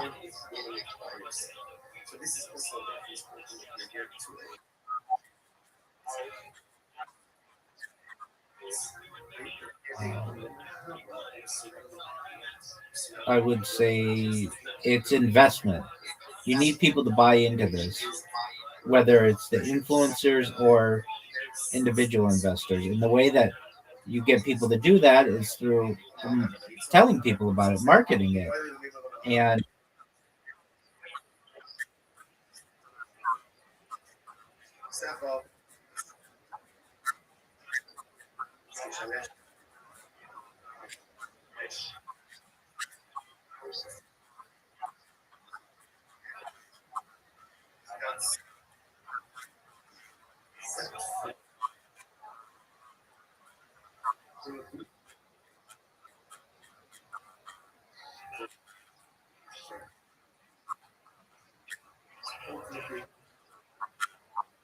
okay, another question that arises: what stops somebody else from just doing what you're doing just better?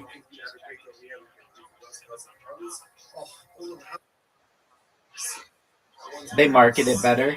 So you start with Bitcoin Obama and More Light, and they start with Aiden Ross and Mr. Beast.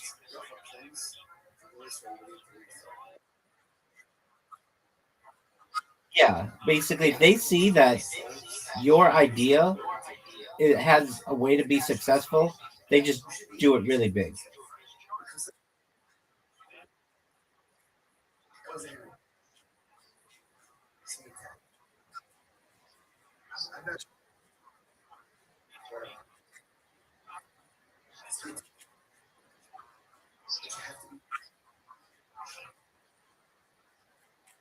That you, yeah, exactly.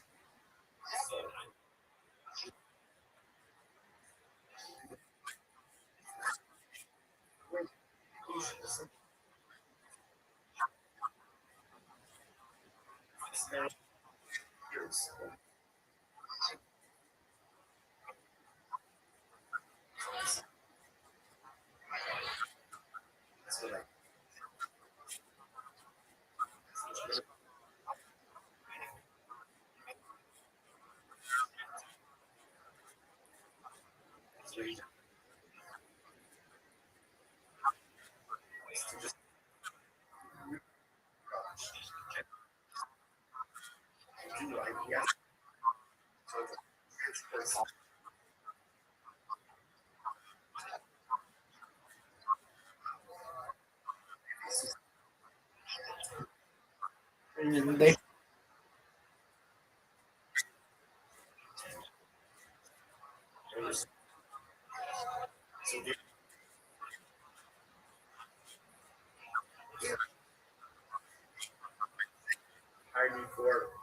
all right. What you have though is not anything that isn't pretty easily replicated and done much better by a larger organization. Can we agree on that? There's nothing proprietary.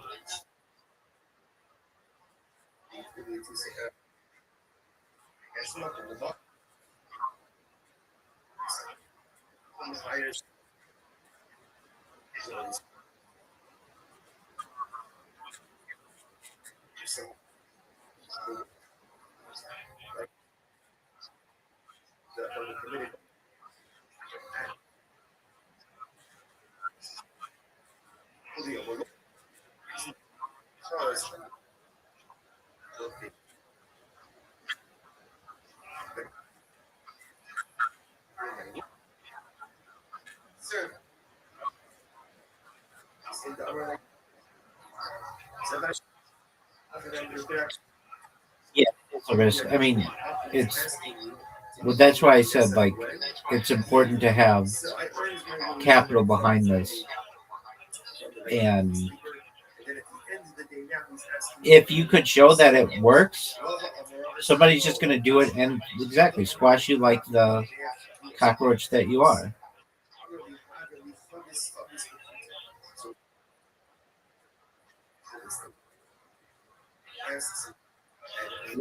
Why would they look at? Why would they look at Obama, Bitcoin Obama more light when they could look at Aiden Ross and Mr. Beast?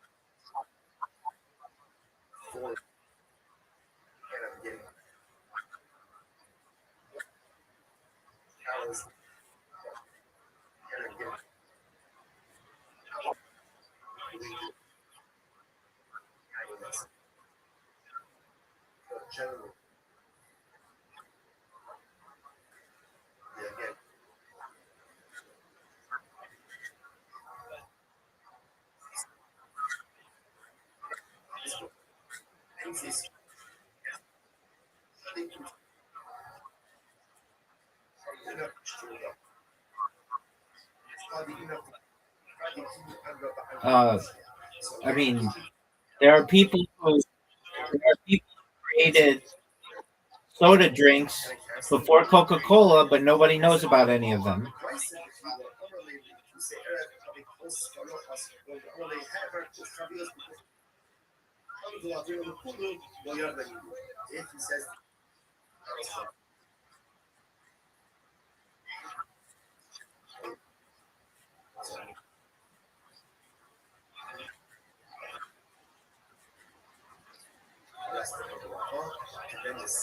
Okay.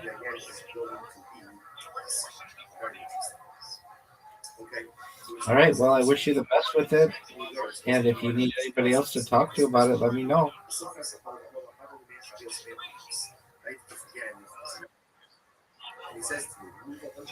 You want to know what's going to happen with this bad boy?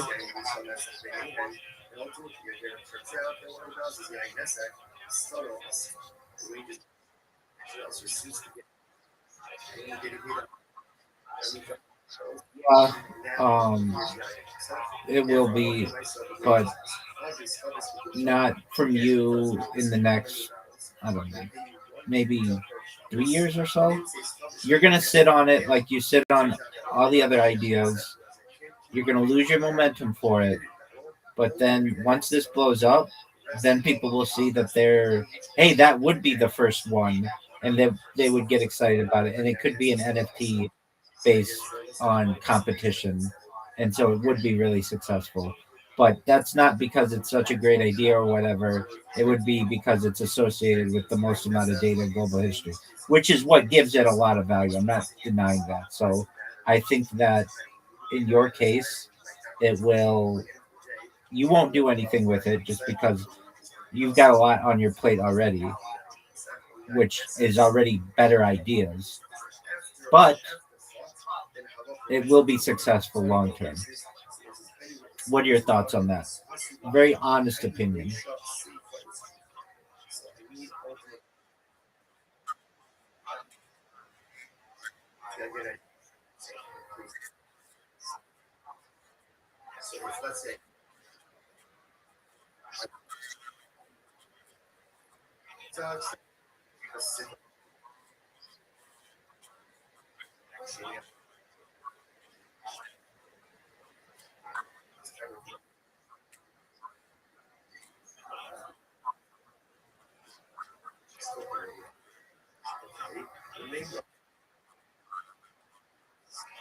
Okay. I agree. I think that people will love you in the future very much so because you have such a creative mind and you've been blessed with a very creative mind, Riser. It's always working. I wish I could have it focus on things more and see them through to be successful. However, that's not on you. That's just a really hard part of life.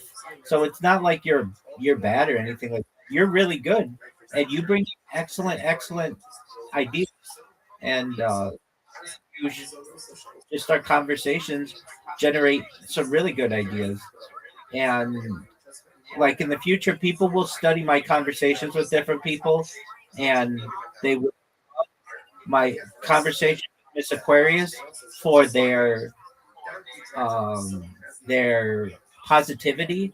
They'll love my discussions with Zoop for comedy and mental health, and they will love our conversations for creativity and invention. Like each person will have their own like gift to the world, and yours will be creativity and invention, and that is a beautiful thing that you will, have been able to give to the world.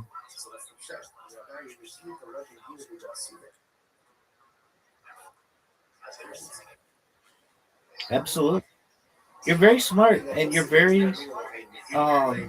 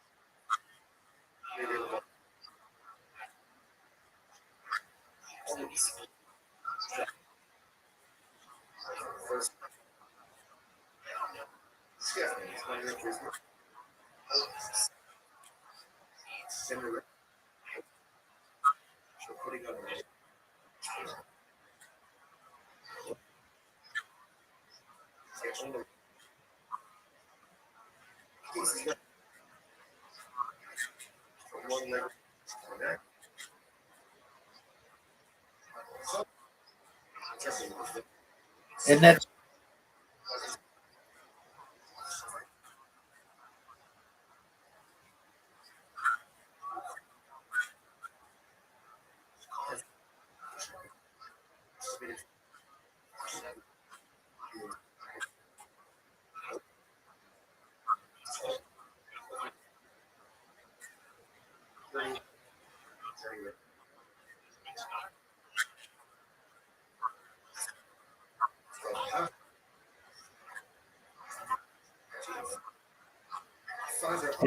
that's human nature.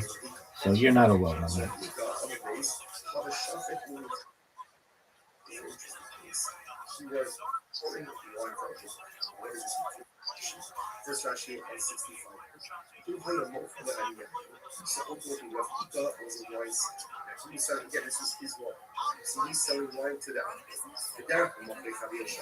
Well, I do want to say how I appreciate your kind words when you came in, and I love shitting on people and then building them up. And it's a character flaw, perhaps, but I know that your words are from the heart, and I appreciate them. And I wish you the best with your endeavors. And I'm always here to support you, always as a person. Not so much always the ideas, because not everybody always has $1 million ideas or $1 billion ideas or $1 trillion ideas.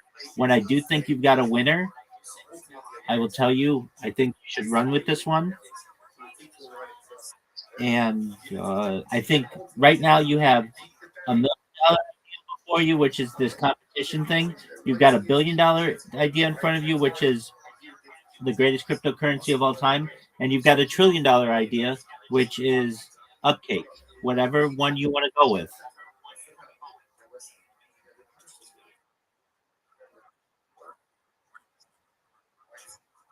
Uh,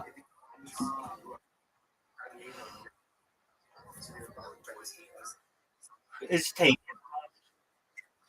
Okay. No, shut the fuck up about Upwork. Get out of here with that garbage. It's not the same. And it's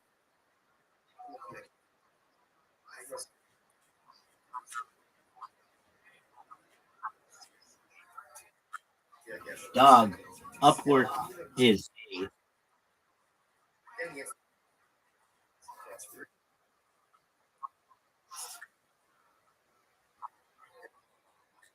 how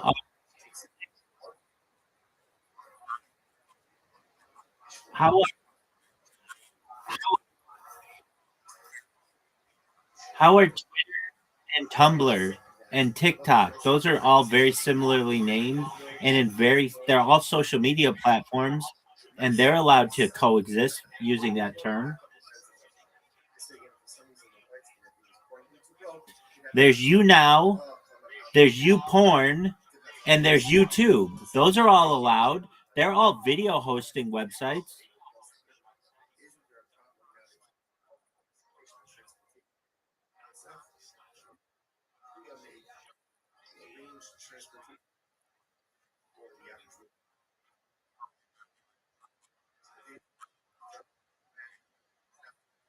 I'm saying to you that overlap doesn't matter.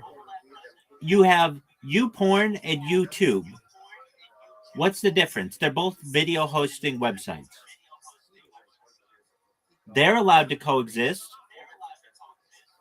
So why wouldn't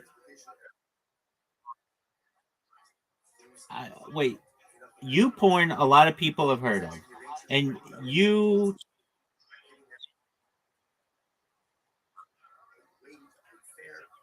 they're both video hosting websites.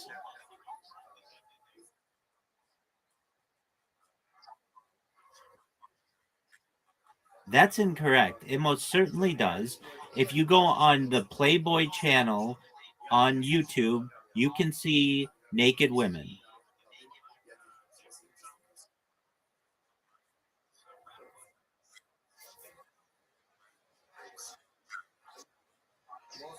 I mean,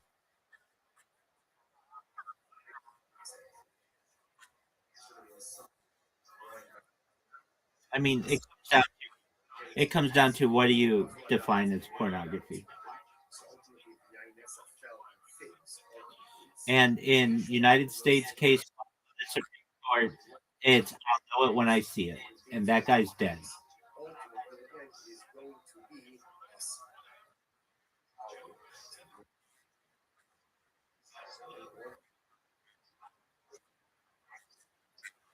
That's what I do, baby. Tell me that I'm the edge. I'm the king of the edge. Yeah, baby. All right, my friend. I gotta take a whiz, and I gotta do my class. So you do your thing. Make sure you come here. Make sure you come here tomorrow night. I would love to beat you 10 games in a row in Scrabble. Does that sound like a plan?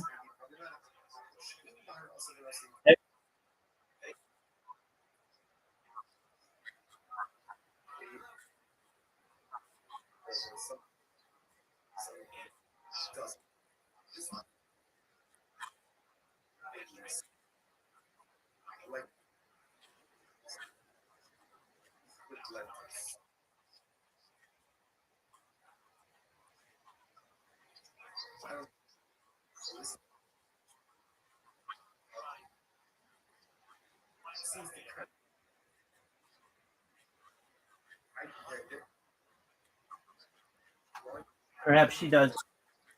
Okay, what I want you to know is that we should also watch Billion Dollar Bully or some other documentary tomorrow. Okay, so plan on your Friday night to do something. Okay.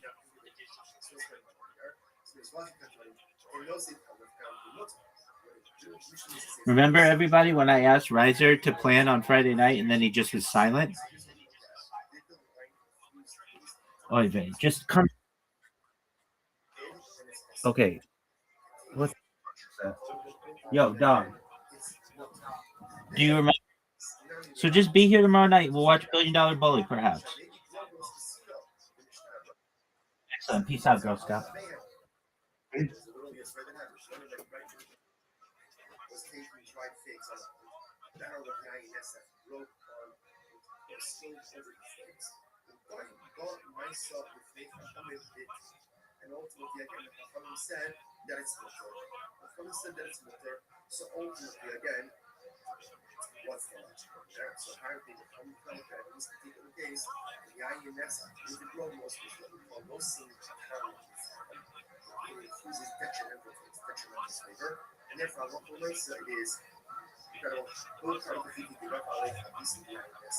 Shiny rubber was a blue rubber.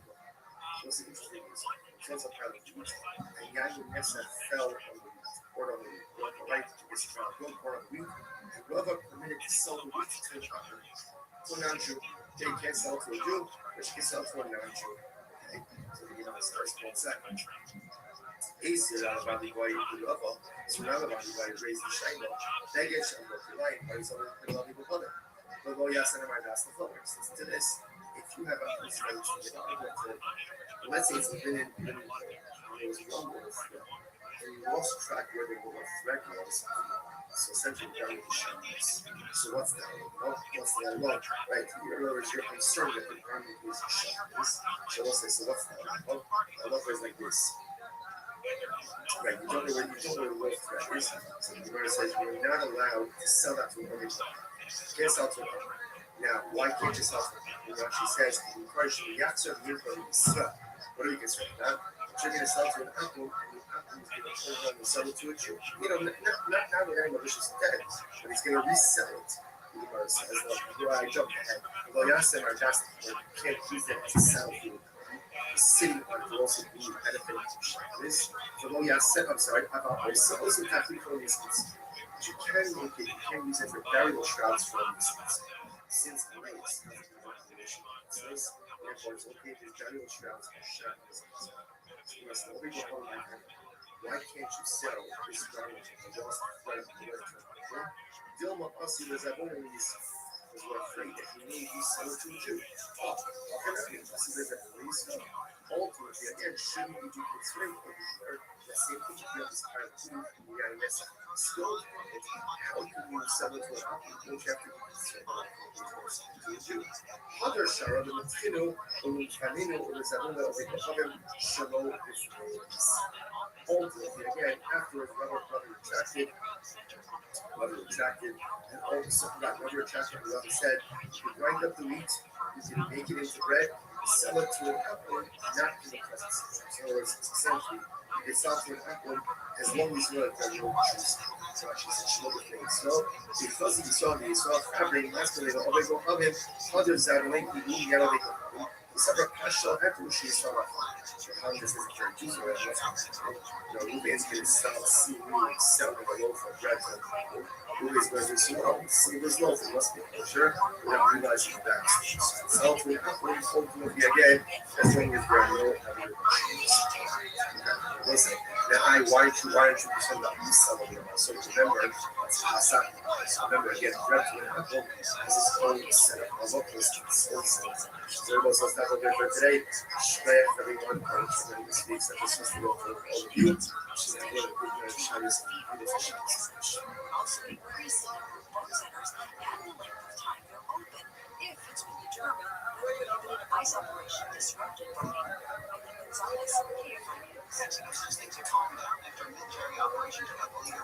All right, we'll say good morning. Good morning to the great physical sponsors speaking for the all of you. Begin by thanking our sponsors for this new trip. Thank our annual fellow sponsors.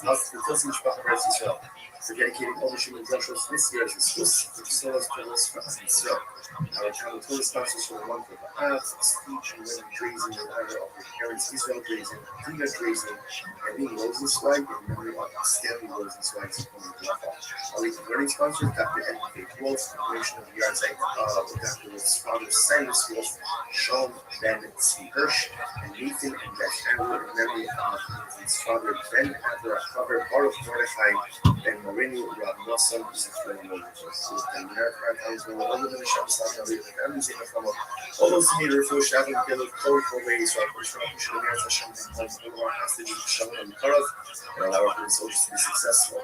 We'll follow up on that same idea. So with that, let us be really incredible game more ahead of us today. We are up to today's death. Today's death is Sunday, 65. We are putting up the near session right at the bottom of Sunday, is 64B. Literally last line of the Gemara, 5 words from the end of the Shadowley Kurdinal, top of Sunday, just in case, send the gift to That's Sunday. Yes, sir. Go see him. All right, kids. This is the fine kid. Beaten because I threw the javelin and did pole vault. So I learned how to sprint in high school. They taught me how to do that. So there are guys who are way faster than me, but I actually did some guys I beat because I did this. Yeah, and they were running like that. This gets 6, but I'm just like, because we have to teach them to run through first base, which is a huge obstacle for these 6-year-olds, to run through the base. So that was my job, getting these kids run through the base. We got some kids. It's like so there's 2 leagues. There's 6U AO, which is the first timers and kids are very good. And there's 6U NO, which is like there's 6U 6U NO, that's the good kids. Yeah. So Bossi's with the 6U NO. There's some little beast on there. You see Boston. You see that one. Really? I was telling you, fastest kid in Texas. Damn, is he that fast? Yeah. Really? Now this was my event, by the way, and I could ask me why I threw so far, being so skinny. Just around other slow white guys? No. I actually competed against everybody in the all New Englands or in the New Englands was way bigger than me. And but the reason I threw fast was because I have a quick release. Huh. She's cool. That's like quick release. That's back on the Olympics are over, right? They are over. Are they? And I want to know why curling gets so much attention. And it's a real. It is. You know what? It is interesting to watch it. Is it? Yeah. When I turn on, I'm like, look at this shit. And I find myself watching. You get caught. You get sucked in. Out of all the sports, now I assume there's a lot of technique and shit that goes into it. When I watch it, like,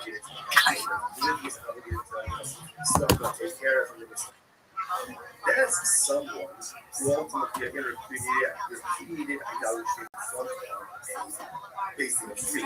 And a lot of ways, someone could create a status of the platform if it's the one that they don't worship idolatry. So therefore, we're going to really say, I know this guy, we gotta know he does not go ahead and worship idolatry. What's up, sluts? All right, baby. Today is 9th of the Dar, 5786, Thursday, February 26th. Alright. This is day 62 of this bitch. Pretty jazzed. Yesterday's discussion we solved a major fucking halakhic issue with Red Heifer. So that's tight. That's duct tape, baby. I'm gonna duct tape on the big windows. Well, anyway. Why? Alright, here we go, folks. I got 99 Zeresim, but a bitch ain't one. But before we do that shit,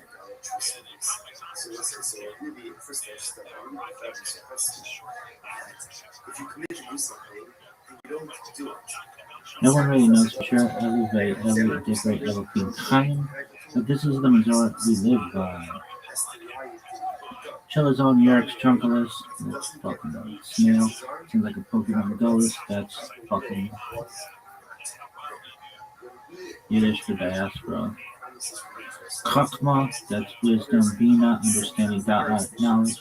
Chalaf, that's knife. Shchita is slaughter. Shochet is slaughter. Bidika, examination or inspect. Chalaf, that's an instrument of surgical sharpness. Used to perform Shchita. Halakha, that's body of Jewish halachic and according to Halakha, kosher. Correct, fit, appropriate. Nevela, an animal that was not slaughtered by Shchita. Shochet, a person who performs Shchita. Torah, we know Trade with torn Tsar Ba'alek Chaim. The Jewish teaching that credit to animals diminishes man's own ethical and moral standing. A shochet, that's a slaughter. Stelling, challah, that's the sharpening and polishing of knives. A bodek is a checker. Gay, Kakin, Afrin, Yam, Lectisian, bullshit in the ocean. May Hashem bless you and guard you. May Hashem shine his face upon you and be gracious to you. May Hashem lift his face to you and grant you peace. Akin Ani Medaber, Creed Bakar, Yagi Mekrahi, Actually, Bakar, Anaknu Amurin Medaber, Yiddish O Ulai Arabi, Shigam Otan Ani Yakol Medaber, Benita, Metriyama, Aval Ani Ma'ali, Angry, Lakin, Bolton Medaber, Angry, Zainishma Tov Bakar. Alright. Covered up to his neck in rose petals, surrounded with black and rose garments, with all the physical pleasure that one can possibly want. Do you have anything like this? Says to Rabbi, I believe the better people thing. This is actually looking at this is even better than it. On the way, it's fame and hiding. So she just said, nothing gets better. What could be better than this? Covered up to like rose petals, put those garments all around. What pleasure? Nagila Hava, Nagila Hava, Nagila Veismecha Hava, Nagila Hava, Nagila Hava. Nagila Veismecha Hava Neranena, Hava Neranena, Hava Neranena Veismecha Hava Neranena, Hava Neranena, Hava Neranena Veismecha Urachim, Urachim, Balesameach, Urachim, Balesameach, Urachim, Balesameach, Urachim, Balesameach, Urachim, Urachim, Balesameach. Hey, Hava, Nagila Hava, Nagila Hava, Nagila Benismecha, Hava, Nagila Hava, Nagila Hava, Nagila Benismecha. Hava Neranena, Hava Neranena, Hava Neranena, Venismecha. Hava Neranena, Hava Neranena, Hava Neranena, Venismecha. Ahi, Urachim, Balesameach, Urachim, Balesameach, Urachim, Balesameach, Urachim, Balesameach, Urachim.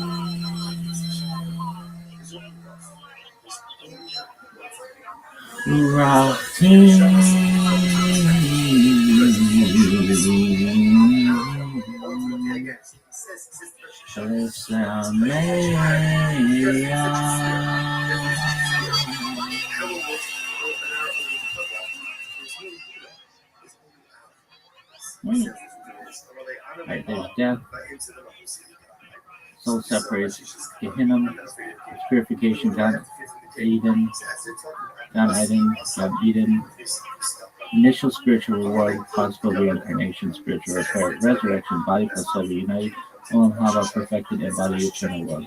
5 levels of the soul, nefesh, action, vitality, ruach, emotion, neshama, intellect, chaya, transcendent life force, akida, absolute unity with God. Yore, he may teach, Yadin, he may judge, Yatir, Bakar, he may permit firstborns. Torah is Bereshit, Shemot, Vayikra, Bamidbar, Devarim. Genesis, Exodus, Leviticus, Numbers, Deuteronomy. Nevi'im, prophets, Yeshua, Shoftim, Shmuel, Malachim. Joshua, Judges, Samuel, Kings. Latter prophets. Yeshayahu, Yirmiyahu, Yechezkel, Trey, Karsar, Hosea, Joel, Amos, Obadiah, Jonah, Micah, Nahum, Habakkuk, Zephaniah, Haggai, Zechariah, Malachi, Isaiah, Jeremiah, Ezekiel, Isaiah, Joel, Amos, Obadiah, Jonah, Micah, Nahum, Habakkuk, Zephaniah, Haggai, Zechariah, Malachi. Ketuvim, Tehillim, Mishlei, Iyov, Psalms, Proverbs, Job, and then Shir Hashurim, Ruth, Micah, Kohelet, Esther, Daniel, Ezra, Nehemiah, Deborah, Emmanuel.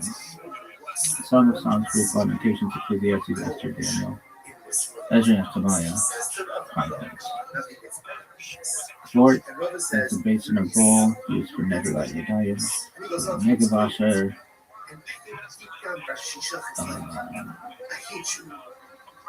Alright, now what? Because if you're right, then I'm wrong. Today is Sefer Hatimuna.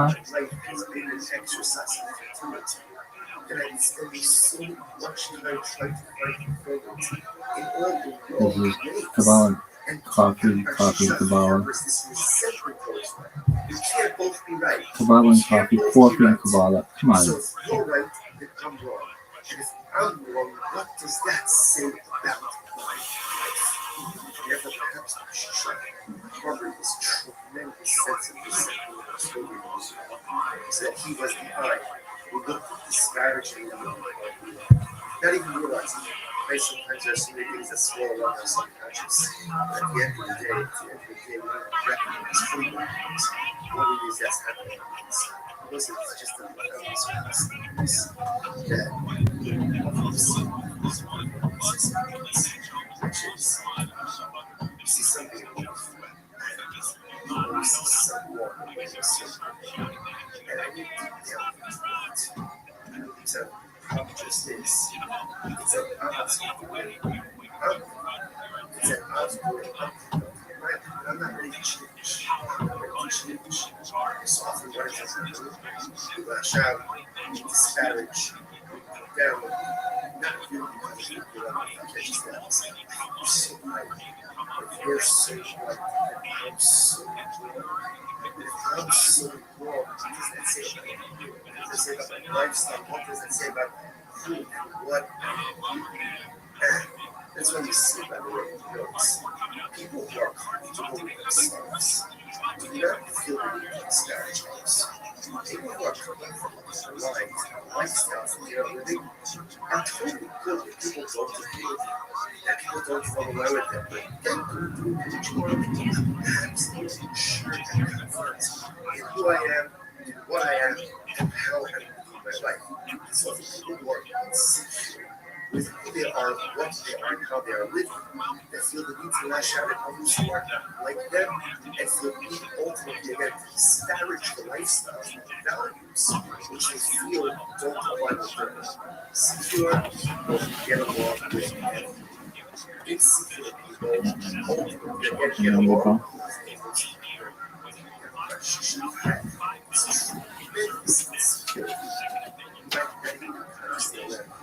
ultimately, again, when you level this curse, you realize how pure it is. Rabbi said, the story's not over.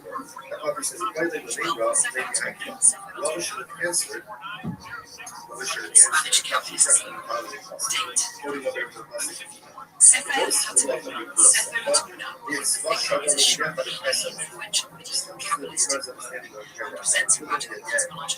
other The Torah itself reflects cosmic cycles, Shemet on Shemet, sabbatical periods, and we are living in only one of the cosmic periods. Close quote, it is one of the earliest sources to articulate a doctrine of cosmic sabbatical cycles, later expanded in ViralRabbi. Cosmic use, Shemeton, sabbatical cycle. Drawing from Leviticus 25, the sabbatical cycle book teaches Just as there is a 7-day week, a 7-year agricultural cycle, there are also 7 cosmic cycles in Shemitah. Each Shemitah is a complete cosmic era. We are currently living in 7. The Torah changes each cycle with a bold idea. The letters of the Torah remain the same, but the arrangement and meaning differ in each Shemitah. This means in other cosmic eras, different mitzvot may apply, different spiritual structures dominate, even reality itself may be different. The Torah is seen as a permutation matrix of divine reality. The figure, Temunah. The title refers to the mystical form and structure of creation, often associated with letter patterns, divine name structures, and cosmic rhythms. Reality itself is a divine configuration of letters, and relationship to separate divine emanations. The 7 Shemitah correspond to the lower 7 divine emanations, Chesed, Chesed, loving kindness, Gevurah, judgment, Tiferet, Tiferet, harmony, Netzach, Netz eternity, Hod, majesty, Yesod, foundation, Malchut, creation. Each cosmic cycle expresses one dominant season. Nash, cosmology, according to Sefer HaTimnah. There will be worlds before ours. There will be worlds afterwards. Each cycle lasts 6,000 years, 1,000 years Shabbat, so 7,749,000 years, followed by a 50th Jubilee like cosmic stage. This anticipates later Lurianic ideas of Shevirot HaKelim Rothschild universals, tikkun, rectification. Though Sefer HaTimnah predates these radical implications, this formalized the Torah you know is not the only Torah.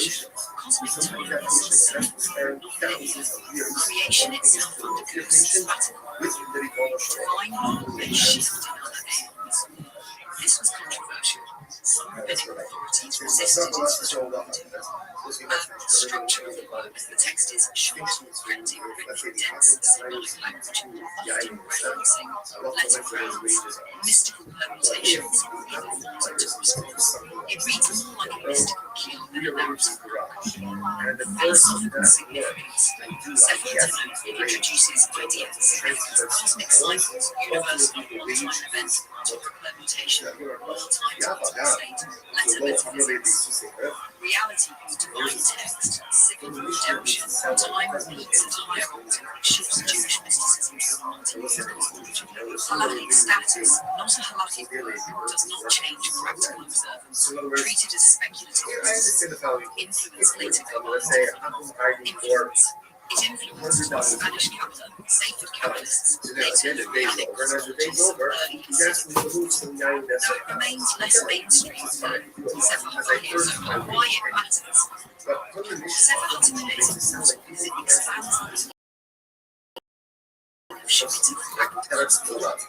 dynamic cosmic code, prepares the intellectual ground for later Hellenistic metaphysics.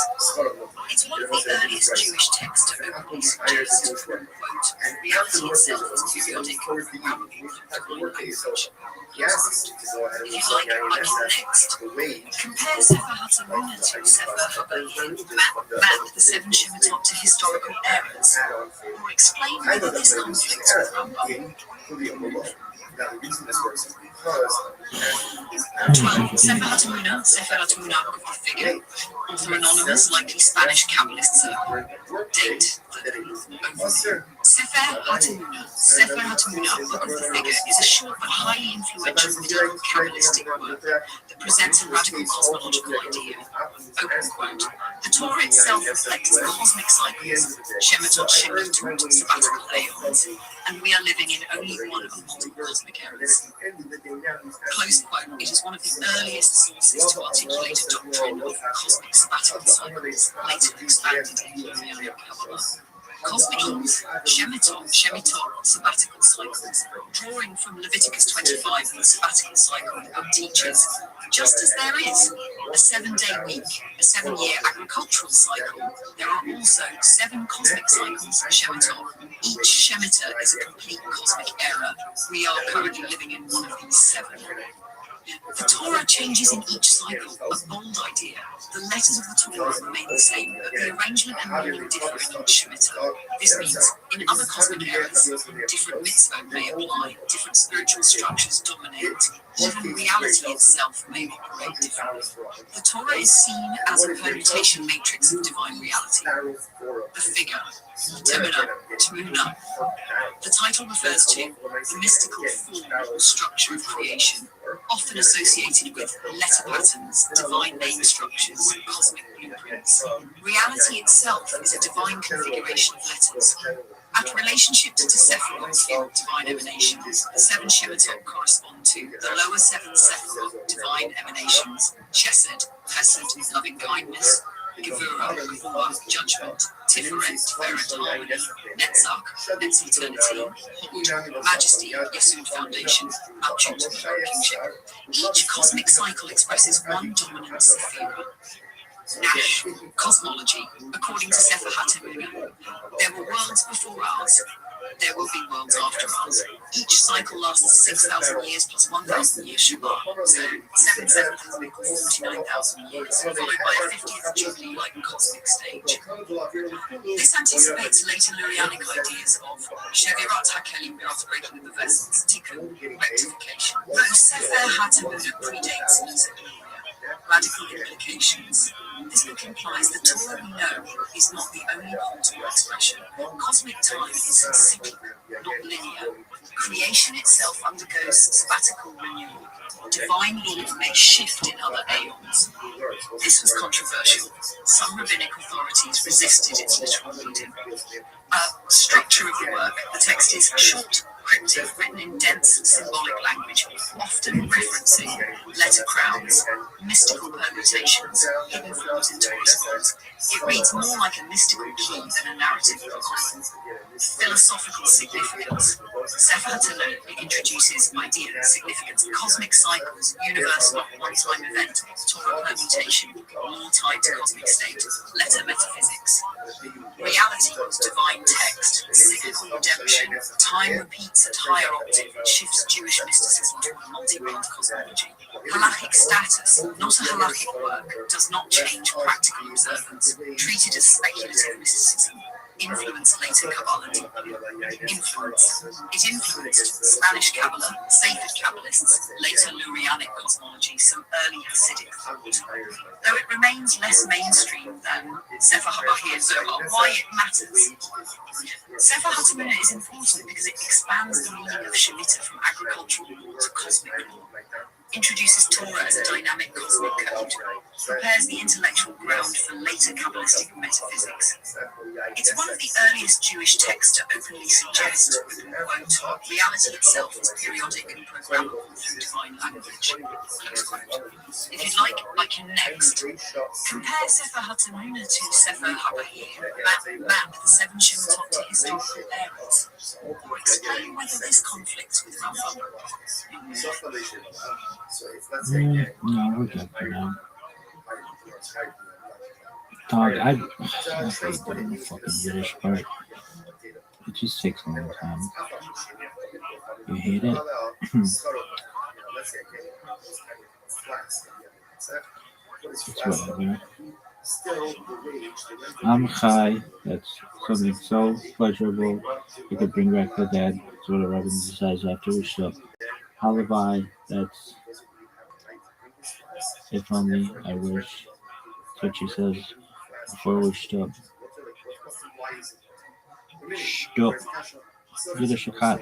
Jewish head. Yanta. It's kind of a fetish of mine. It's a topic bitch. Talkless. Brass tacks. Nosh. That's a snack. Snacking on pussy. Basher. That's a soulmate. Basherda is a female soulmate. Basherda is a male soulmate. Mishmash. It's a mixture. Mishmash. I was taking it back. Butt kiss means nothing. Beans. Good Yontif, that means good holiday. L'chaim means to life. Harv means neutral. Black kosher means smooth fit.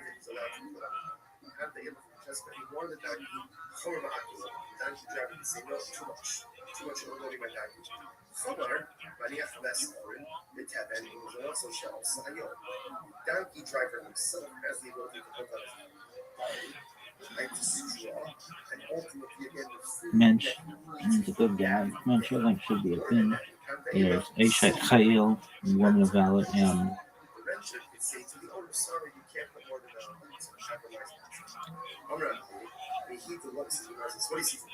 We see from here that again a flash is included in what the renter is allowed to do. So what's the shot? Now you heat the luggage you will do a soothing. So again, you're right. The renter has a right to put a flash on the wash this. Sedekah Troy,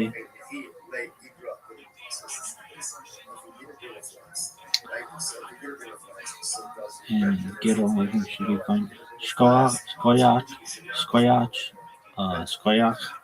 that's short for Yasher Koch, which is short for Yasher Kaka, which means he gives strength forward.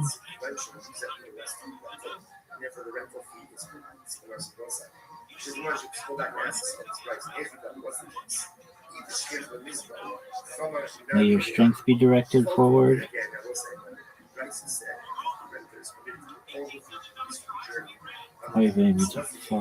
Shtetl, that's a town. Shadel, that's a pig. Strymel, that's a hat. Milchig, Fleischig, Parv. Milchig is dairy, Fleischig is meat, Parv is neutral. Hamish, that's homie. Shemana means dirt. Shviger means mother-in-law. Chazir means pig. Chazer means to repeat. Schlep means to carry a burden with sugar. Crazy guys. Gonif means deep. Yarmulke, that means, could be Aramaic for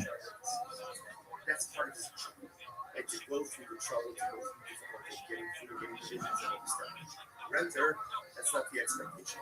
The renter is committed to take all the food for the entire journey. But ultimately, the donkey driver himself is only committed to picking up the food that he needs to get in from one leg of the journey to the next leg of the journey with food.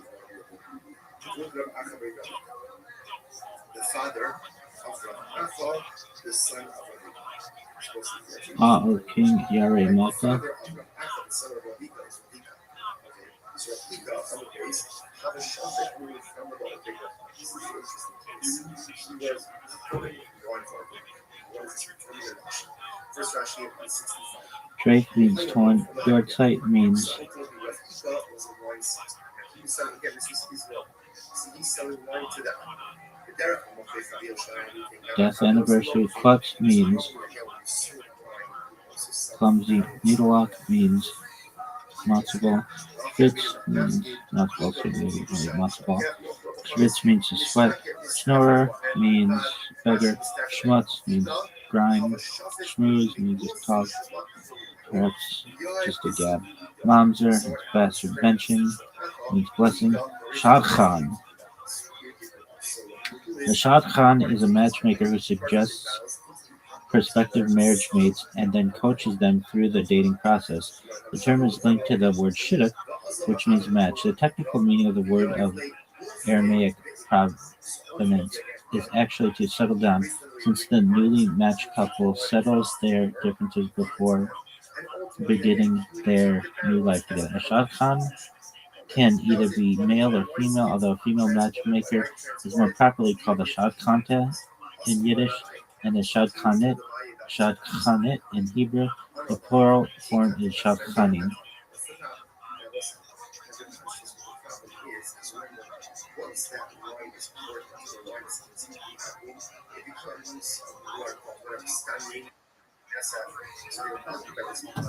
Isn't ultimately again because he wants to continue the existence ultimately again of the second message as well. Which Abai says it's not a problem because when he's dealing with it, ultimately again it's still mutual. I must do the what's the key the law needs to be ultimately again second. Still, even though he's pouring wine, that's right. But then he has to transport the wine skins across the river. So ultimately, he doesn't want the wine skins. He's the wine skins, and he's going to be in trouble. So he wants to continue the existence of the wine skins. Right? must be that he made a condition, right? The condition ultimately again, the condition ultimately again was that halacha lemaisa breaks. In Yiddish, to suggest the shidduch is to speak a shidduch. Shad Chonis refers to both the act of matchmaking, so you can say that a shadchan is in the business of shadchonis,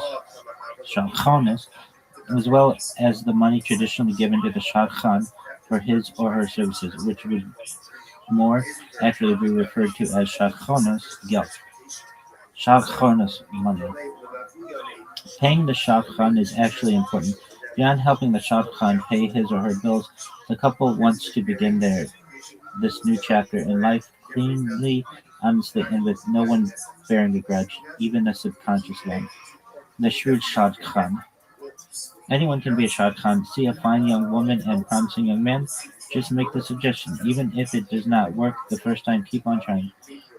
Being a successful professional shadchan is a finely tuned craft that requires insight into human nature, determination, creativity, marketing skills, and sometimes the wisdom of when not to present the whole truth, at least not initially.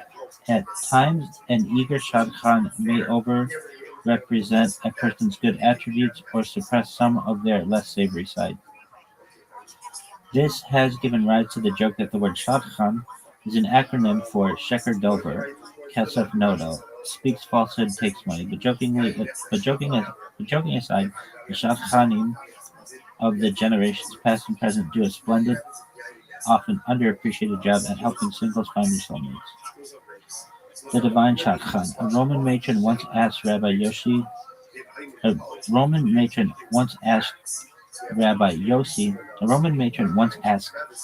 Yossi bar Chalafta, if it took God 6 days to create the world, what has he been doing since then? If it took God 6 days to create the world, what has he been doing since then? God has been making matches, replied the rabbi, determining what the daughter of so-and-so will go to so-and-so, and the son of so-and-so will go to so-and-so, etc. Is this his occupation, she asked. I can do the same thing. I have many manservants and maids. I'll pair them all up in no time. It may seem simple to you, said Rabbi Yoshi. It may be simple to you, said Rabbi Yossi, but it is as difficult to him as the splitting of the sea. With that, the rabbi went on his way. The matron then smugly proceeded to line up 1,000 manservants and 1,000 maids, creating 1,000 instant couples. The next morning, however, they all returned to her sporting bruises and injuries, refusing to remain with the spouses she had assigned them. Rabbi Yossi, said the matron, there is no person like Hashem, and your Torah is true, pleasant, and praiseworthy. Who approaches the shadchan? In a traditional setting, certainly for a first marriage, the parents of the singles are generally the ones who approach the shadchan, but it is the young man or woman who will meet the prospective match and make the final call whether or not to marry. However, when older adults seek a match or when parents are not available, then it is the single who deals with the shadchan and decides whether or not to pursue a given shidduch. Now, although Hashem has already determined whom we will marry, it is incumbent upon us to proactively help ourselves and our children, including contacting a reliable shadchan when the time comes. Here is an excerpt from a letter penned by the Rabbi Menachem Mendel Schneerson of righteous memory in 1952. Regarding your daughters, it seems to me that you should seek the offices of a shadchan. Even though matches is Hashem's purview, nonetheless, everything must have a foothold in nature, and it is appropriate that on every weekday morning you give 18 cents to charity for your daughters and for all your family before praying, and this will be the fitting vessel to attract and retain God's blessings. Oh, well, that's a great fucking story. Menachem.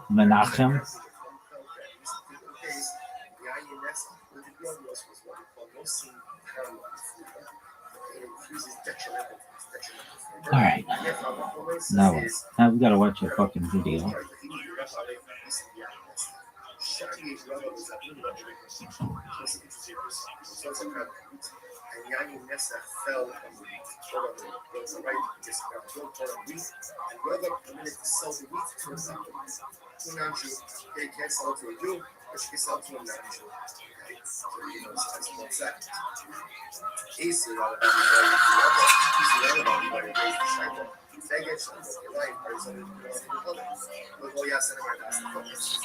one. Kaddish is a prayer we say when we mourn, but oddly enough, it's to do with life rather than death. And that is a way of bringing us comfort at the moment when we most feel a sense of loss. We reconnect with life and with God. The following is the mourner's Kaddish. It is said when there is a minyan, or an attendance of 10 men or more.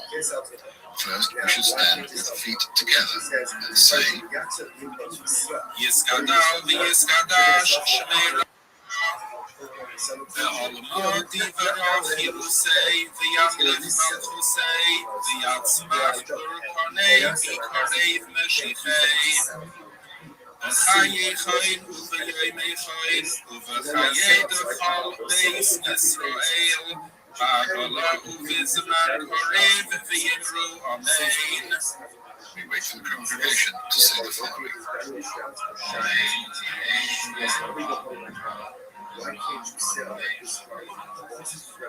Yehei shmei rabam v'orach le'olam u'l'olamei ha'maya Yisrael v'yishtabach v'yisrael v'yisraimam v'yisnasei v'yishadar v'yis'ale v'yishalol shmei d'kodashah b'richu le'elam min kol birchasa v'shirasa tushbechasa v'nechemasa da'amiron ve'olma v'yimru amen.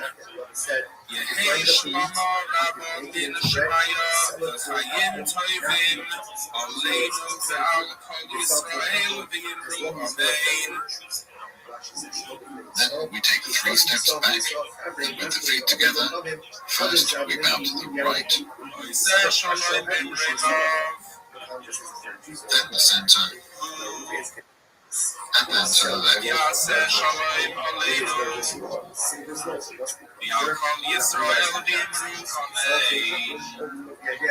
And then 3 steps forwards. That ends the mourner's Kaddish.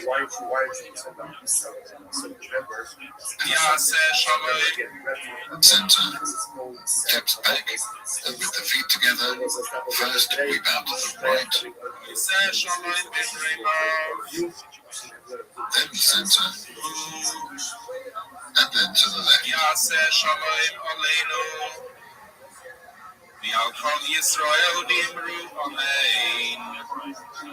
And then 3 steps forwards.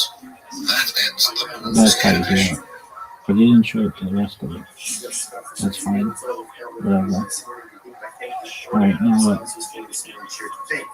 Well, we saw the big riddle yesterday.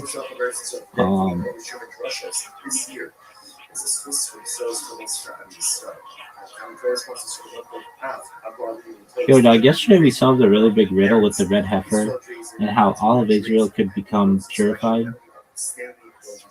from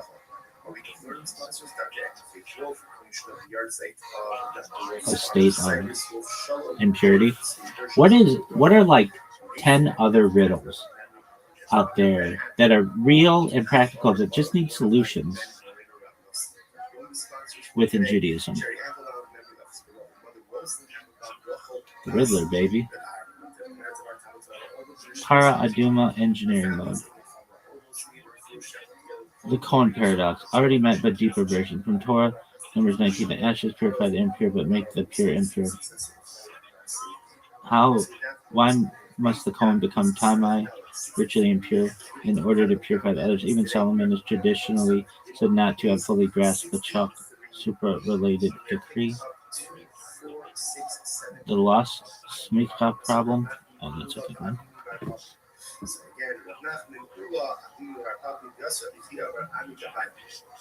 ולחיה בעמים בסין ובפן. Yosef, the Kabbalah, he asked the following question. Listen to the fascinating aspect of this question. Safra Lishma B'Yayin Esach. What is the halacha if an apple hires a Jew to smash barrels of yayin esach? Right? So here, apple comes over to the bank. I'm going to pay you $50 an hour. Do me a favor, smash these barrels of yayin esach. Mahu, what is the halacha? Is the Jew allowed to receive, to accept, to keep the wages of this process? Remember again, in yesterday's daf, we were dealing with the concept of funds that is generated from what may or may not be permitted activity, or dealing with items that themselves will be survivable. So here, the Akhram is asking me to do something with Yayin Nesach, or he's asking me to destroy Yayin Nesach. He's going to pay me for it. So am I allowed to keep those proceeds? The Gemara says, no, what's that law? Me and me are keeping those people. But also, this is very interesting. On one hand, I want the existence of the Yayin Nesach. Now, why did I want the destroy it? The barrels to break on their own. I would lose the opportunity to break them and lose the barrels. Interestingly enough, You're gonna problem change women. That's a good one. Amalek, the eternal enemy. Torah commands erasing Amalek, but who is Amalek today? It is the command so active. How does it align with finding ethics? Temple Mount purity problem. To rebuild the temple, most Jews today are impure from corpse impurity. We can fix that. Access to certain areas requires purity. Exact temple location boundaries are debated. Like on Shabbat, electricity is not in the Who's flipping the switch? Fire is AI writing. Are smart homes violations? What about brain-computer interfaces? Holocaust must apply ancient categories to new realities. This will only intensify. We can fix that one. Free will versus divine foreknowledge. If God knows everything, are we truly free? The tension appears in Rambam and many others, so still philosophically unresolved in a full, satisfying way. Resurrection mechanics, resurrection of the dead. When the dead are revived, what body do they get? What about cremated remains? What about organ transplants? What about identical twins with shared DNA? Mystical answers exist, but practically it's a metaphysical riddle. Tribal identity restoration. Many mitzvot require knowing who is a Kohen, who is a Levite, who is a Shevet, which Shevet tribe. We rely on tradition, but genealogically, certainty is largely lost. In a temple era, this becomes a serious administrative puzzle. Conversion standards in a global world. Who is Jewish, who is Orthodox, and the other shit. The lack of universal recognition creates galactic fragmentation. Bonish, the Shemitah of the universe from Sefer HaTemuna. Are we in one cosmic cycle among many? If Torah expression changes per cycle, what does that imply about absolute law? That's a metaphysical riddle of epic scale. Do you want the true Riddler tier challenge? Here are 3 especially juicy ones to steal man like we did Para Aduma, like I did. Restoring Smicha globally, a halakhically airtight solution to Aduna crisis, a future-proof Shabbat framework for AI robots. I can do that. I can do all of them. Pick one. All right, let's do. Let's do Smicha.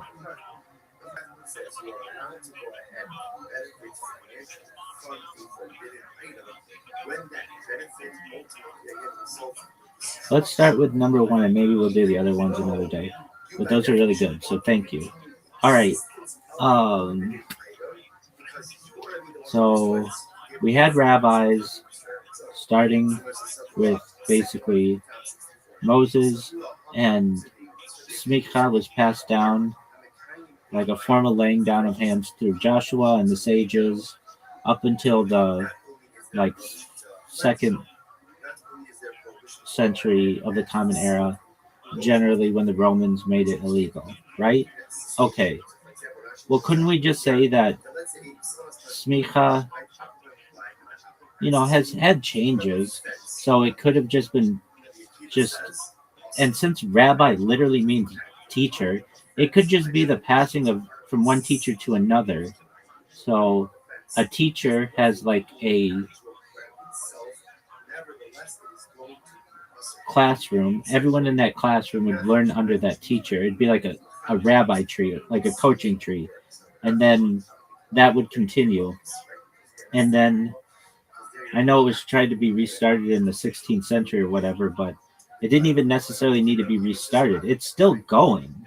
There's an argument to be said that at its core word, rabbi just means teacher. So we've had rabbis consistently, Jewish teachers, since the fall of the temple and the Roman mandate to end it. So we could just say that rabbi sometimes has more additions with the laying on of hands and the different kinds, but at the core it just means teacher. So because we've continuously had teachers this entire time, smicha never really ended.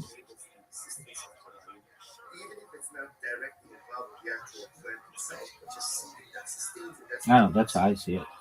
Oh, good. Now we're cooking.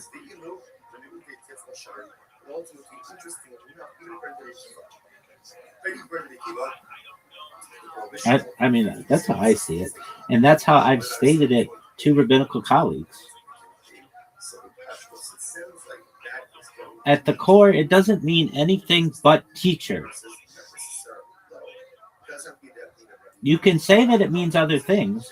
That's cool. But at the core, it means teacher.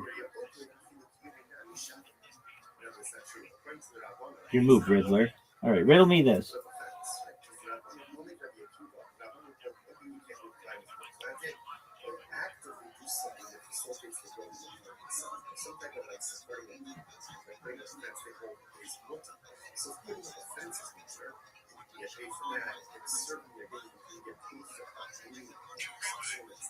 Yo, what up, pimp? I'm in the middle of a class right now, so I can't talk. How you living, baby? Okay, excellent. Very well. So, we are currently studying rabbinical ordination, and so there's an argument to be made. So traditionally, as rabbis, the first rabbi we trace back to Moshe Rabbeinu, Moses, our teacher, and he passed his teaching to Joshua and Joshua to the sages. And basically this process of formal, what we call smicha, rabbinical ordination, continued until the 2nd century of the Common Era. However, the Romans made it illegal after the fall of the Second Temple in 69 of the Common Era. And there's this major point of contention that we do have rabbis today, but it's not necessarily the same rabbis that we had in the 2nd century because of the rabbinical ordination becoming illegal. However, I think there's a pretty easy argument to be made that rabbi simply means teacher. And we have continuously had Jewish teachers going back to Moses, our teacher, Moshe Rabbeinu. And rabbinical ordination has been tried to be reestablished again in the 16th century and in the more modern age. But I think that that's unnecessary. The fact is that the heart of the word, rabbi, means teacher. And it could mean other things too. So I basically, for the last 45 minutes, went through some Yiddish overview and some Kabbalah overview. And then at the end of my classes, I go with AI. I basically use AI to be able to make the different arguments. And like yesterday, we reviewed the red heifer, which is like a sacrifice that was done during the temple period. And so if you pardon me, they didn't do it recently. They have the cattle there.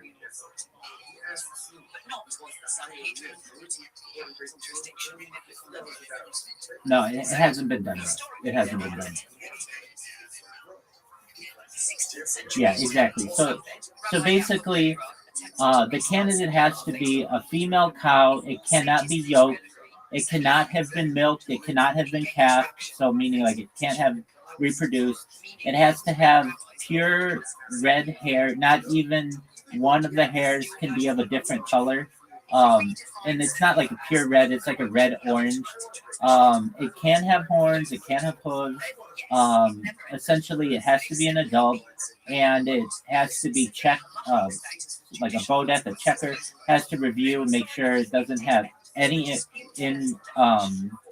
any imperfections. And then at that point, essentially, there's a process that takes place outside the temple walls in the Mount of Olives, where a pyre would be created. There only has to be one Cohen basically who has to do it, but usually it'd be a team of people. And then the animal is essentially shechted, a process known as shechita. That's ritual slaughter, where the trachea is cut. The blood would be collected into a basin. That basin would be basically, it would have blood. The Cohen would take hyssop, which is like a type of plant, and 7 times spray that, flick that blood onto the altar. But it's different. It's a different altar. It's not even. It's really just a platform that's outside the walls of the temple. And then from there, the pyre would be lit. It doesn't need to be lit in any special way. It doesn't have to be from a like a heavenly source. It can just be lit from regular fire. And then that heifer essentially would be burned to a crisp, even the horns, even the hooves and everything. Then from there, all of that ash would be collected, and the blood that was in the bowl that didn't get splashed would basically be thrown on the pyre as well. Everything would be burned and in its entirety. And then all of that ash is collected, and then the collection is kept in a safe place. And basically, then there's a process where people are considered they're considered impure if they are in they make contact with a dead body, and so essentially it's known as tame, the impurity. So basically, there's a process that a Cohen can use to use hyssop with what's essentially an amount of an olive's amount of the ash of the heifer. Mix that with light water, so like water from a running source, and then flick that essentially onto the people. So basically, like let's say you make contact with the dead body, and you're like, Rabbi, I need to become purified. What do I do? So basically, it's a 7-day process. But you would basically wash. On the 3rd day, we would spray this ash water mix on you, and then again on the 7th day, and then after that, you would ritually wash in a mikvah, which is like a ceremonial bath that uses living water. When I say living water, it comes from a natural source. And then from there, you would no longer be tamei. Basically, you would be pure. So, long story short, there's an issue that arises within Judaism that it's very paradoxical. Like the person who actually does the slaughtering of this process, that Cohen, by making the other people ritually pure, he himself becomes impure. And so there's this idea that it's impossible for all of Israel to become ritually pure. However, using I came up with a solution yesterday, where if you had 2 pyres and 2 heifers and 2 kohanim, basically they could ritually purify each other. And so these are not questions that are normally discussed. They're pretty advanced. But long story short, that's what we reviewed yesterday. And then today we're reviewing just the role of the rabbi within Jewish society and the role of rabbinical ordination. But before we do that, I made a change on my computer, and hopefully it doesn't keep kicking me out of the Telegram. So hopefully that continues. It seems like it's done well thus far. So with that, I'm going to continue, and feel free to listen, okay? Excellent. All right, folks, so you heard it here. First, we are making the argument that smicha didn't really ever end, and so here we go. So, um, the argument we're proposing is smicha, classical ordination, never really ended because rabbi at its core just means teacher, and we've had an uninterrupted teacher since Moshe. Let's still man this carefully and then stress test it. What classical smicha actually was. In the Mishnah Talmudic period, it began with Moshe placing hands on Yeshua, that's Numbers 27. It continued in an unbroken chain. It conferred legal authority. It allowed capital cases, fines, Nasot, Sanhedrin membership, certain coercive powers. This wasn't just teacher certification. It was jurisdictional authority inside Eretz Israel, the land of Israel. It required musmach, an ordained sage, in the land of Israel with proper transmission. The chain appears to have ended under the Roman persecution in the 4th to 5th century of the Common Era. Your proposal, the continuity argument. You're saying rabbi literally means teacher. Teachers never stop. Therefore, the core essence of smicha never stopped. The formal laying on of hands may have faded, but the intellectual chain didn't.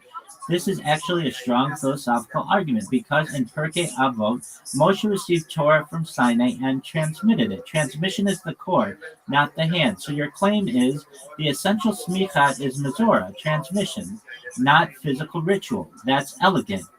Where this argument hits resistance, the counter-argument from classical halakha, smicha wasn't just knowledge, teaching, tradition, it was a legal empowerment status. Analogy, you can teach law for 40 years. That does not automatically make you a Supreme Court justice. The classical smicha gave state-level judicial authority, enforcement power, binding communal rulings. Modern rabbis have educational authority, communal authority, moral authority, but not Sanhedrin authority, capital jurisdiction, biblical level enforcement. So historically, they're not identical categories. The 16th century attempt in Tzfat, Rabbi Yaakov Berov attempted to restart smicha based on Rambam's ruling. If all sages in Israel agree, smicha can be renewed. It gained traction but faced opposition and collapsed, meaning even great rabbis believe classical smicha had indeed ended. Could your version work conceptually? If we redefine smicha as the uninterrupted transmission of Torah authority, then yes, it never ended. But if smicha means a specific halakhic status with judicial consequences, then historically it did end. So the dispute depends on definition. Deep insight, two types of authority. You may have uncovered something interesting. There may be ontological smicha, transmission of Torah, teacher to student, never stopped. Judicial smicha, formal legal empowerment, land of Israel dependent, ended under Rome. That reframes the whole discussion. Where Rambam didn't use your argument, Maimonides clearly distinguishes between being a Torah scholar, being a musmach, and with judicial authority. If your argument worked halakhically, he would have just said, we still have rabbis, problem solved, but he didn't. This suggests the classical definition required something more concrete than teaching continuity. But here's where you're actually onto something big. The Sanhedrin needed smicha to function, but Jewish law has survived without it for 1,600 years, meaning de facto authority shifted from centralized court power to distributed scholarly consensus. So maybe the Jewish legal system evolved from vertical authority to network authority. This is not a bug, this is a survival feature. Steelman version of your claim. The strongest possible framing. Smicha's essence is Mizor, its transmission. Transmission never stopped. Therefore, the spirit of Smicha never ended. Only its Roman-era political enforcement dimension collapsed. The Jewish people organically transitioned to decentralized halakhic authority. That's actually a respectable theory. The real riddle. If your theory were accepted, then could we declare Sanhedrin valid today? Could capital law return? Could fines, Naso, be reinstated? Most poskim would say no. But philosophically, your move reframes the question. Final thought. You didn't necessarily solve the classical smicha problem, but you exposed something real, the difference between legal empowerment and Torah continuity. And that distinction is huge. All right. Let's see here. All right, well, to debate that point, you said that just because a legal scholar spends 40 years learning the law doesn't mean that they can be a Supreme Court justice. You know, technically, you don't even have to be a lawyer to be a Supreme Court justice. So your argument is poor.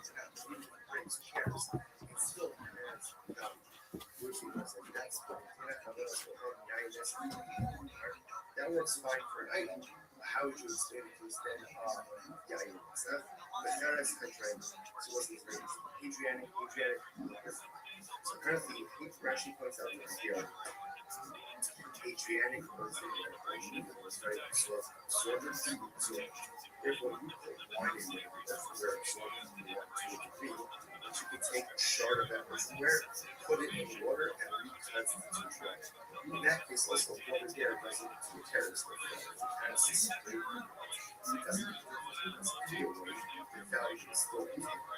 Which the rest of the 1 second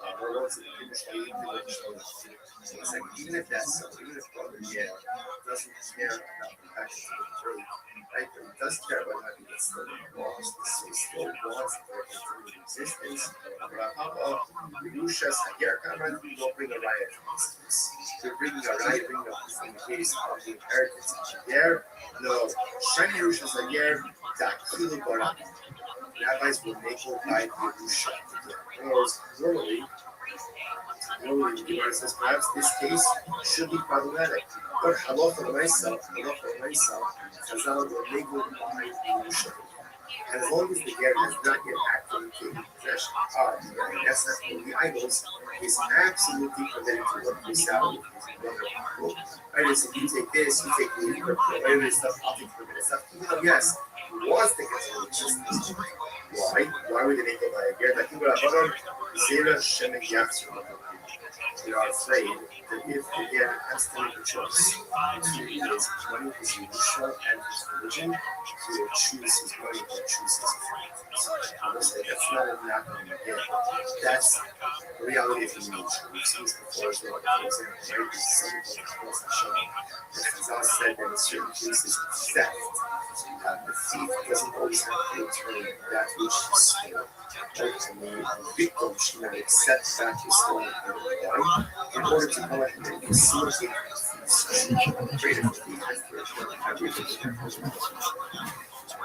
Apologies to the people out there watching. I had to use the restroom. All right. So your argument is poor. Additionally,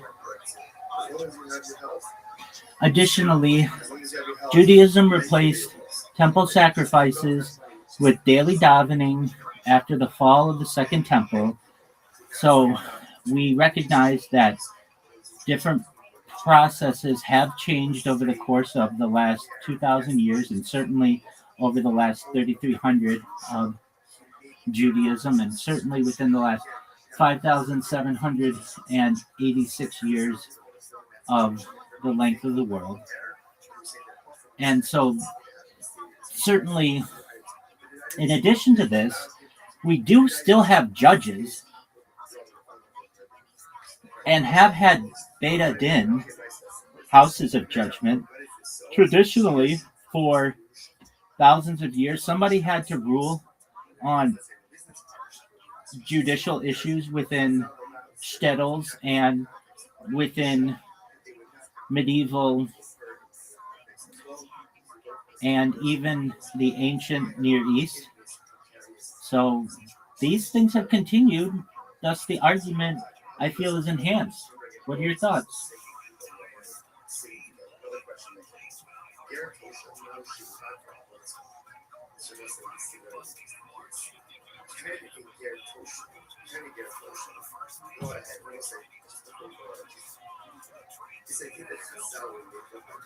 All right, folks, here we go.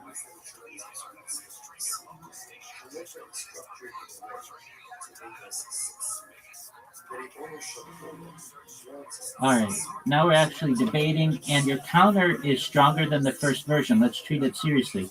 You're basically arguing authority structures evolved. Judaism has replaced major institutions before, Karbanot to Tefillah. We had Beit Din, rabbinical courts continuously. Therefore, saying smicha ended may just mean the form change, not the authority itself. That's a much more sophisticated claim. Let's pack it. The Supreme Court analogy. You're right. You're correct. There is no constitutional requirement that a U.S. Supreme Court justice be a lawyer. So the analogy I gave wasn't airtight. Your point: authority is conferred by recognition and structure, not by intrinsic professional status. Good catch. But here's where the analogy still matters. In Judaism, classical smicha wasn't merely communal recognition, it was a specific halakhic category with defined powers. That's the key difference. Sacrifices were replaced. Important distinction. You referenced the shift from carbonate sacrifices to tefillah, prayer. Here's a critical nuance. Prayer was not a legal replacement for sacrifices. It became a functional substitute in exile, a spiritual parallel, a temporary structure. But halakhically, sacrifices are still binding mitzvah, of course. If a temple stood tomorrow, korbanot would resume. So, do not say prayer abolished sacrifice. I did not say that. I just said they replaced them on a temporary basis. So the institution changed in practice, but not in law. This distinction is massive. Continuous beta din, your strongest point. You're absolutely right. We have had beta din continuously for 2,000 years. Someone ruled on marriage, divorce, conversions, monetary disputes. So judicial authority clearly didn't vanish. But here's the technical distinction. Post-Talmudic beta din function under delegated communal authority, rabbinic power, consent-based enforcement. They do not have biblical capital jurisdiction, authority to impose naso, Torah fines, Sanhedrin-level national sovereignty. In other words, they are courts, but not sovereign courts. That difference matters halakhically. The real core question, your deeper claim, is actually this. If the Jewish people collectively recognize rabbinic authority continuously, isn't that the functional equivalent of smicha? Now we're talking. Because this reframes smicha as authority derived from national recognition, Missouri continuity, practical governance, rather than a mystical laying on of hands claim, a mystical laying on of hands chain. That's a serious philosophical position, where the classical objection stands. The Talmudic model of smicha required transmission in Eretz Israel, land of Israel, from someone who himself had smicha in an unbroken legal chain. When that chain broke, the category ceased, not because Jews stopped teaching, but because the legal condition ended. It's like a corporation charter expiring. You can keep doing business, but technically the charter status is gone. The radical path your argument opens. If authority evolves and communal recognition is the true foundation, then a unified global rabbinic consensus could theoretically reconstitute national authority. That's essentially Rambam's minority proposal. If all sages in Israel agree, smicha can be restored. You're pushing that logic further. Maybe it never truly disappeared. It's decentralized. That's bold. Here's the deep structural issue. Judaism distinguishes between Torah law that is eternal and fixed and rabbinic systems that can adapt structurally. Sacrifices to prayer, that's adaptive mode. Smicha to decentralized scholarship, that's adaptive mode. But classical smicha carried specific Torah-level powers. Those powers have not been exercised since. That's the sticking point.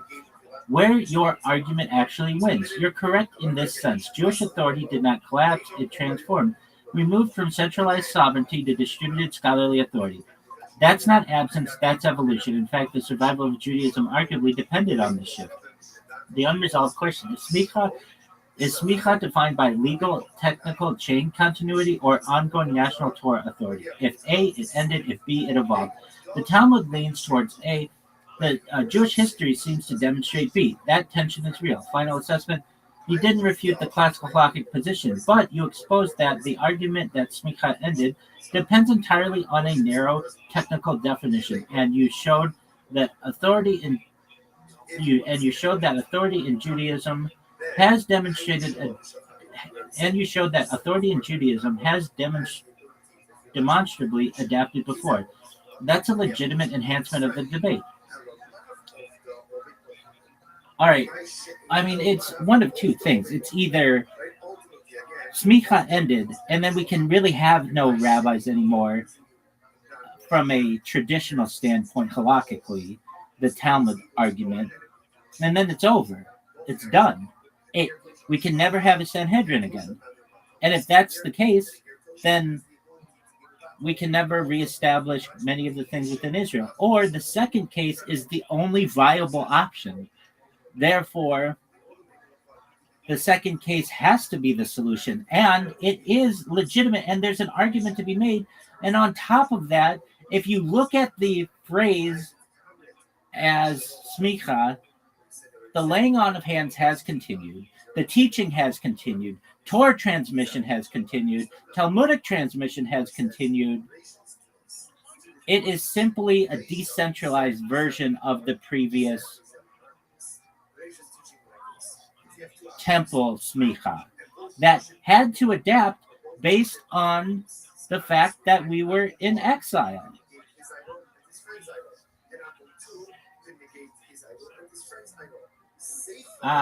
Now you have shifted the historical argument to logical necessity. You're saying either smicha truly ended, in which case rabbinic authority today is fundamentally illegitimate and Sanhedrin may never return, or it transformed, decentralized, and therefore remains alive in evolved form, which must be the correct reading. That's a powerful binary framing. But here's the key. If it ended, then rabbis are illegitimate move.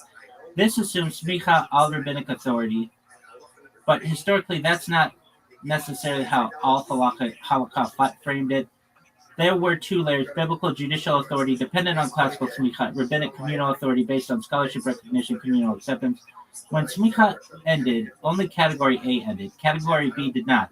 So the system didn't collapse, it narrowed. Can we never have a Sanhedrin again? Not necessarily. This is where Maimonides becomes critical. He rules, if all the stages in Eretz Israel agreed to appoint judges, smicha can be restored. That means even in classical framework, that's just his opinion. That means that even in classical framework, the door was never permanently locked. It required consensus, not mystical chain continuity. So the system built in a reboot clause.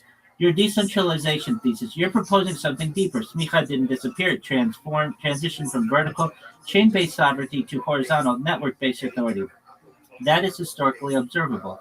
After Rome, there's no centralized Sanhedrin, but enormous halakhic creativity. Talmud compiled, Geonim ruled, Rishonim codified,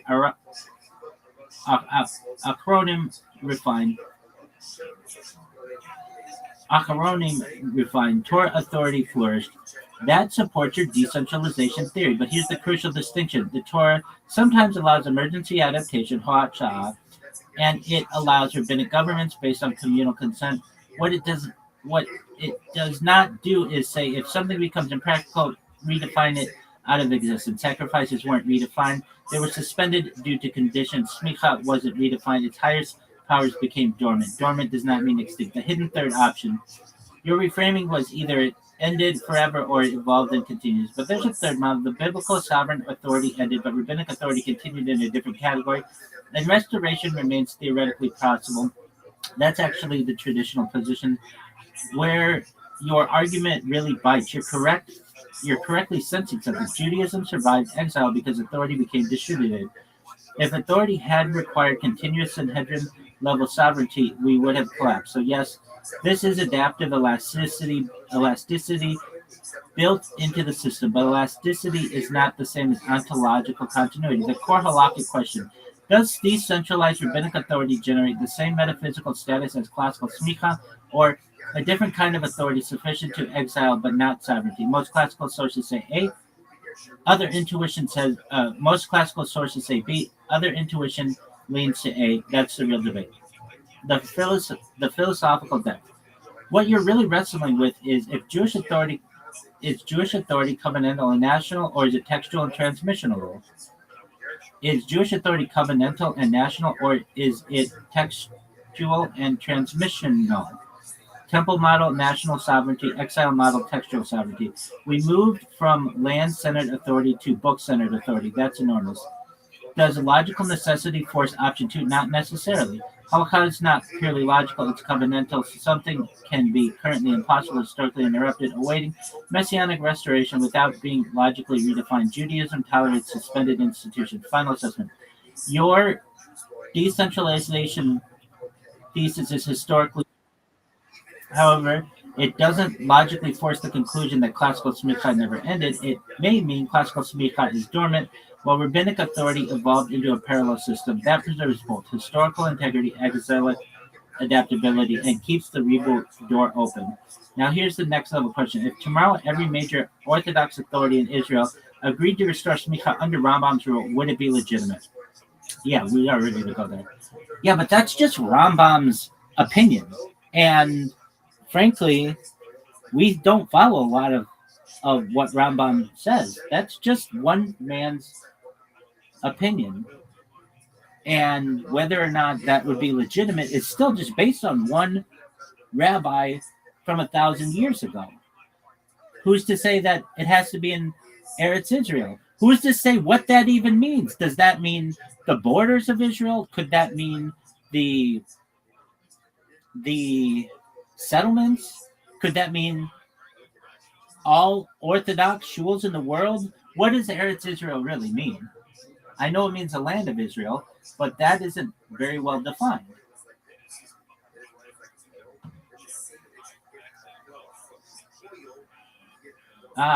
Now you're moving from institutional theory to meta-authority theory. You're asking, why does Rambam get to define and read the reboot mechanism? Why must it be Eretz Yisrael, land of Israel? What even counts as Israel halakhically? Who decides? Good. That's the right pressure point. Let's slow it down and be precise. It's just Rambam's opinion. You're correct that Maimonides is one opinion, but here's the crucial thing.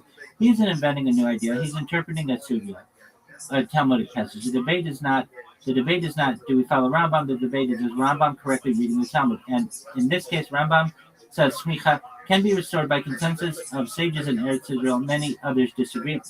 Some think restoration requires Mashiach. Some think it is permanently suspended until prophecy returns. So yes, it's contested, but it's not arbitrary. Why Eretz Israel matters. This is not Rambam's invention. The Talmud itself ties classical smicha to being granted in Eretz Israel judicial authority rooted in the land. Why? Because classical smicha was tied to sovereign Jewish jurisdiction, the Sanhedrin, national covenantal authority. Outside the land, Jews historically lacked sovereignty. So the land isn't geographic trivia, it's jurisdictional. What counts as Eretz Israel? Now we're getting interesting. Halakhically, Eretz Israel can mean biblical borders. Numbers 34, land conquered by Yehoshua, land sacrificed under Israel, current state of Israel territory, areas with halakhic kedusha sanctity, land under Jewish sovereignty. These are not identical categories. That's a real complexity, but none of them historically meant any Orthodox yeshiva anywhere. I understand, but there's an argument. Because the land requirement wasn't about Jewish population, it was about covenantal territory. Your deeper question, you're pushing forward something more radical. If authority comes from Torah transmission, why is land even relevant? Why should geography affect legal power? That's actually a massive theological question. The Torah binds the law of the land. Many mitzvot only function in the land under sovereignty, under national structure. Judaism isn't purely abstract text. It's land-based covenant, exile, forced textual survival mode, but that doesn't erase territorial categories. The hidden issue. Who has meta-authority? Your strongest move so far is this. Who decides what counts? If there is no Sanhedrin, who authorizes the reboot conditions? That's the paradox. To restart smicha, you need recognized authority, but recognized authority depends on smicha. It's circular. That's the real riddle. Why Rambam's proposal even matters. Rambam tries to break the circularity. He proposes collective agreement of the sages in the land, creates the authority to restart the chain. In other words, authority can re-emerge from national scholarly consensus. Is not mystical, it's not constitutional. Whether we accept that is another matter. Could Israel mean something broader? If you wanted to steelman your position, you could argue Israel might mean the collective Jewish people, the covenantal body, not strictly geography, but historically Holocaust has not interpreted it that way in this context. Still, philosophically, that's a live question. The real core problem. Here's what this all reduces to. Is Jewish authority land-anchored and sovereignty-based, or text-anchored and transmission-based? Temple errors A, exile errors B. We've lived in B for 2,000 years. You're asking whether B replaced A permanently. Traditional Holocaust says no. A is dormant, not abolished. Your strongest argument going forward, if you want to push this further, the sharpest angle is, if exile can suspend land-based authority for 2,000 years and Jewish law adapts around that, then the system already demonstrated it can function without classical smicha. Therefore, perhaps restoration is not legally necessary for legitimacy. That's coherent. But it doesn't prove restoration rules disappear, only that survival doesn't depend on them. where the real explosion is. Here's the dangerous version of your question. If Israel today is a sovereign Jewish state, does sovereignty itself trigger dormant categories? That's much more destabilizing than redefining Israel because now the land plus sovereignty combination is partially restored. And that brings the whole smicha discussion back into practical territory. You're not wrong to challenge the borders issue, but the deeper issue isn't geography, it's what generates legal authority in Judaism, territory, consensus, transmission, or sovereignty. That's the real battlefield. And it just is. I don't think it's ended. You're fine. Go fuck yourself.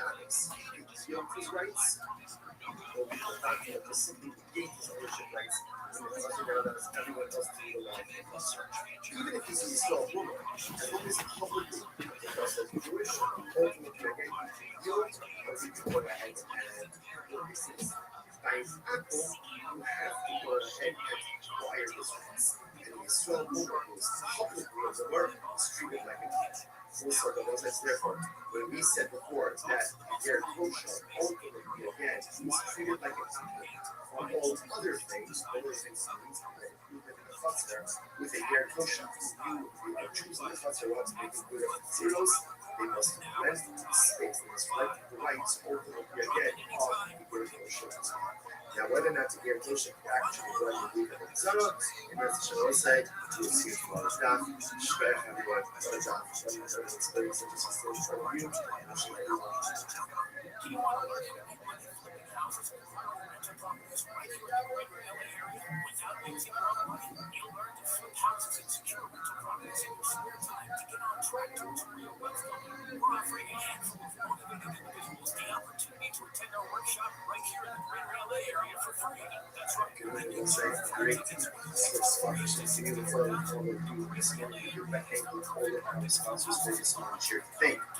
Our annual conference, social conferences on dedicating all the German Russians this year. This is things from this year. And corresponds from one from the path about who informs Stephen Randy Grayson in honor of their parents, Israel Grayson, Dina Grayson, and Rose's right in memory of Stanley Rose's Rising and Rafa. A week of learning sponsors, Dr. Anthony Wolf, creation of the yard site of Dr. Wolf's father, Cyrus Wolf, Shalom, Ben, and Steve Hirsch's father, Rafa, Nathan, and Ben Adler, their father, Ben Adler, father, Mordecai, and Ben, and Ramos. One of the sponsors for today, Jerry Applebaum, Father Rosalind Applebaum, Rafa, and Basi, your families almost need a new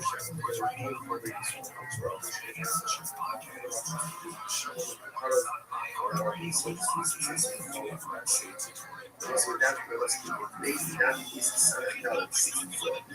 incredible document. Today we are picking up from some days 63B. We are picking up 2, 4, 6, 7 points up from the bottom. So we're not going to move up the bottom.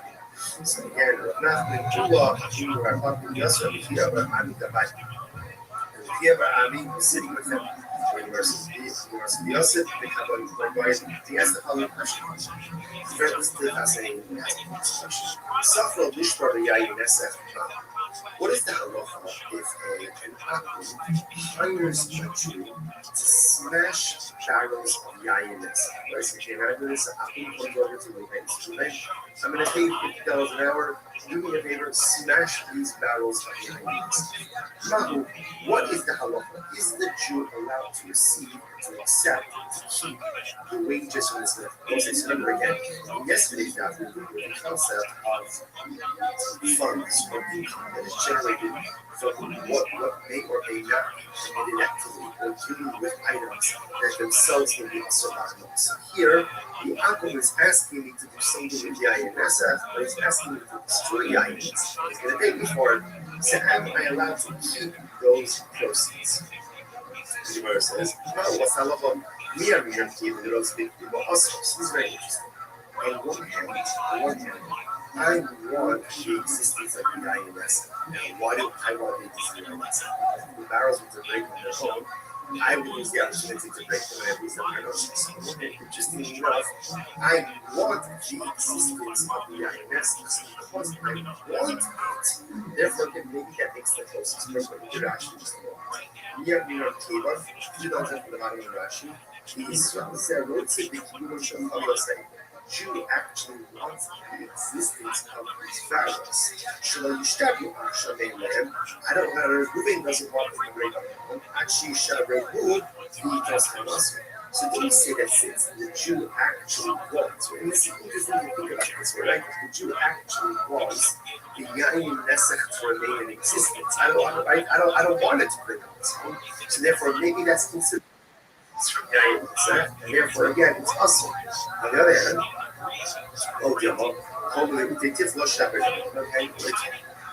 this is the instruction of the Yain Nesach, instruction of the Holy Zelh.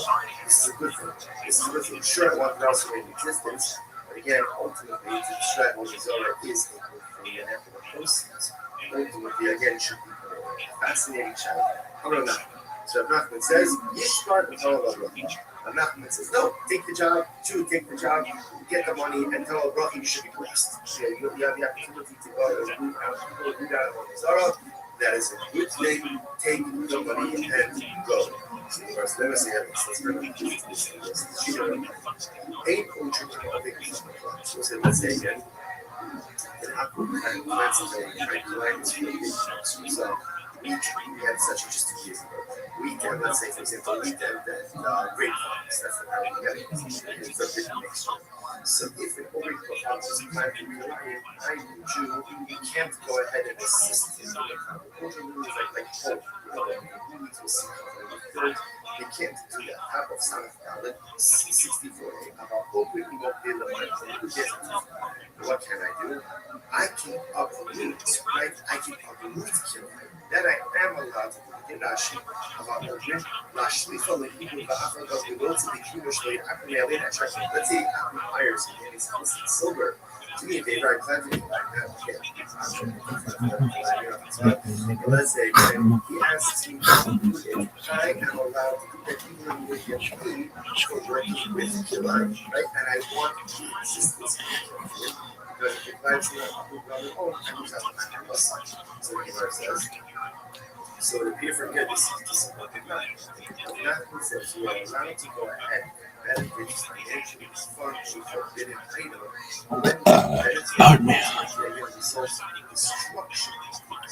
I feel like I can make the Olympic game. Out of all the events, that's where my best go. At 42, that's my best go. I agree. Like, I guess there's a touch to it. There has to be more to it. Well, there's a thing. There's a release. Yeah, I'm not gonna be the release guy. Like, you're gonna be the sweeper. Like you're more flexible. So when you get down, you know, and do that. Yeah, I'm the sweeper. I could fucking sweep the shit out of them. Oh, you're a sweeper. Yeah, I'm the sweeper. Now there has to be more to it because I watch. I feel like I could win an Olympic gold. It annoys me. I guess but there has to be. I bet curlers are listening. It's all touch. It's all touch. And frankly, I would, if you want to know the truth, and I want everybody to hear me, I would ban it. I would ban it. Did you need to update? I feel like they need to update the Winter Olympics. I'm curious, Jen, can you look this up? Were the ratings down? Because usually when the Olympics are popping, you hear people talking about. I know. Do you know anybody? Like, no. I want to say ice skating was like such a big deal. Well, ice skating was still big because we won gold. That young girl won gold. I saw it. Loved it. Yeah, she did great. Loved it. Massive success. Wow, good. All right. Because I loved it. I watched the shit out of it. I did not. I purposely didn't watch luge. Double luge. Dude, I crushed. Double luge. Double luge. Take a miss. Summer Olympics is big. I would imagine. Yeah, there you go. Now I'm on top of you here, and that is just gay as it gets. Am I wrong? Now we're celebrating. I'm still on your lap. I'm still on your lap.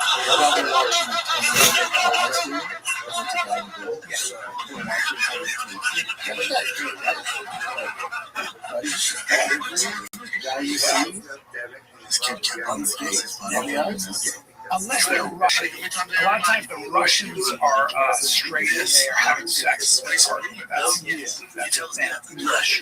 Yeah, but 100% the guys who are just doing the free skating. You gotta be. I mean, I told you, Nick Collins said.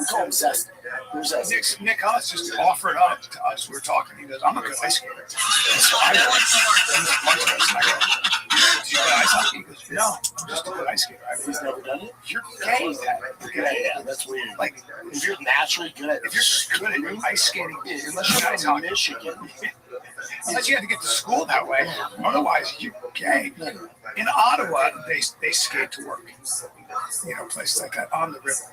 But other than that, yeah, ice skating's tough. I love that we won the gold medal in the Olympics in hockey. Yeah. Trump had him at the White House last night. Did you see it? Yeah. But if you look at the starting like 5 or 6, they're all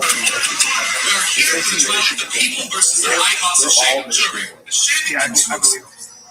Real quick, yeah, Summer Olympics already. Yeah, I love me some summer. The spread, summer. Now, those are in 2 years? Or those are 2028 in LA? Yeah. Los Angeles. The World Cup now would be in, I think, part of it is in Puerto Vallarta. So they'll fix it. When's that at? When is that? That's in June, I think, sir. Yeah, but isn't it weird? We haven't heard much of Mexico, United States. It just kind of went away. Yeah, well, I think things got UFC's in Mexico this Saturday. Where they? I think it's 150 miles away from the cartel war zone. Yeah, Still, apparently it's fine now. Apparently a lot of this. According to who? Like, that's my thing. Oh, is it? Well, because it was mayhem. Yeah, the cartel was sending out fake news stories about violence, and then a lot of That's not true. It was in the news. No, you got to be careful because Joanna from there, her family is. Who told you it's fake? Well, no, all the got violence hairy. is real. It got hairy. If you want to lock down, Yes,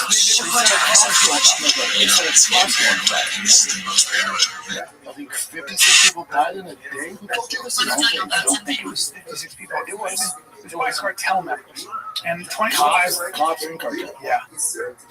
Yeah, it was heavy. Someone told you that was real? No, somebody said that the order is restored. The order is restored. So they were careful not to kill civilians. They were pulling out of their cars and burning their cars, but overall things back to normal, from what I hear. Whoa. No, a lot of those people were drug operatives, the cartel guys, and I think 25 National Guardsmen. So out of the 75, 30 to 34 were cartel. Yeah. Now the guy that got caught, here's an interesting fact for you. So Pablo Escobar, El Chapo, and homeboy El Bencho, they all got caught from chicks. All three of them got caught from chicks. Yeah. That's the old trick. Because you know, El Mencho was like, dude, this OnlyFans girl is fucking hot. His friend was like, buddy, you've been on the land for 15 years. Let's not fuck this up. He's like, I know, but I'm rock hard, dude. Yeah, dude. He's like, look at this OnlyFans girl. I'm just sending you all right, don't tell her where you're at. He's like, I'm looking at her. And then she's like, where are you at, Poppy? He's like, I'm at this hotel, actually. And the cops went, oh, well, we've been following her for a little bit. And then at least let him get sucked off before you take him out. So one of the things I've been following Elemental for about a long 10 years. And I read I read a terrible story about what they did. He was the worst of the worst. Yeah, so I got a little obsessive. And I would check periodically if they were caught. And one of the things that made it so hard to catch was that he didn't have a side piece. And they kept trying to find a side piece. He wasn't famous either. Yeah, he was really opposite Pablo Escobar. Yes, and by the way, and El Chapo. Ruthless beyond ruthless. He's the worst of the I'll kill your dog. He's the worst of the worst. He's the worst. And he had the cops and everybody. His thing was ultra violence. So they would come in and kill right away. They just kill the police. Yeah, and then they would, they cut the husband's heads off and kill the wife. And they were good. Like I think the articles like kind of romanticized like the cartel. Like we're talking about now El Mencho, I think he was worth like $30 billion. People like he was better than Pablo Escobar. Pablo, with inflation, if you go to today's standards, was worth $80 billion. He had so much cash, he didn't know what to do with it. He was rotted away in the doors. There was a lot of that, and Claudia Sheinbaum, the president, is the worst in these situations. She's like, she gets paid. The worst thing we can do is go to war. They're involved. Yeah, they're all involved. And they're not. It's outside of the law. It's like your fucking soldiers are fighting them right now. She sucks. She's on the payroll. She's got it. Yeah, the whole thing. It's like, what are you doing? Yeah, they have an agreement. And you know what the Bukele said from El Salvador? He said, look, a government can always beat a criminal network. You just have to have the will to do it. Not if they're involved in the government. That's it. The cartels. If they are the government. Yeah, now the politicians, the governor. We used to have a woman in Mexico. She goes, that right there, that guy right there is a narco senator. You see him? Yes. He right there. That's what she was just calling him out. Now, if you're that girl from OnlyFans, I'd lay low for a little bit. I'd get out of that. She's got 15 mil now. So that's what I hear. No, she didn't give him up, did she? Apparently she sucked them up. Apparently she got 15 mil. I don't know. Look that up, Jen.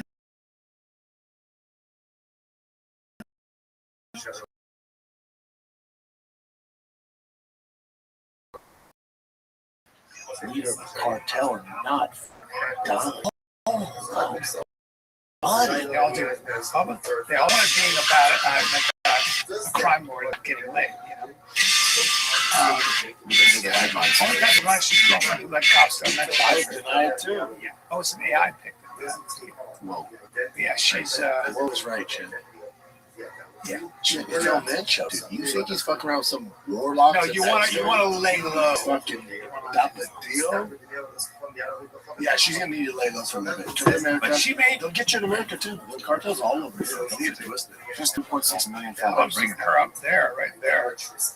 Yeah. Yeah, I mean, that's what we call, on the street, we call that a baddie. We call it a 10. Dude, he was on the land for 10 years and risked it all. I bet he's so horny.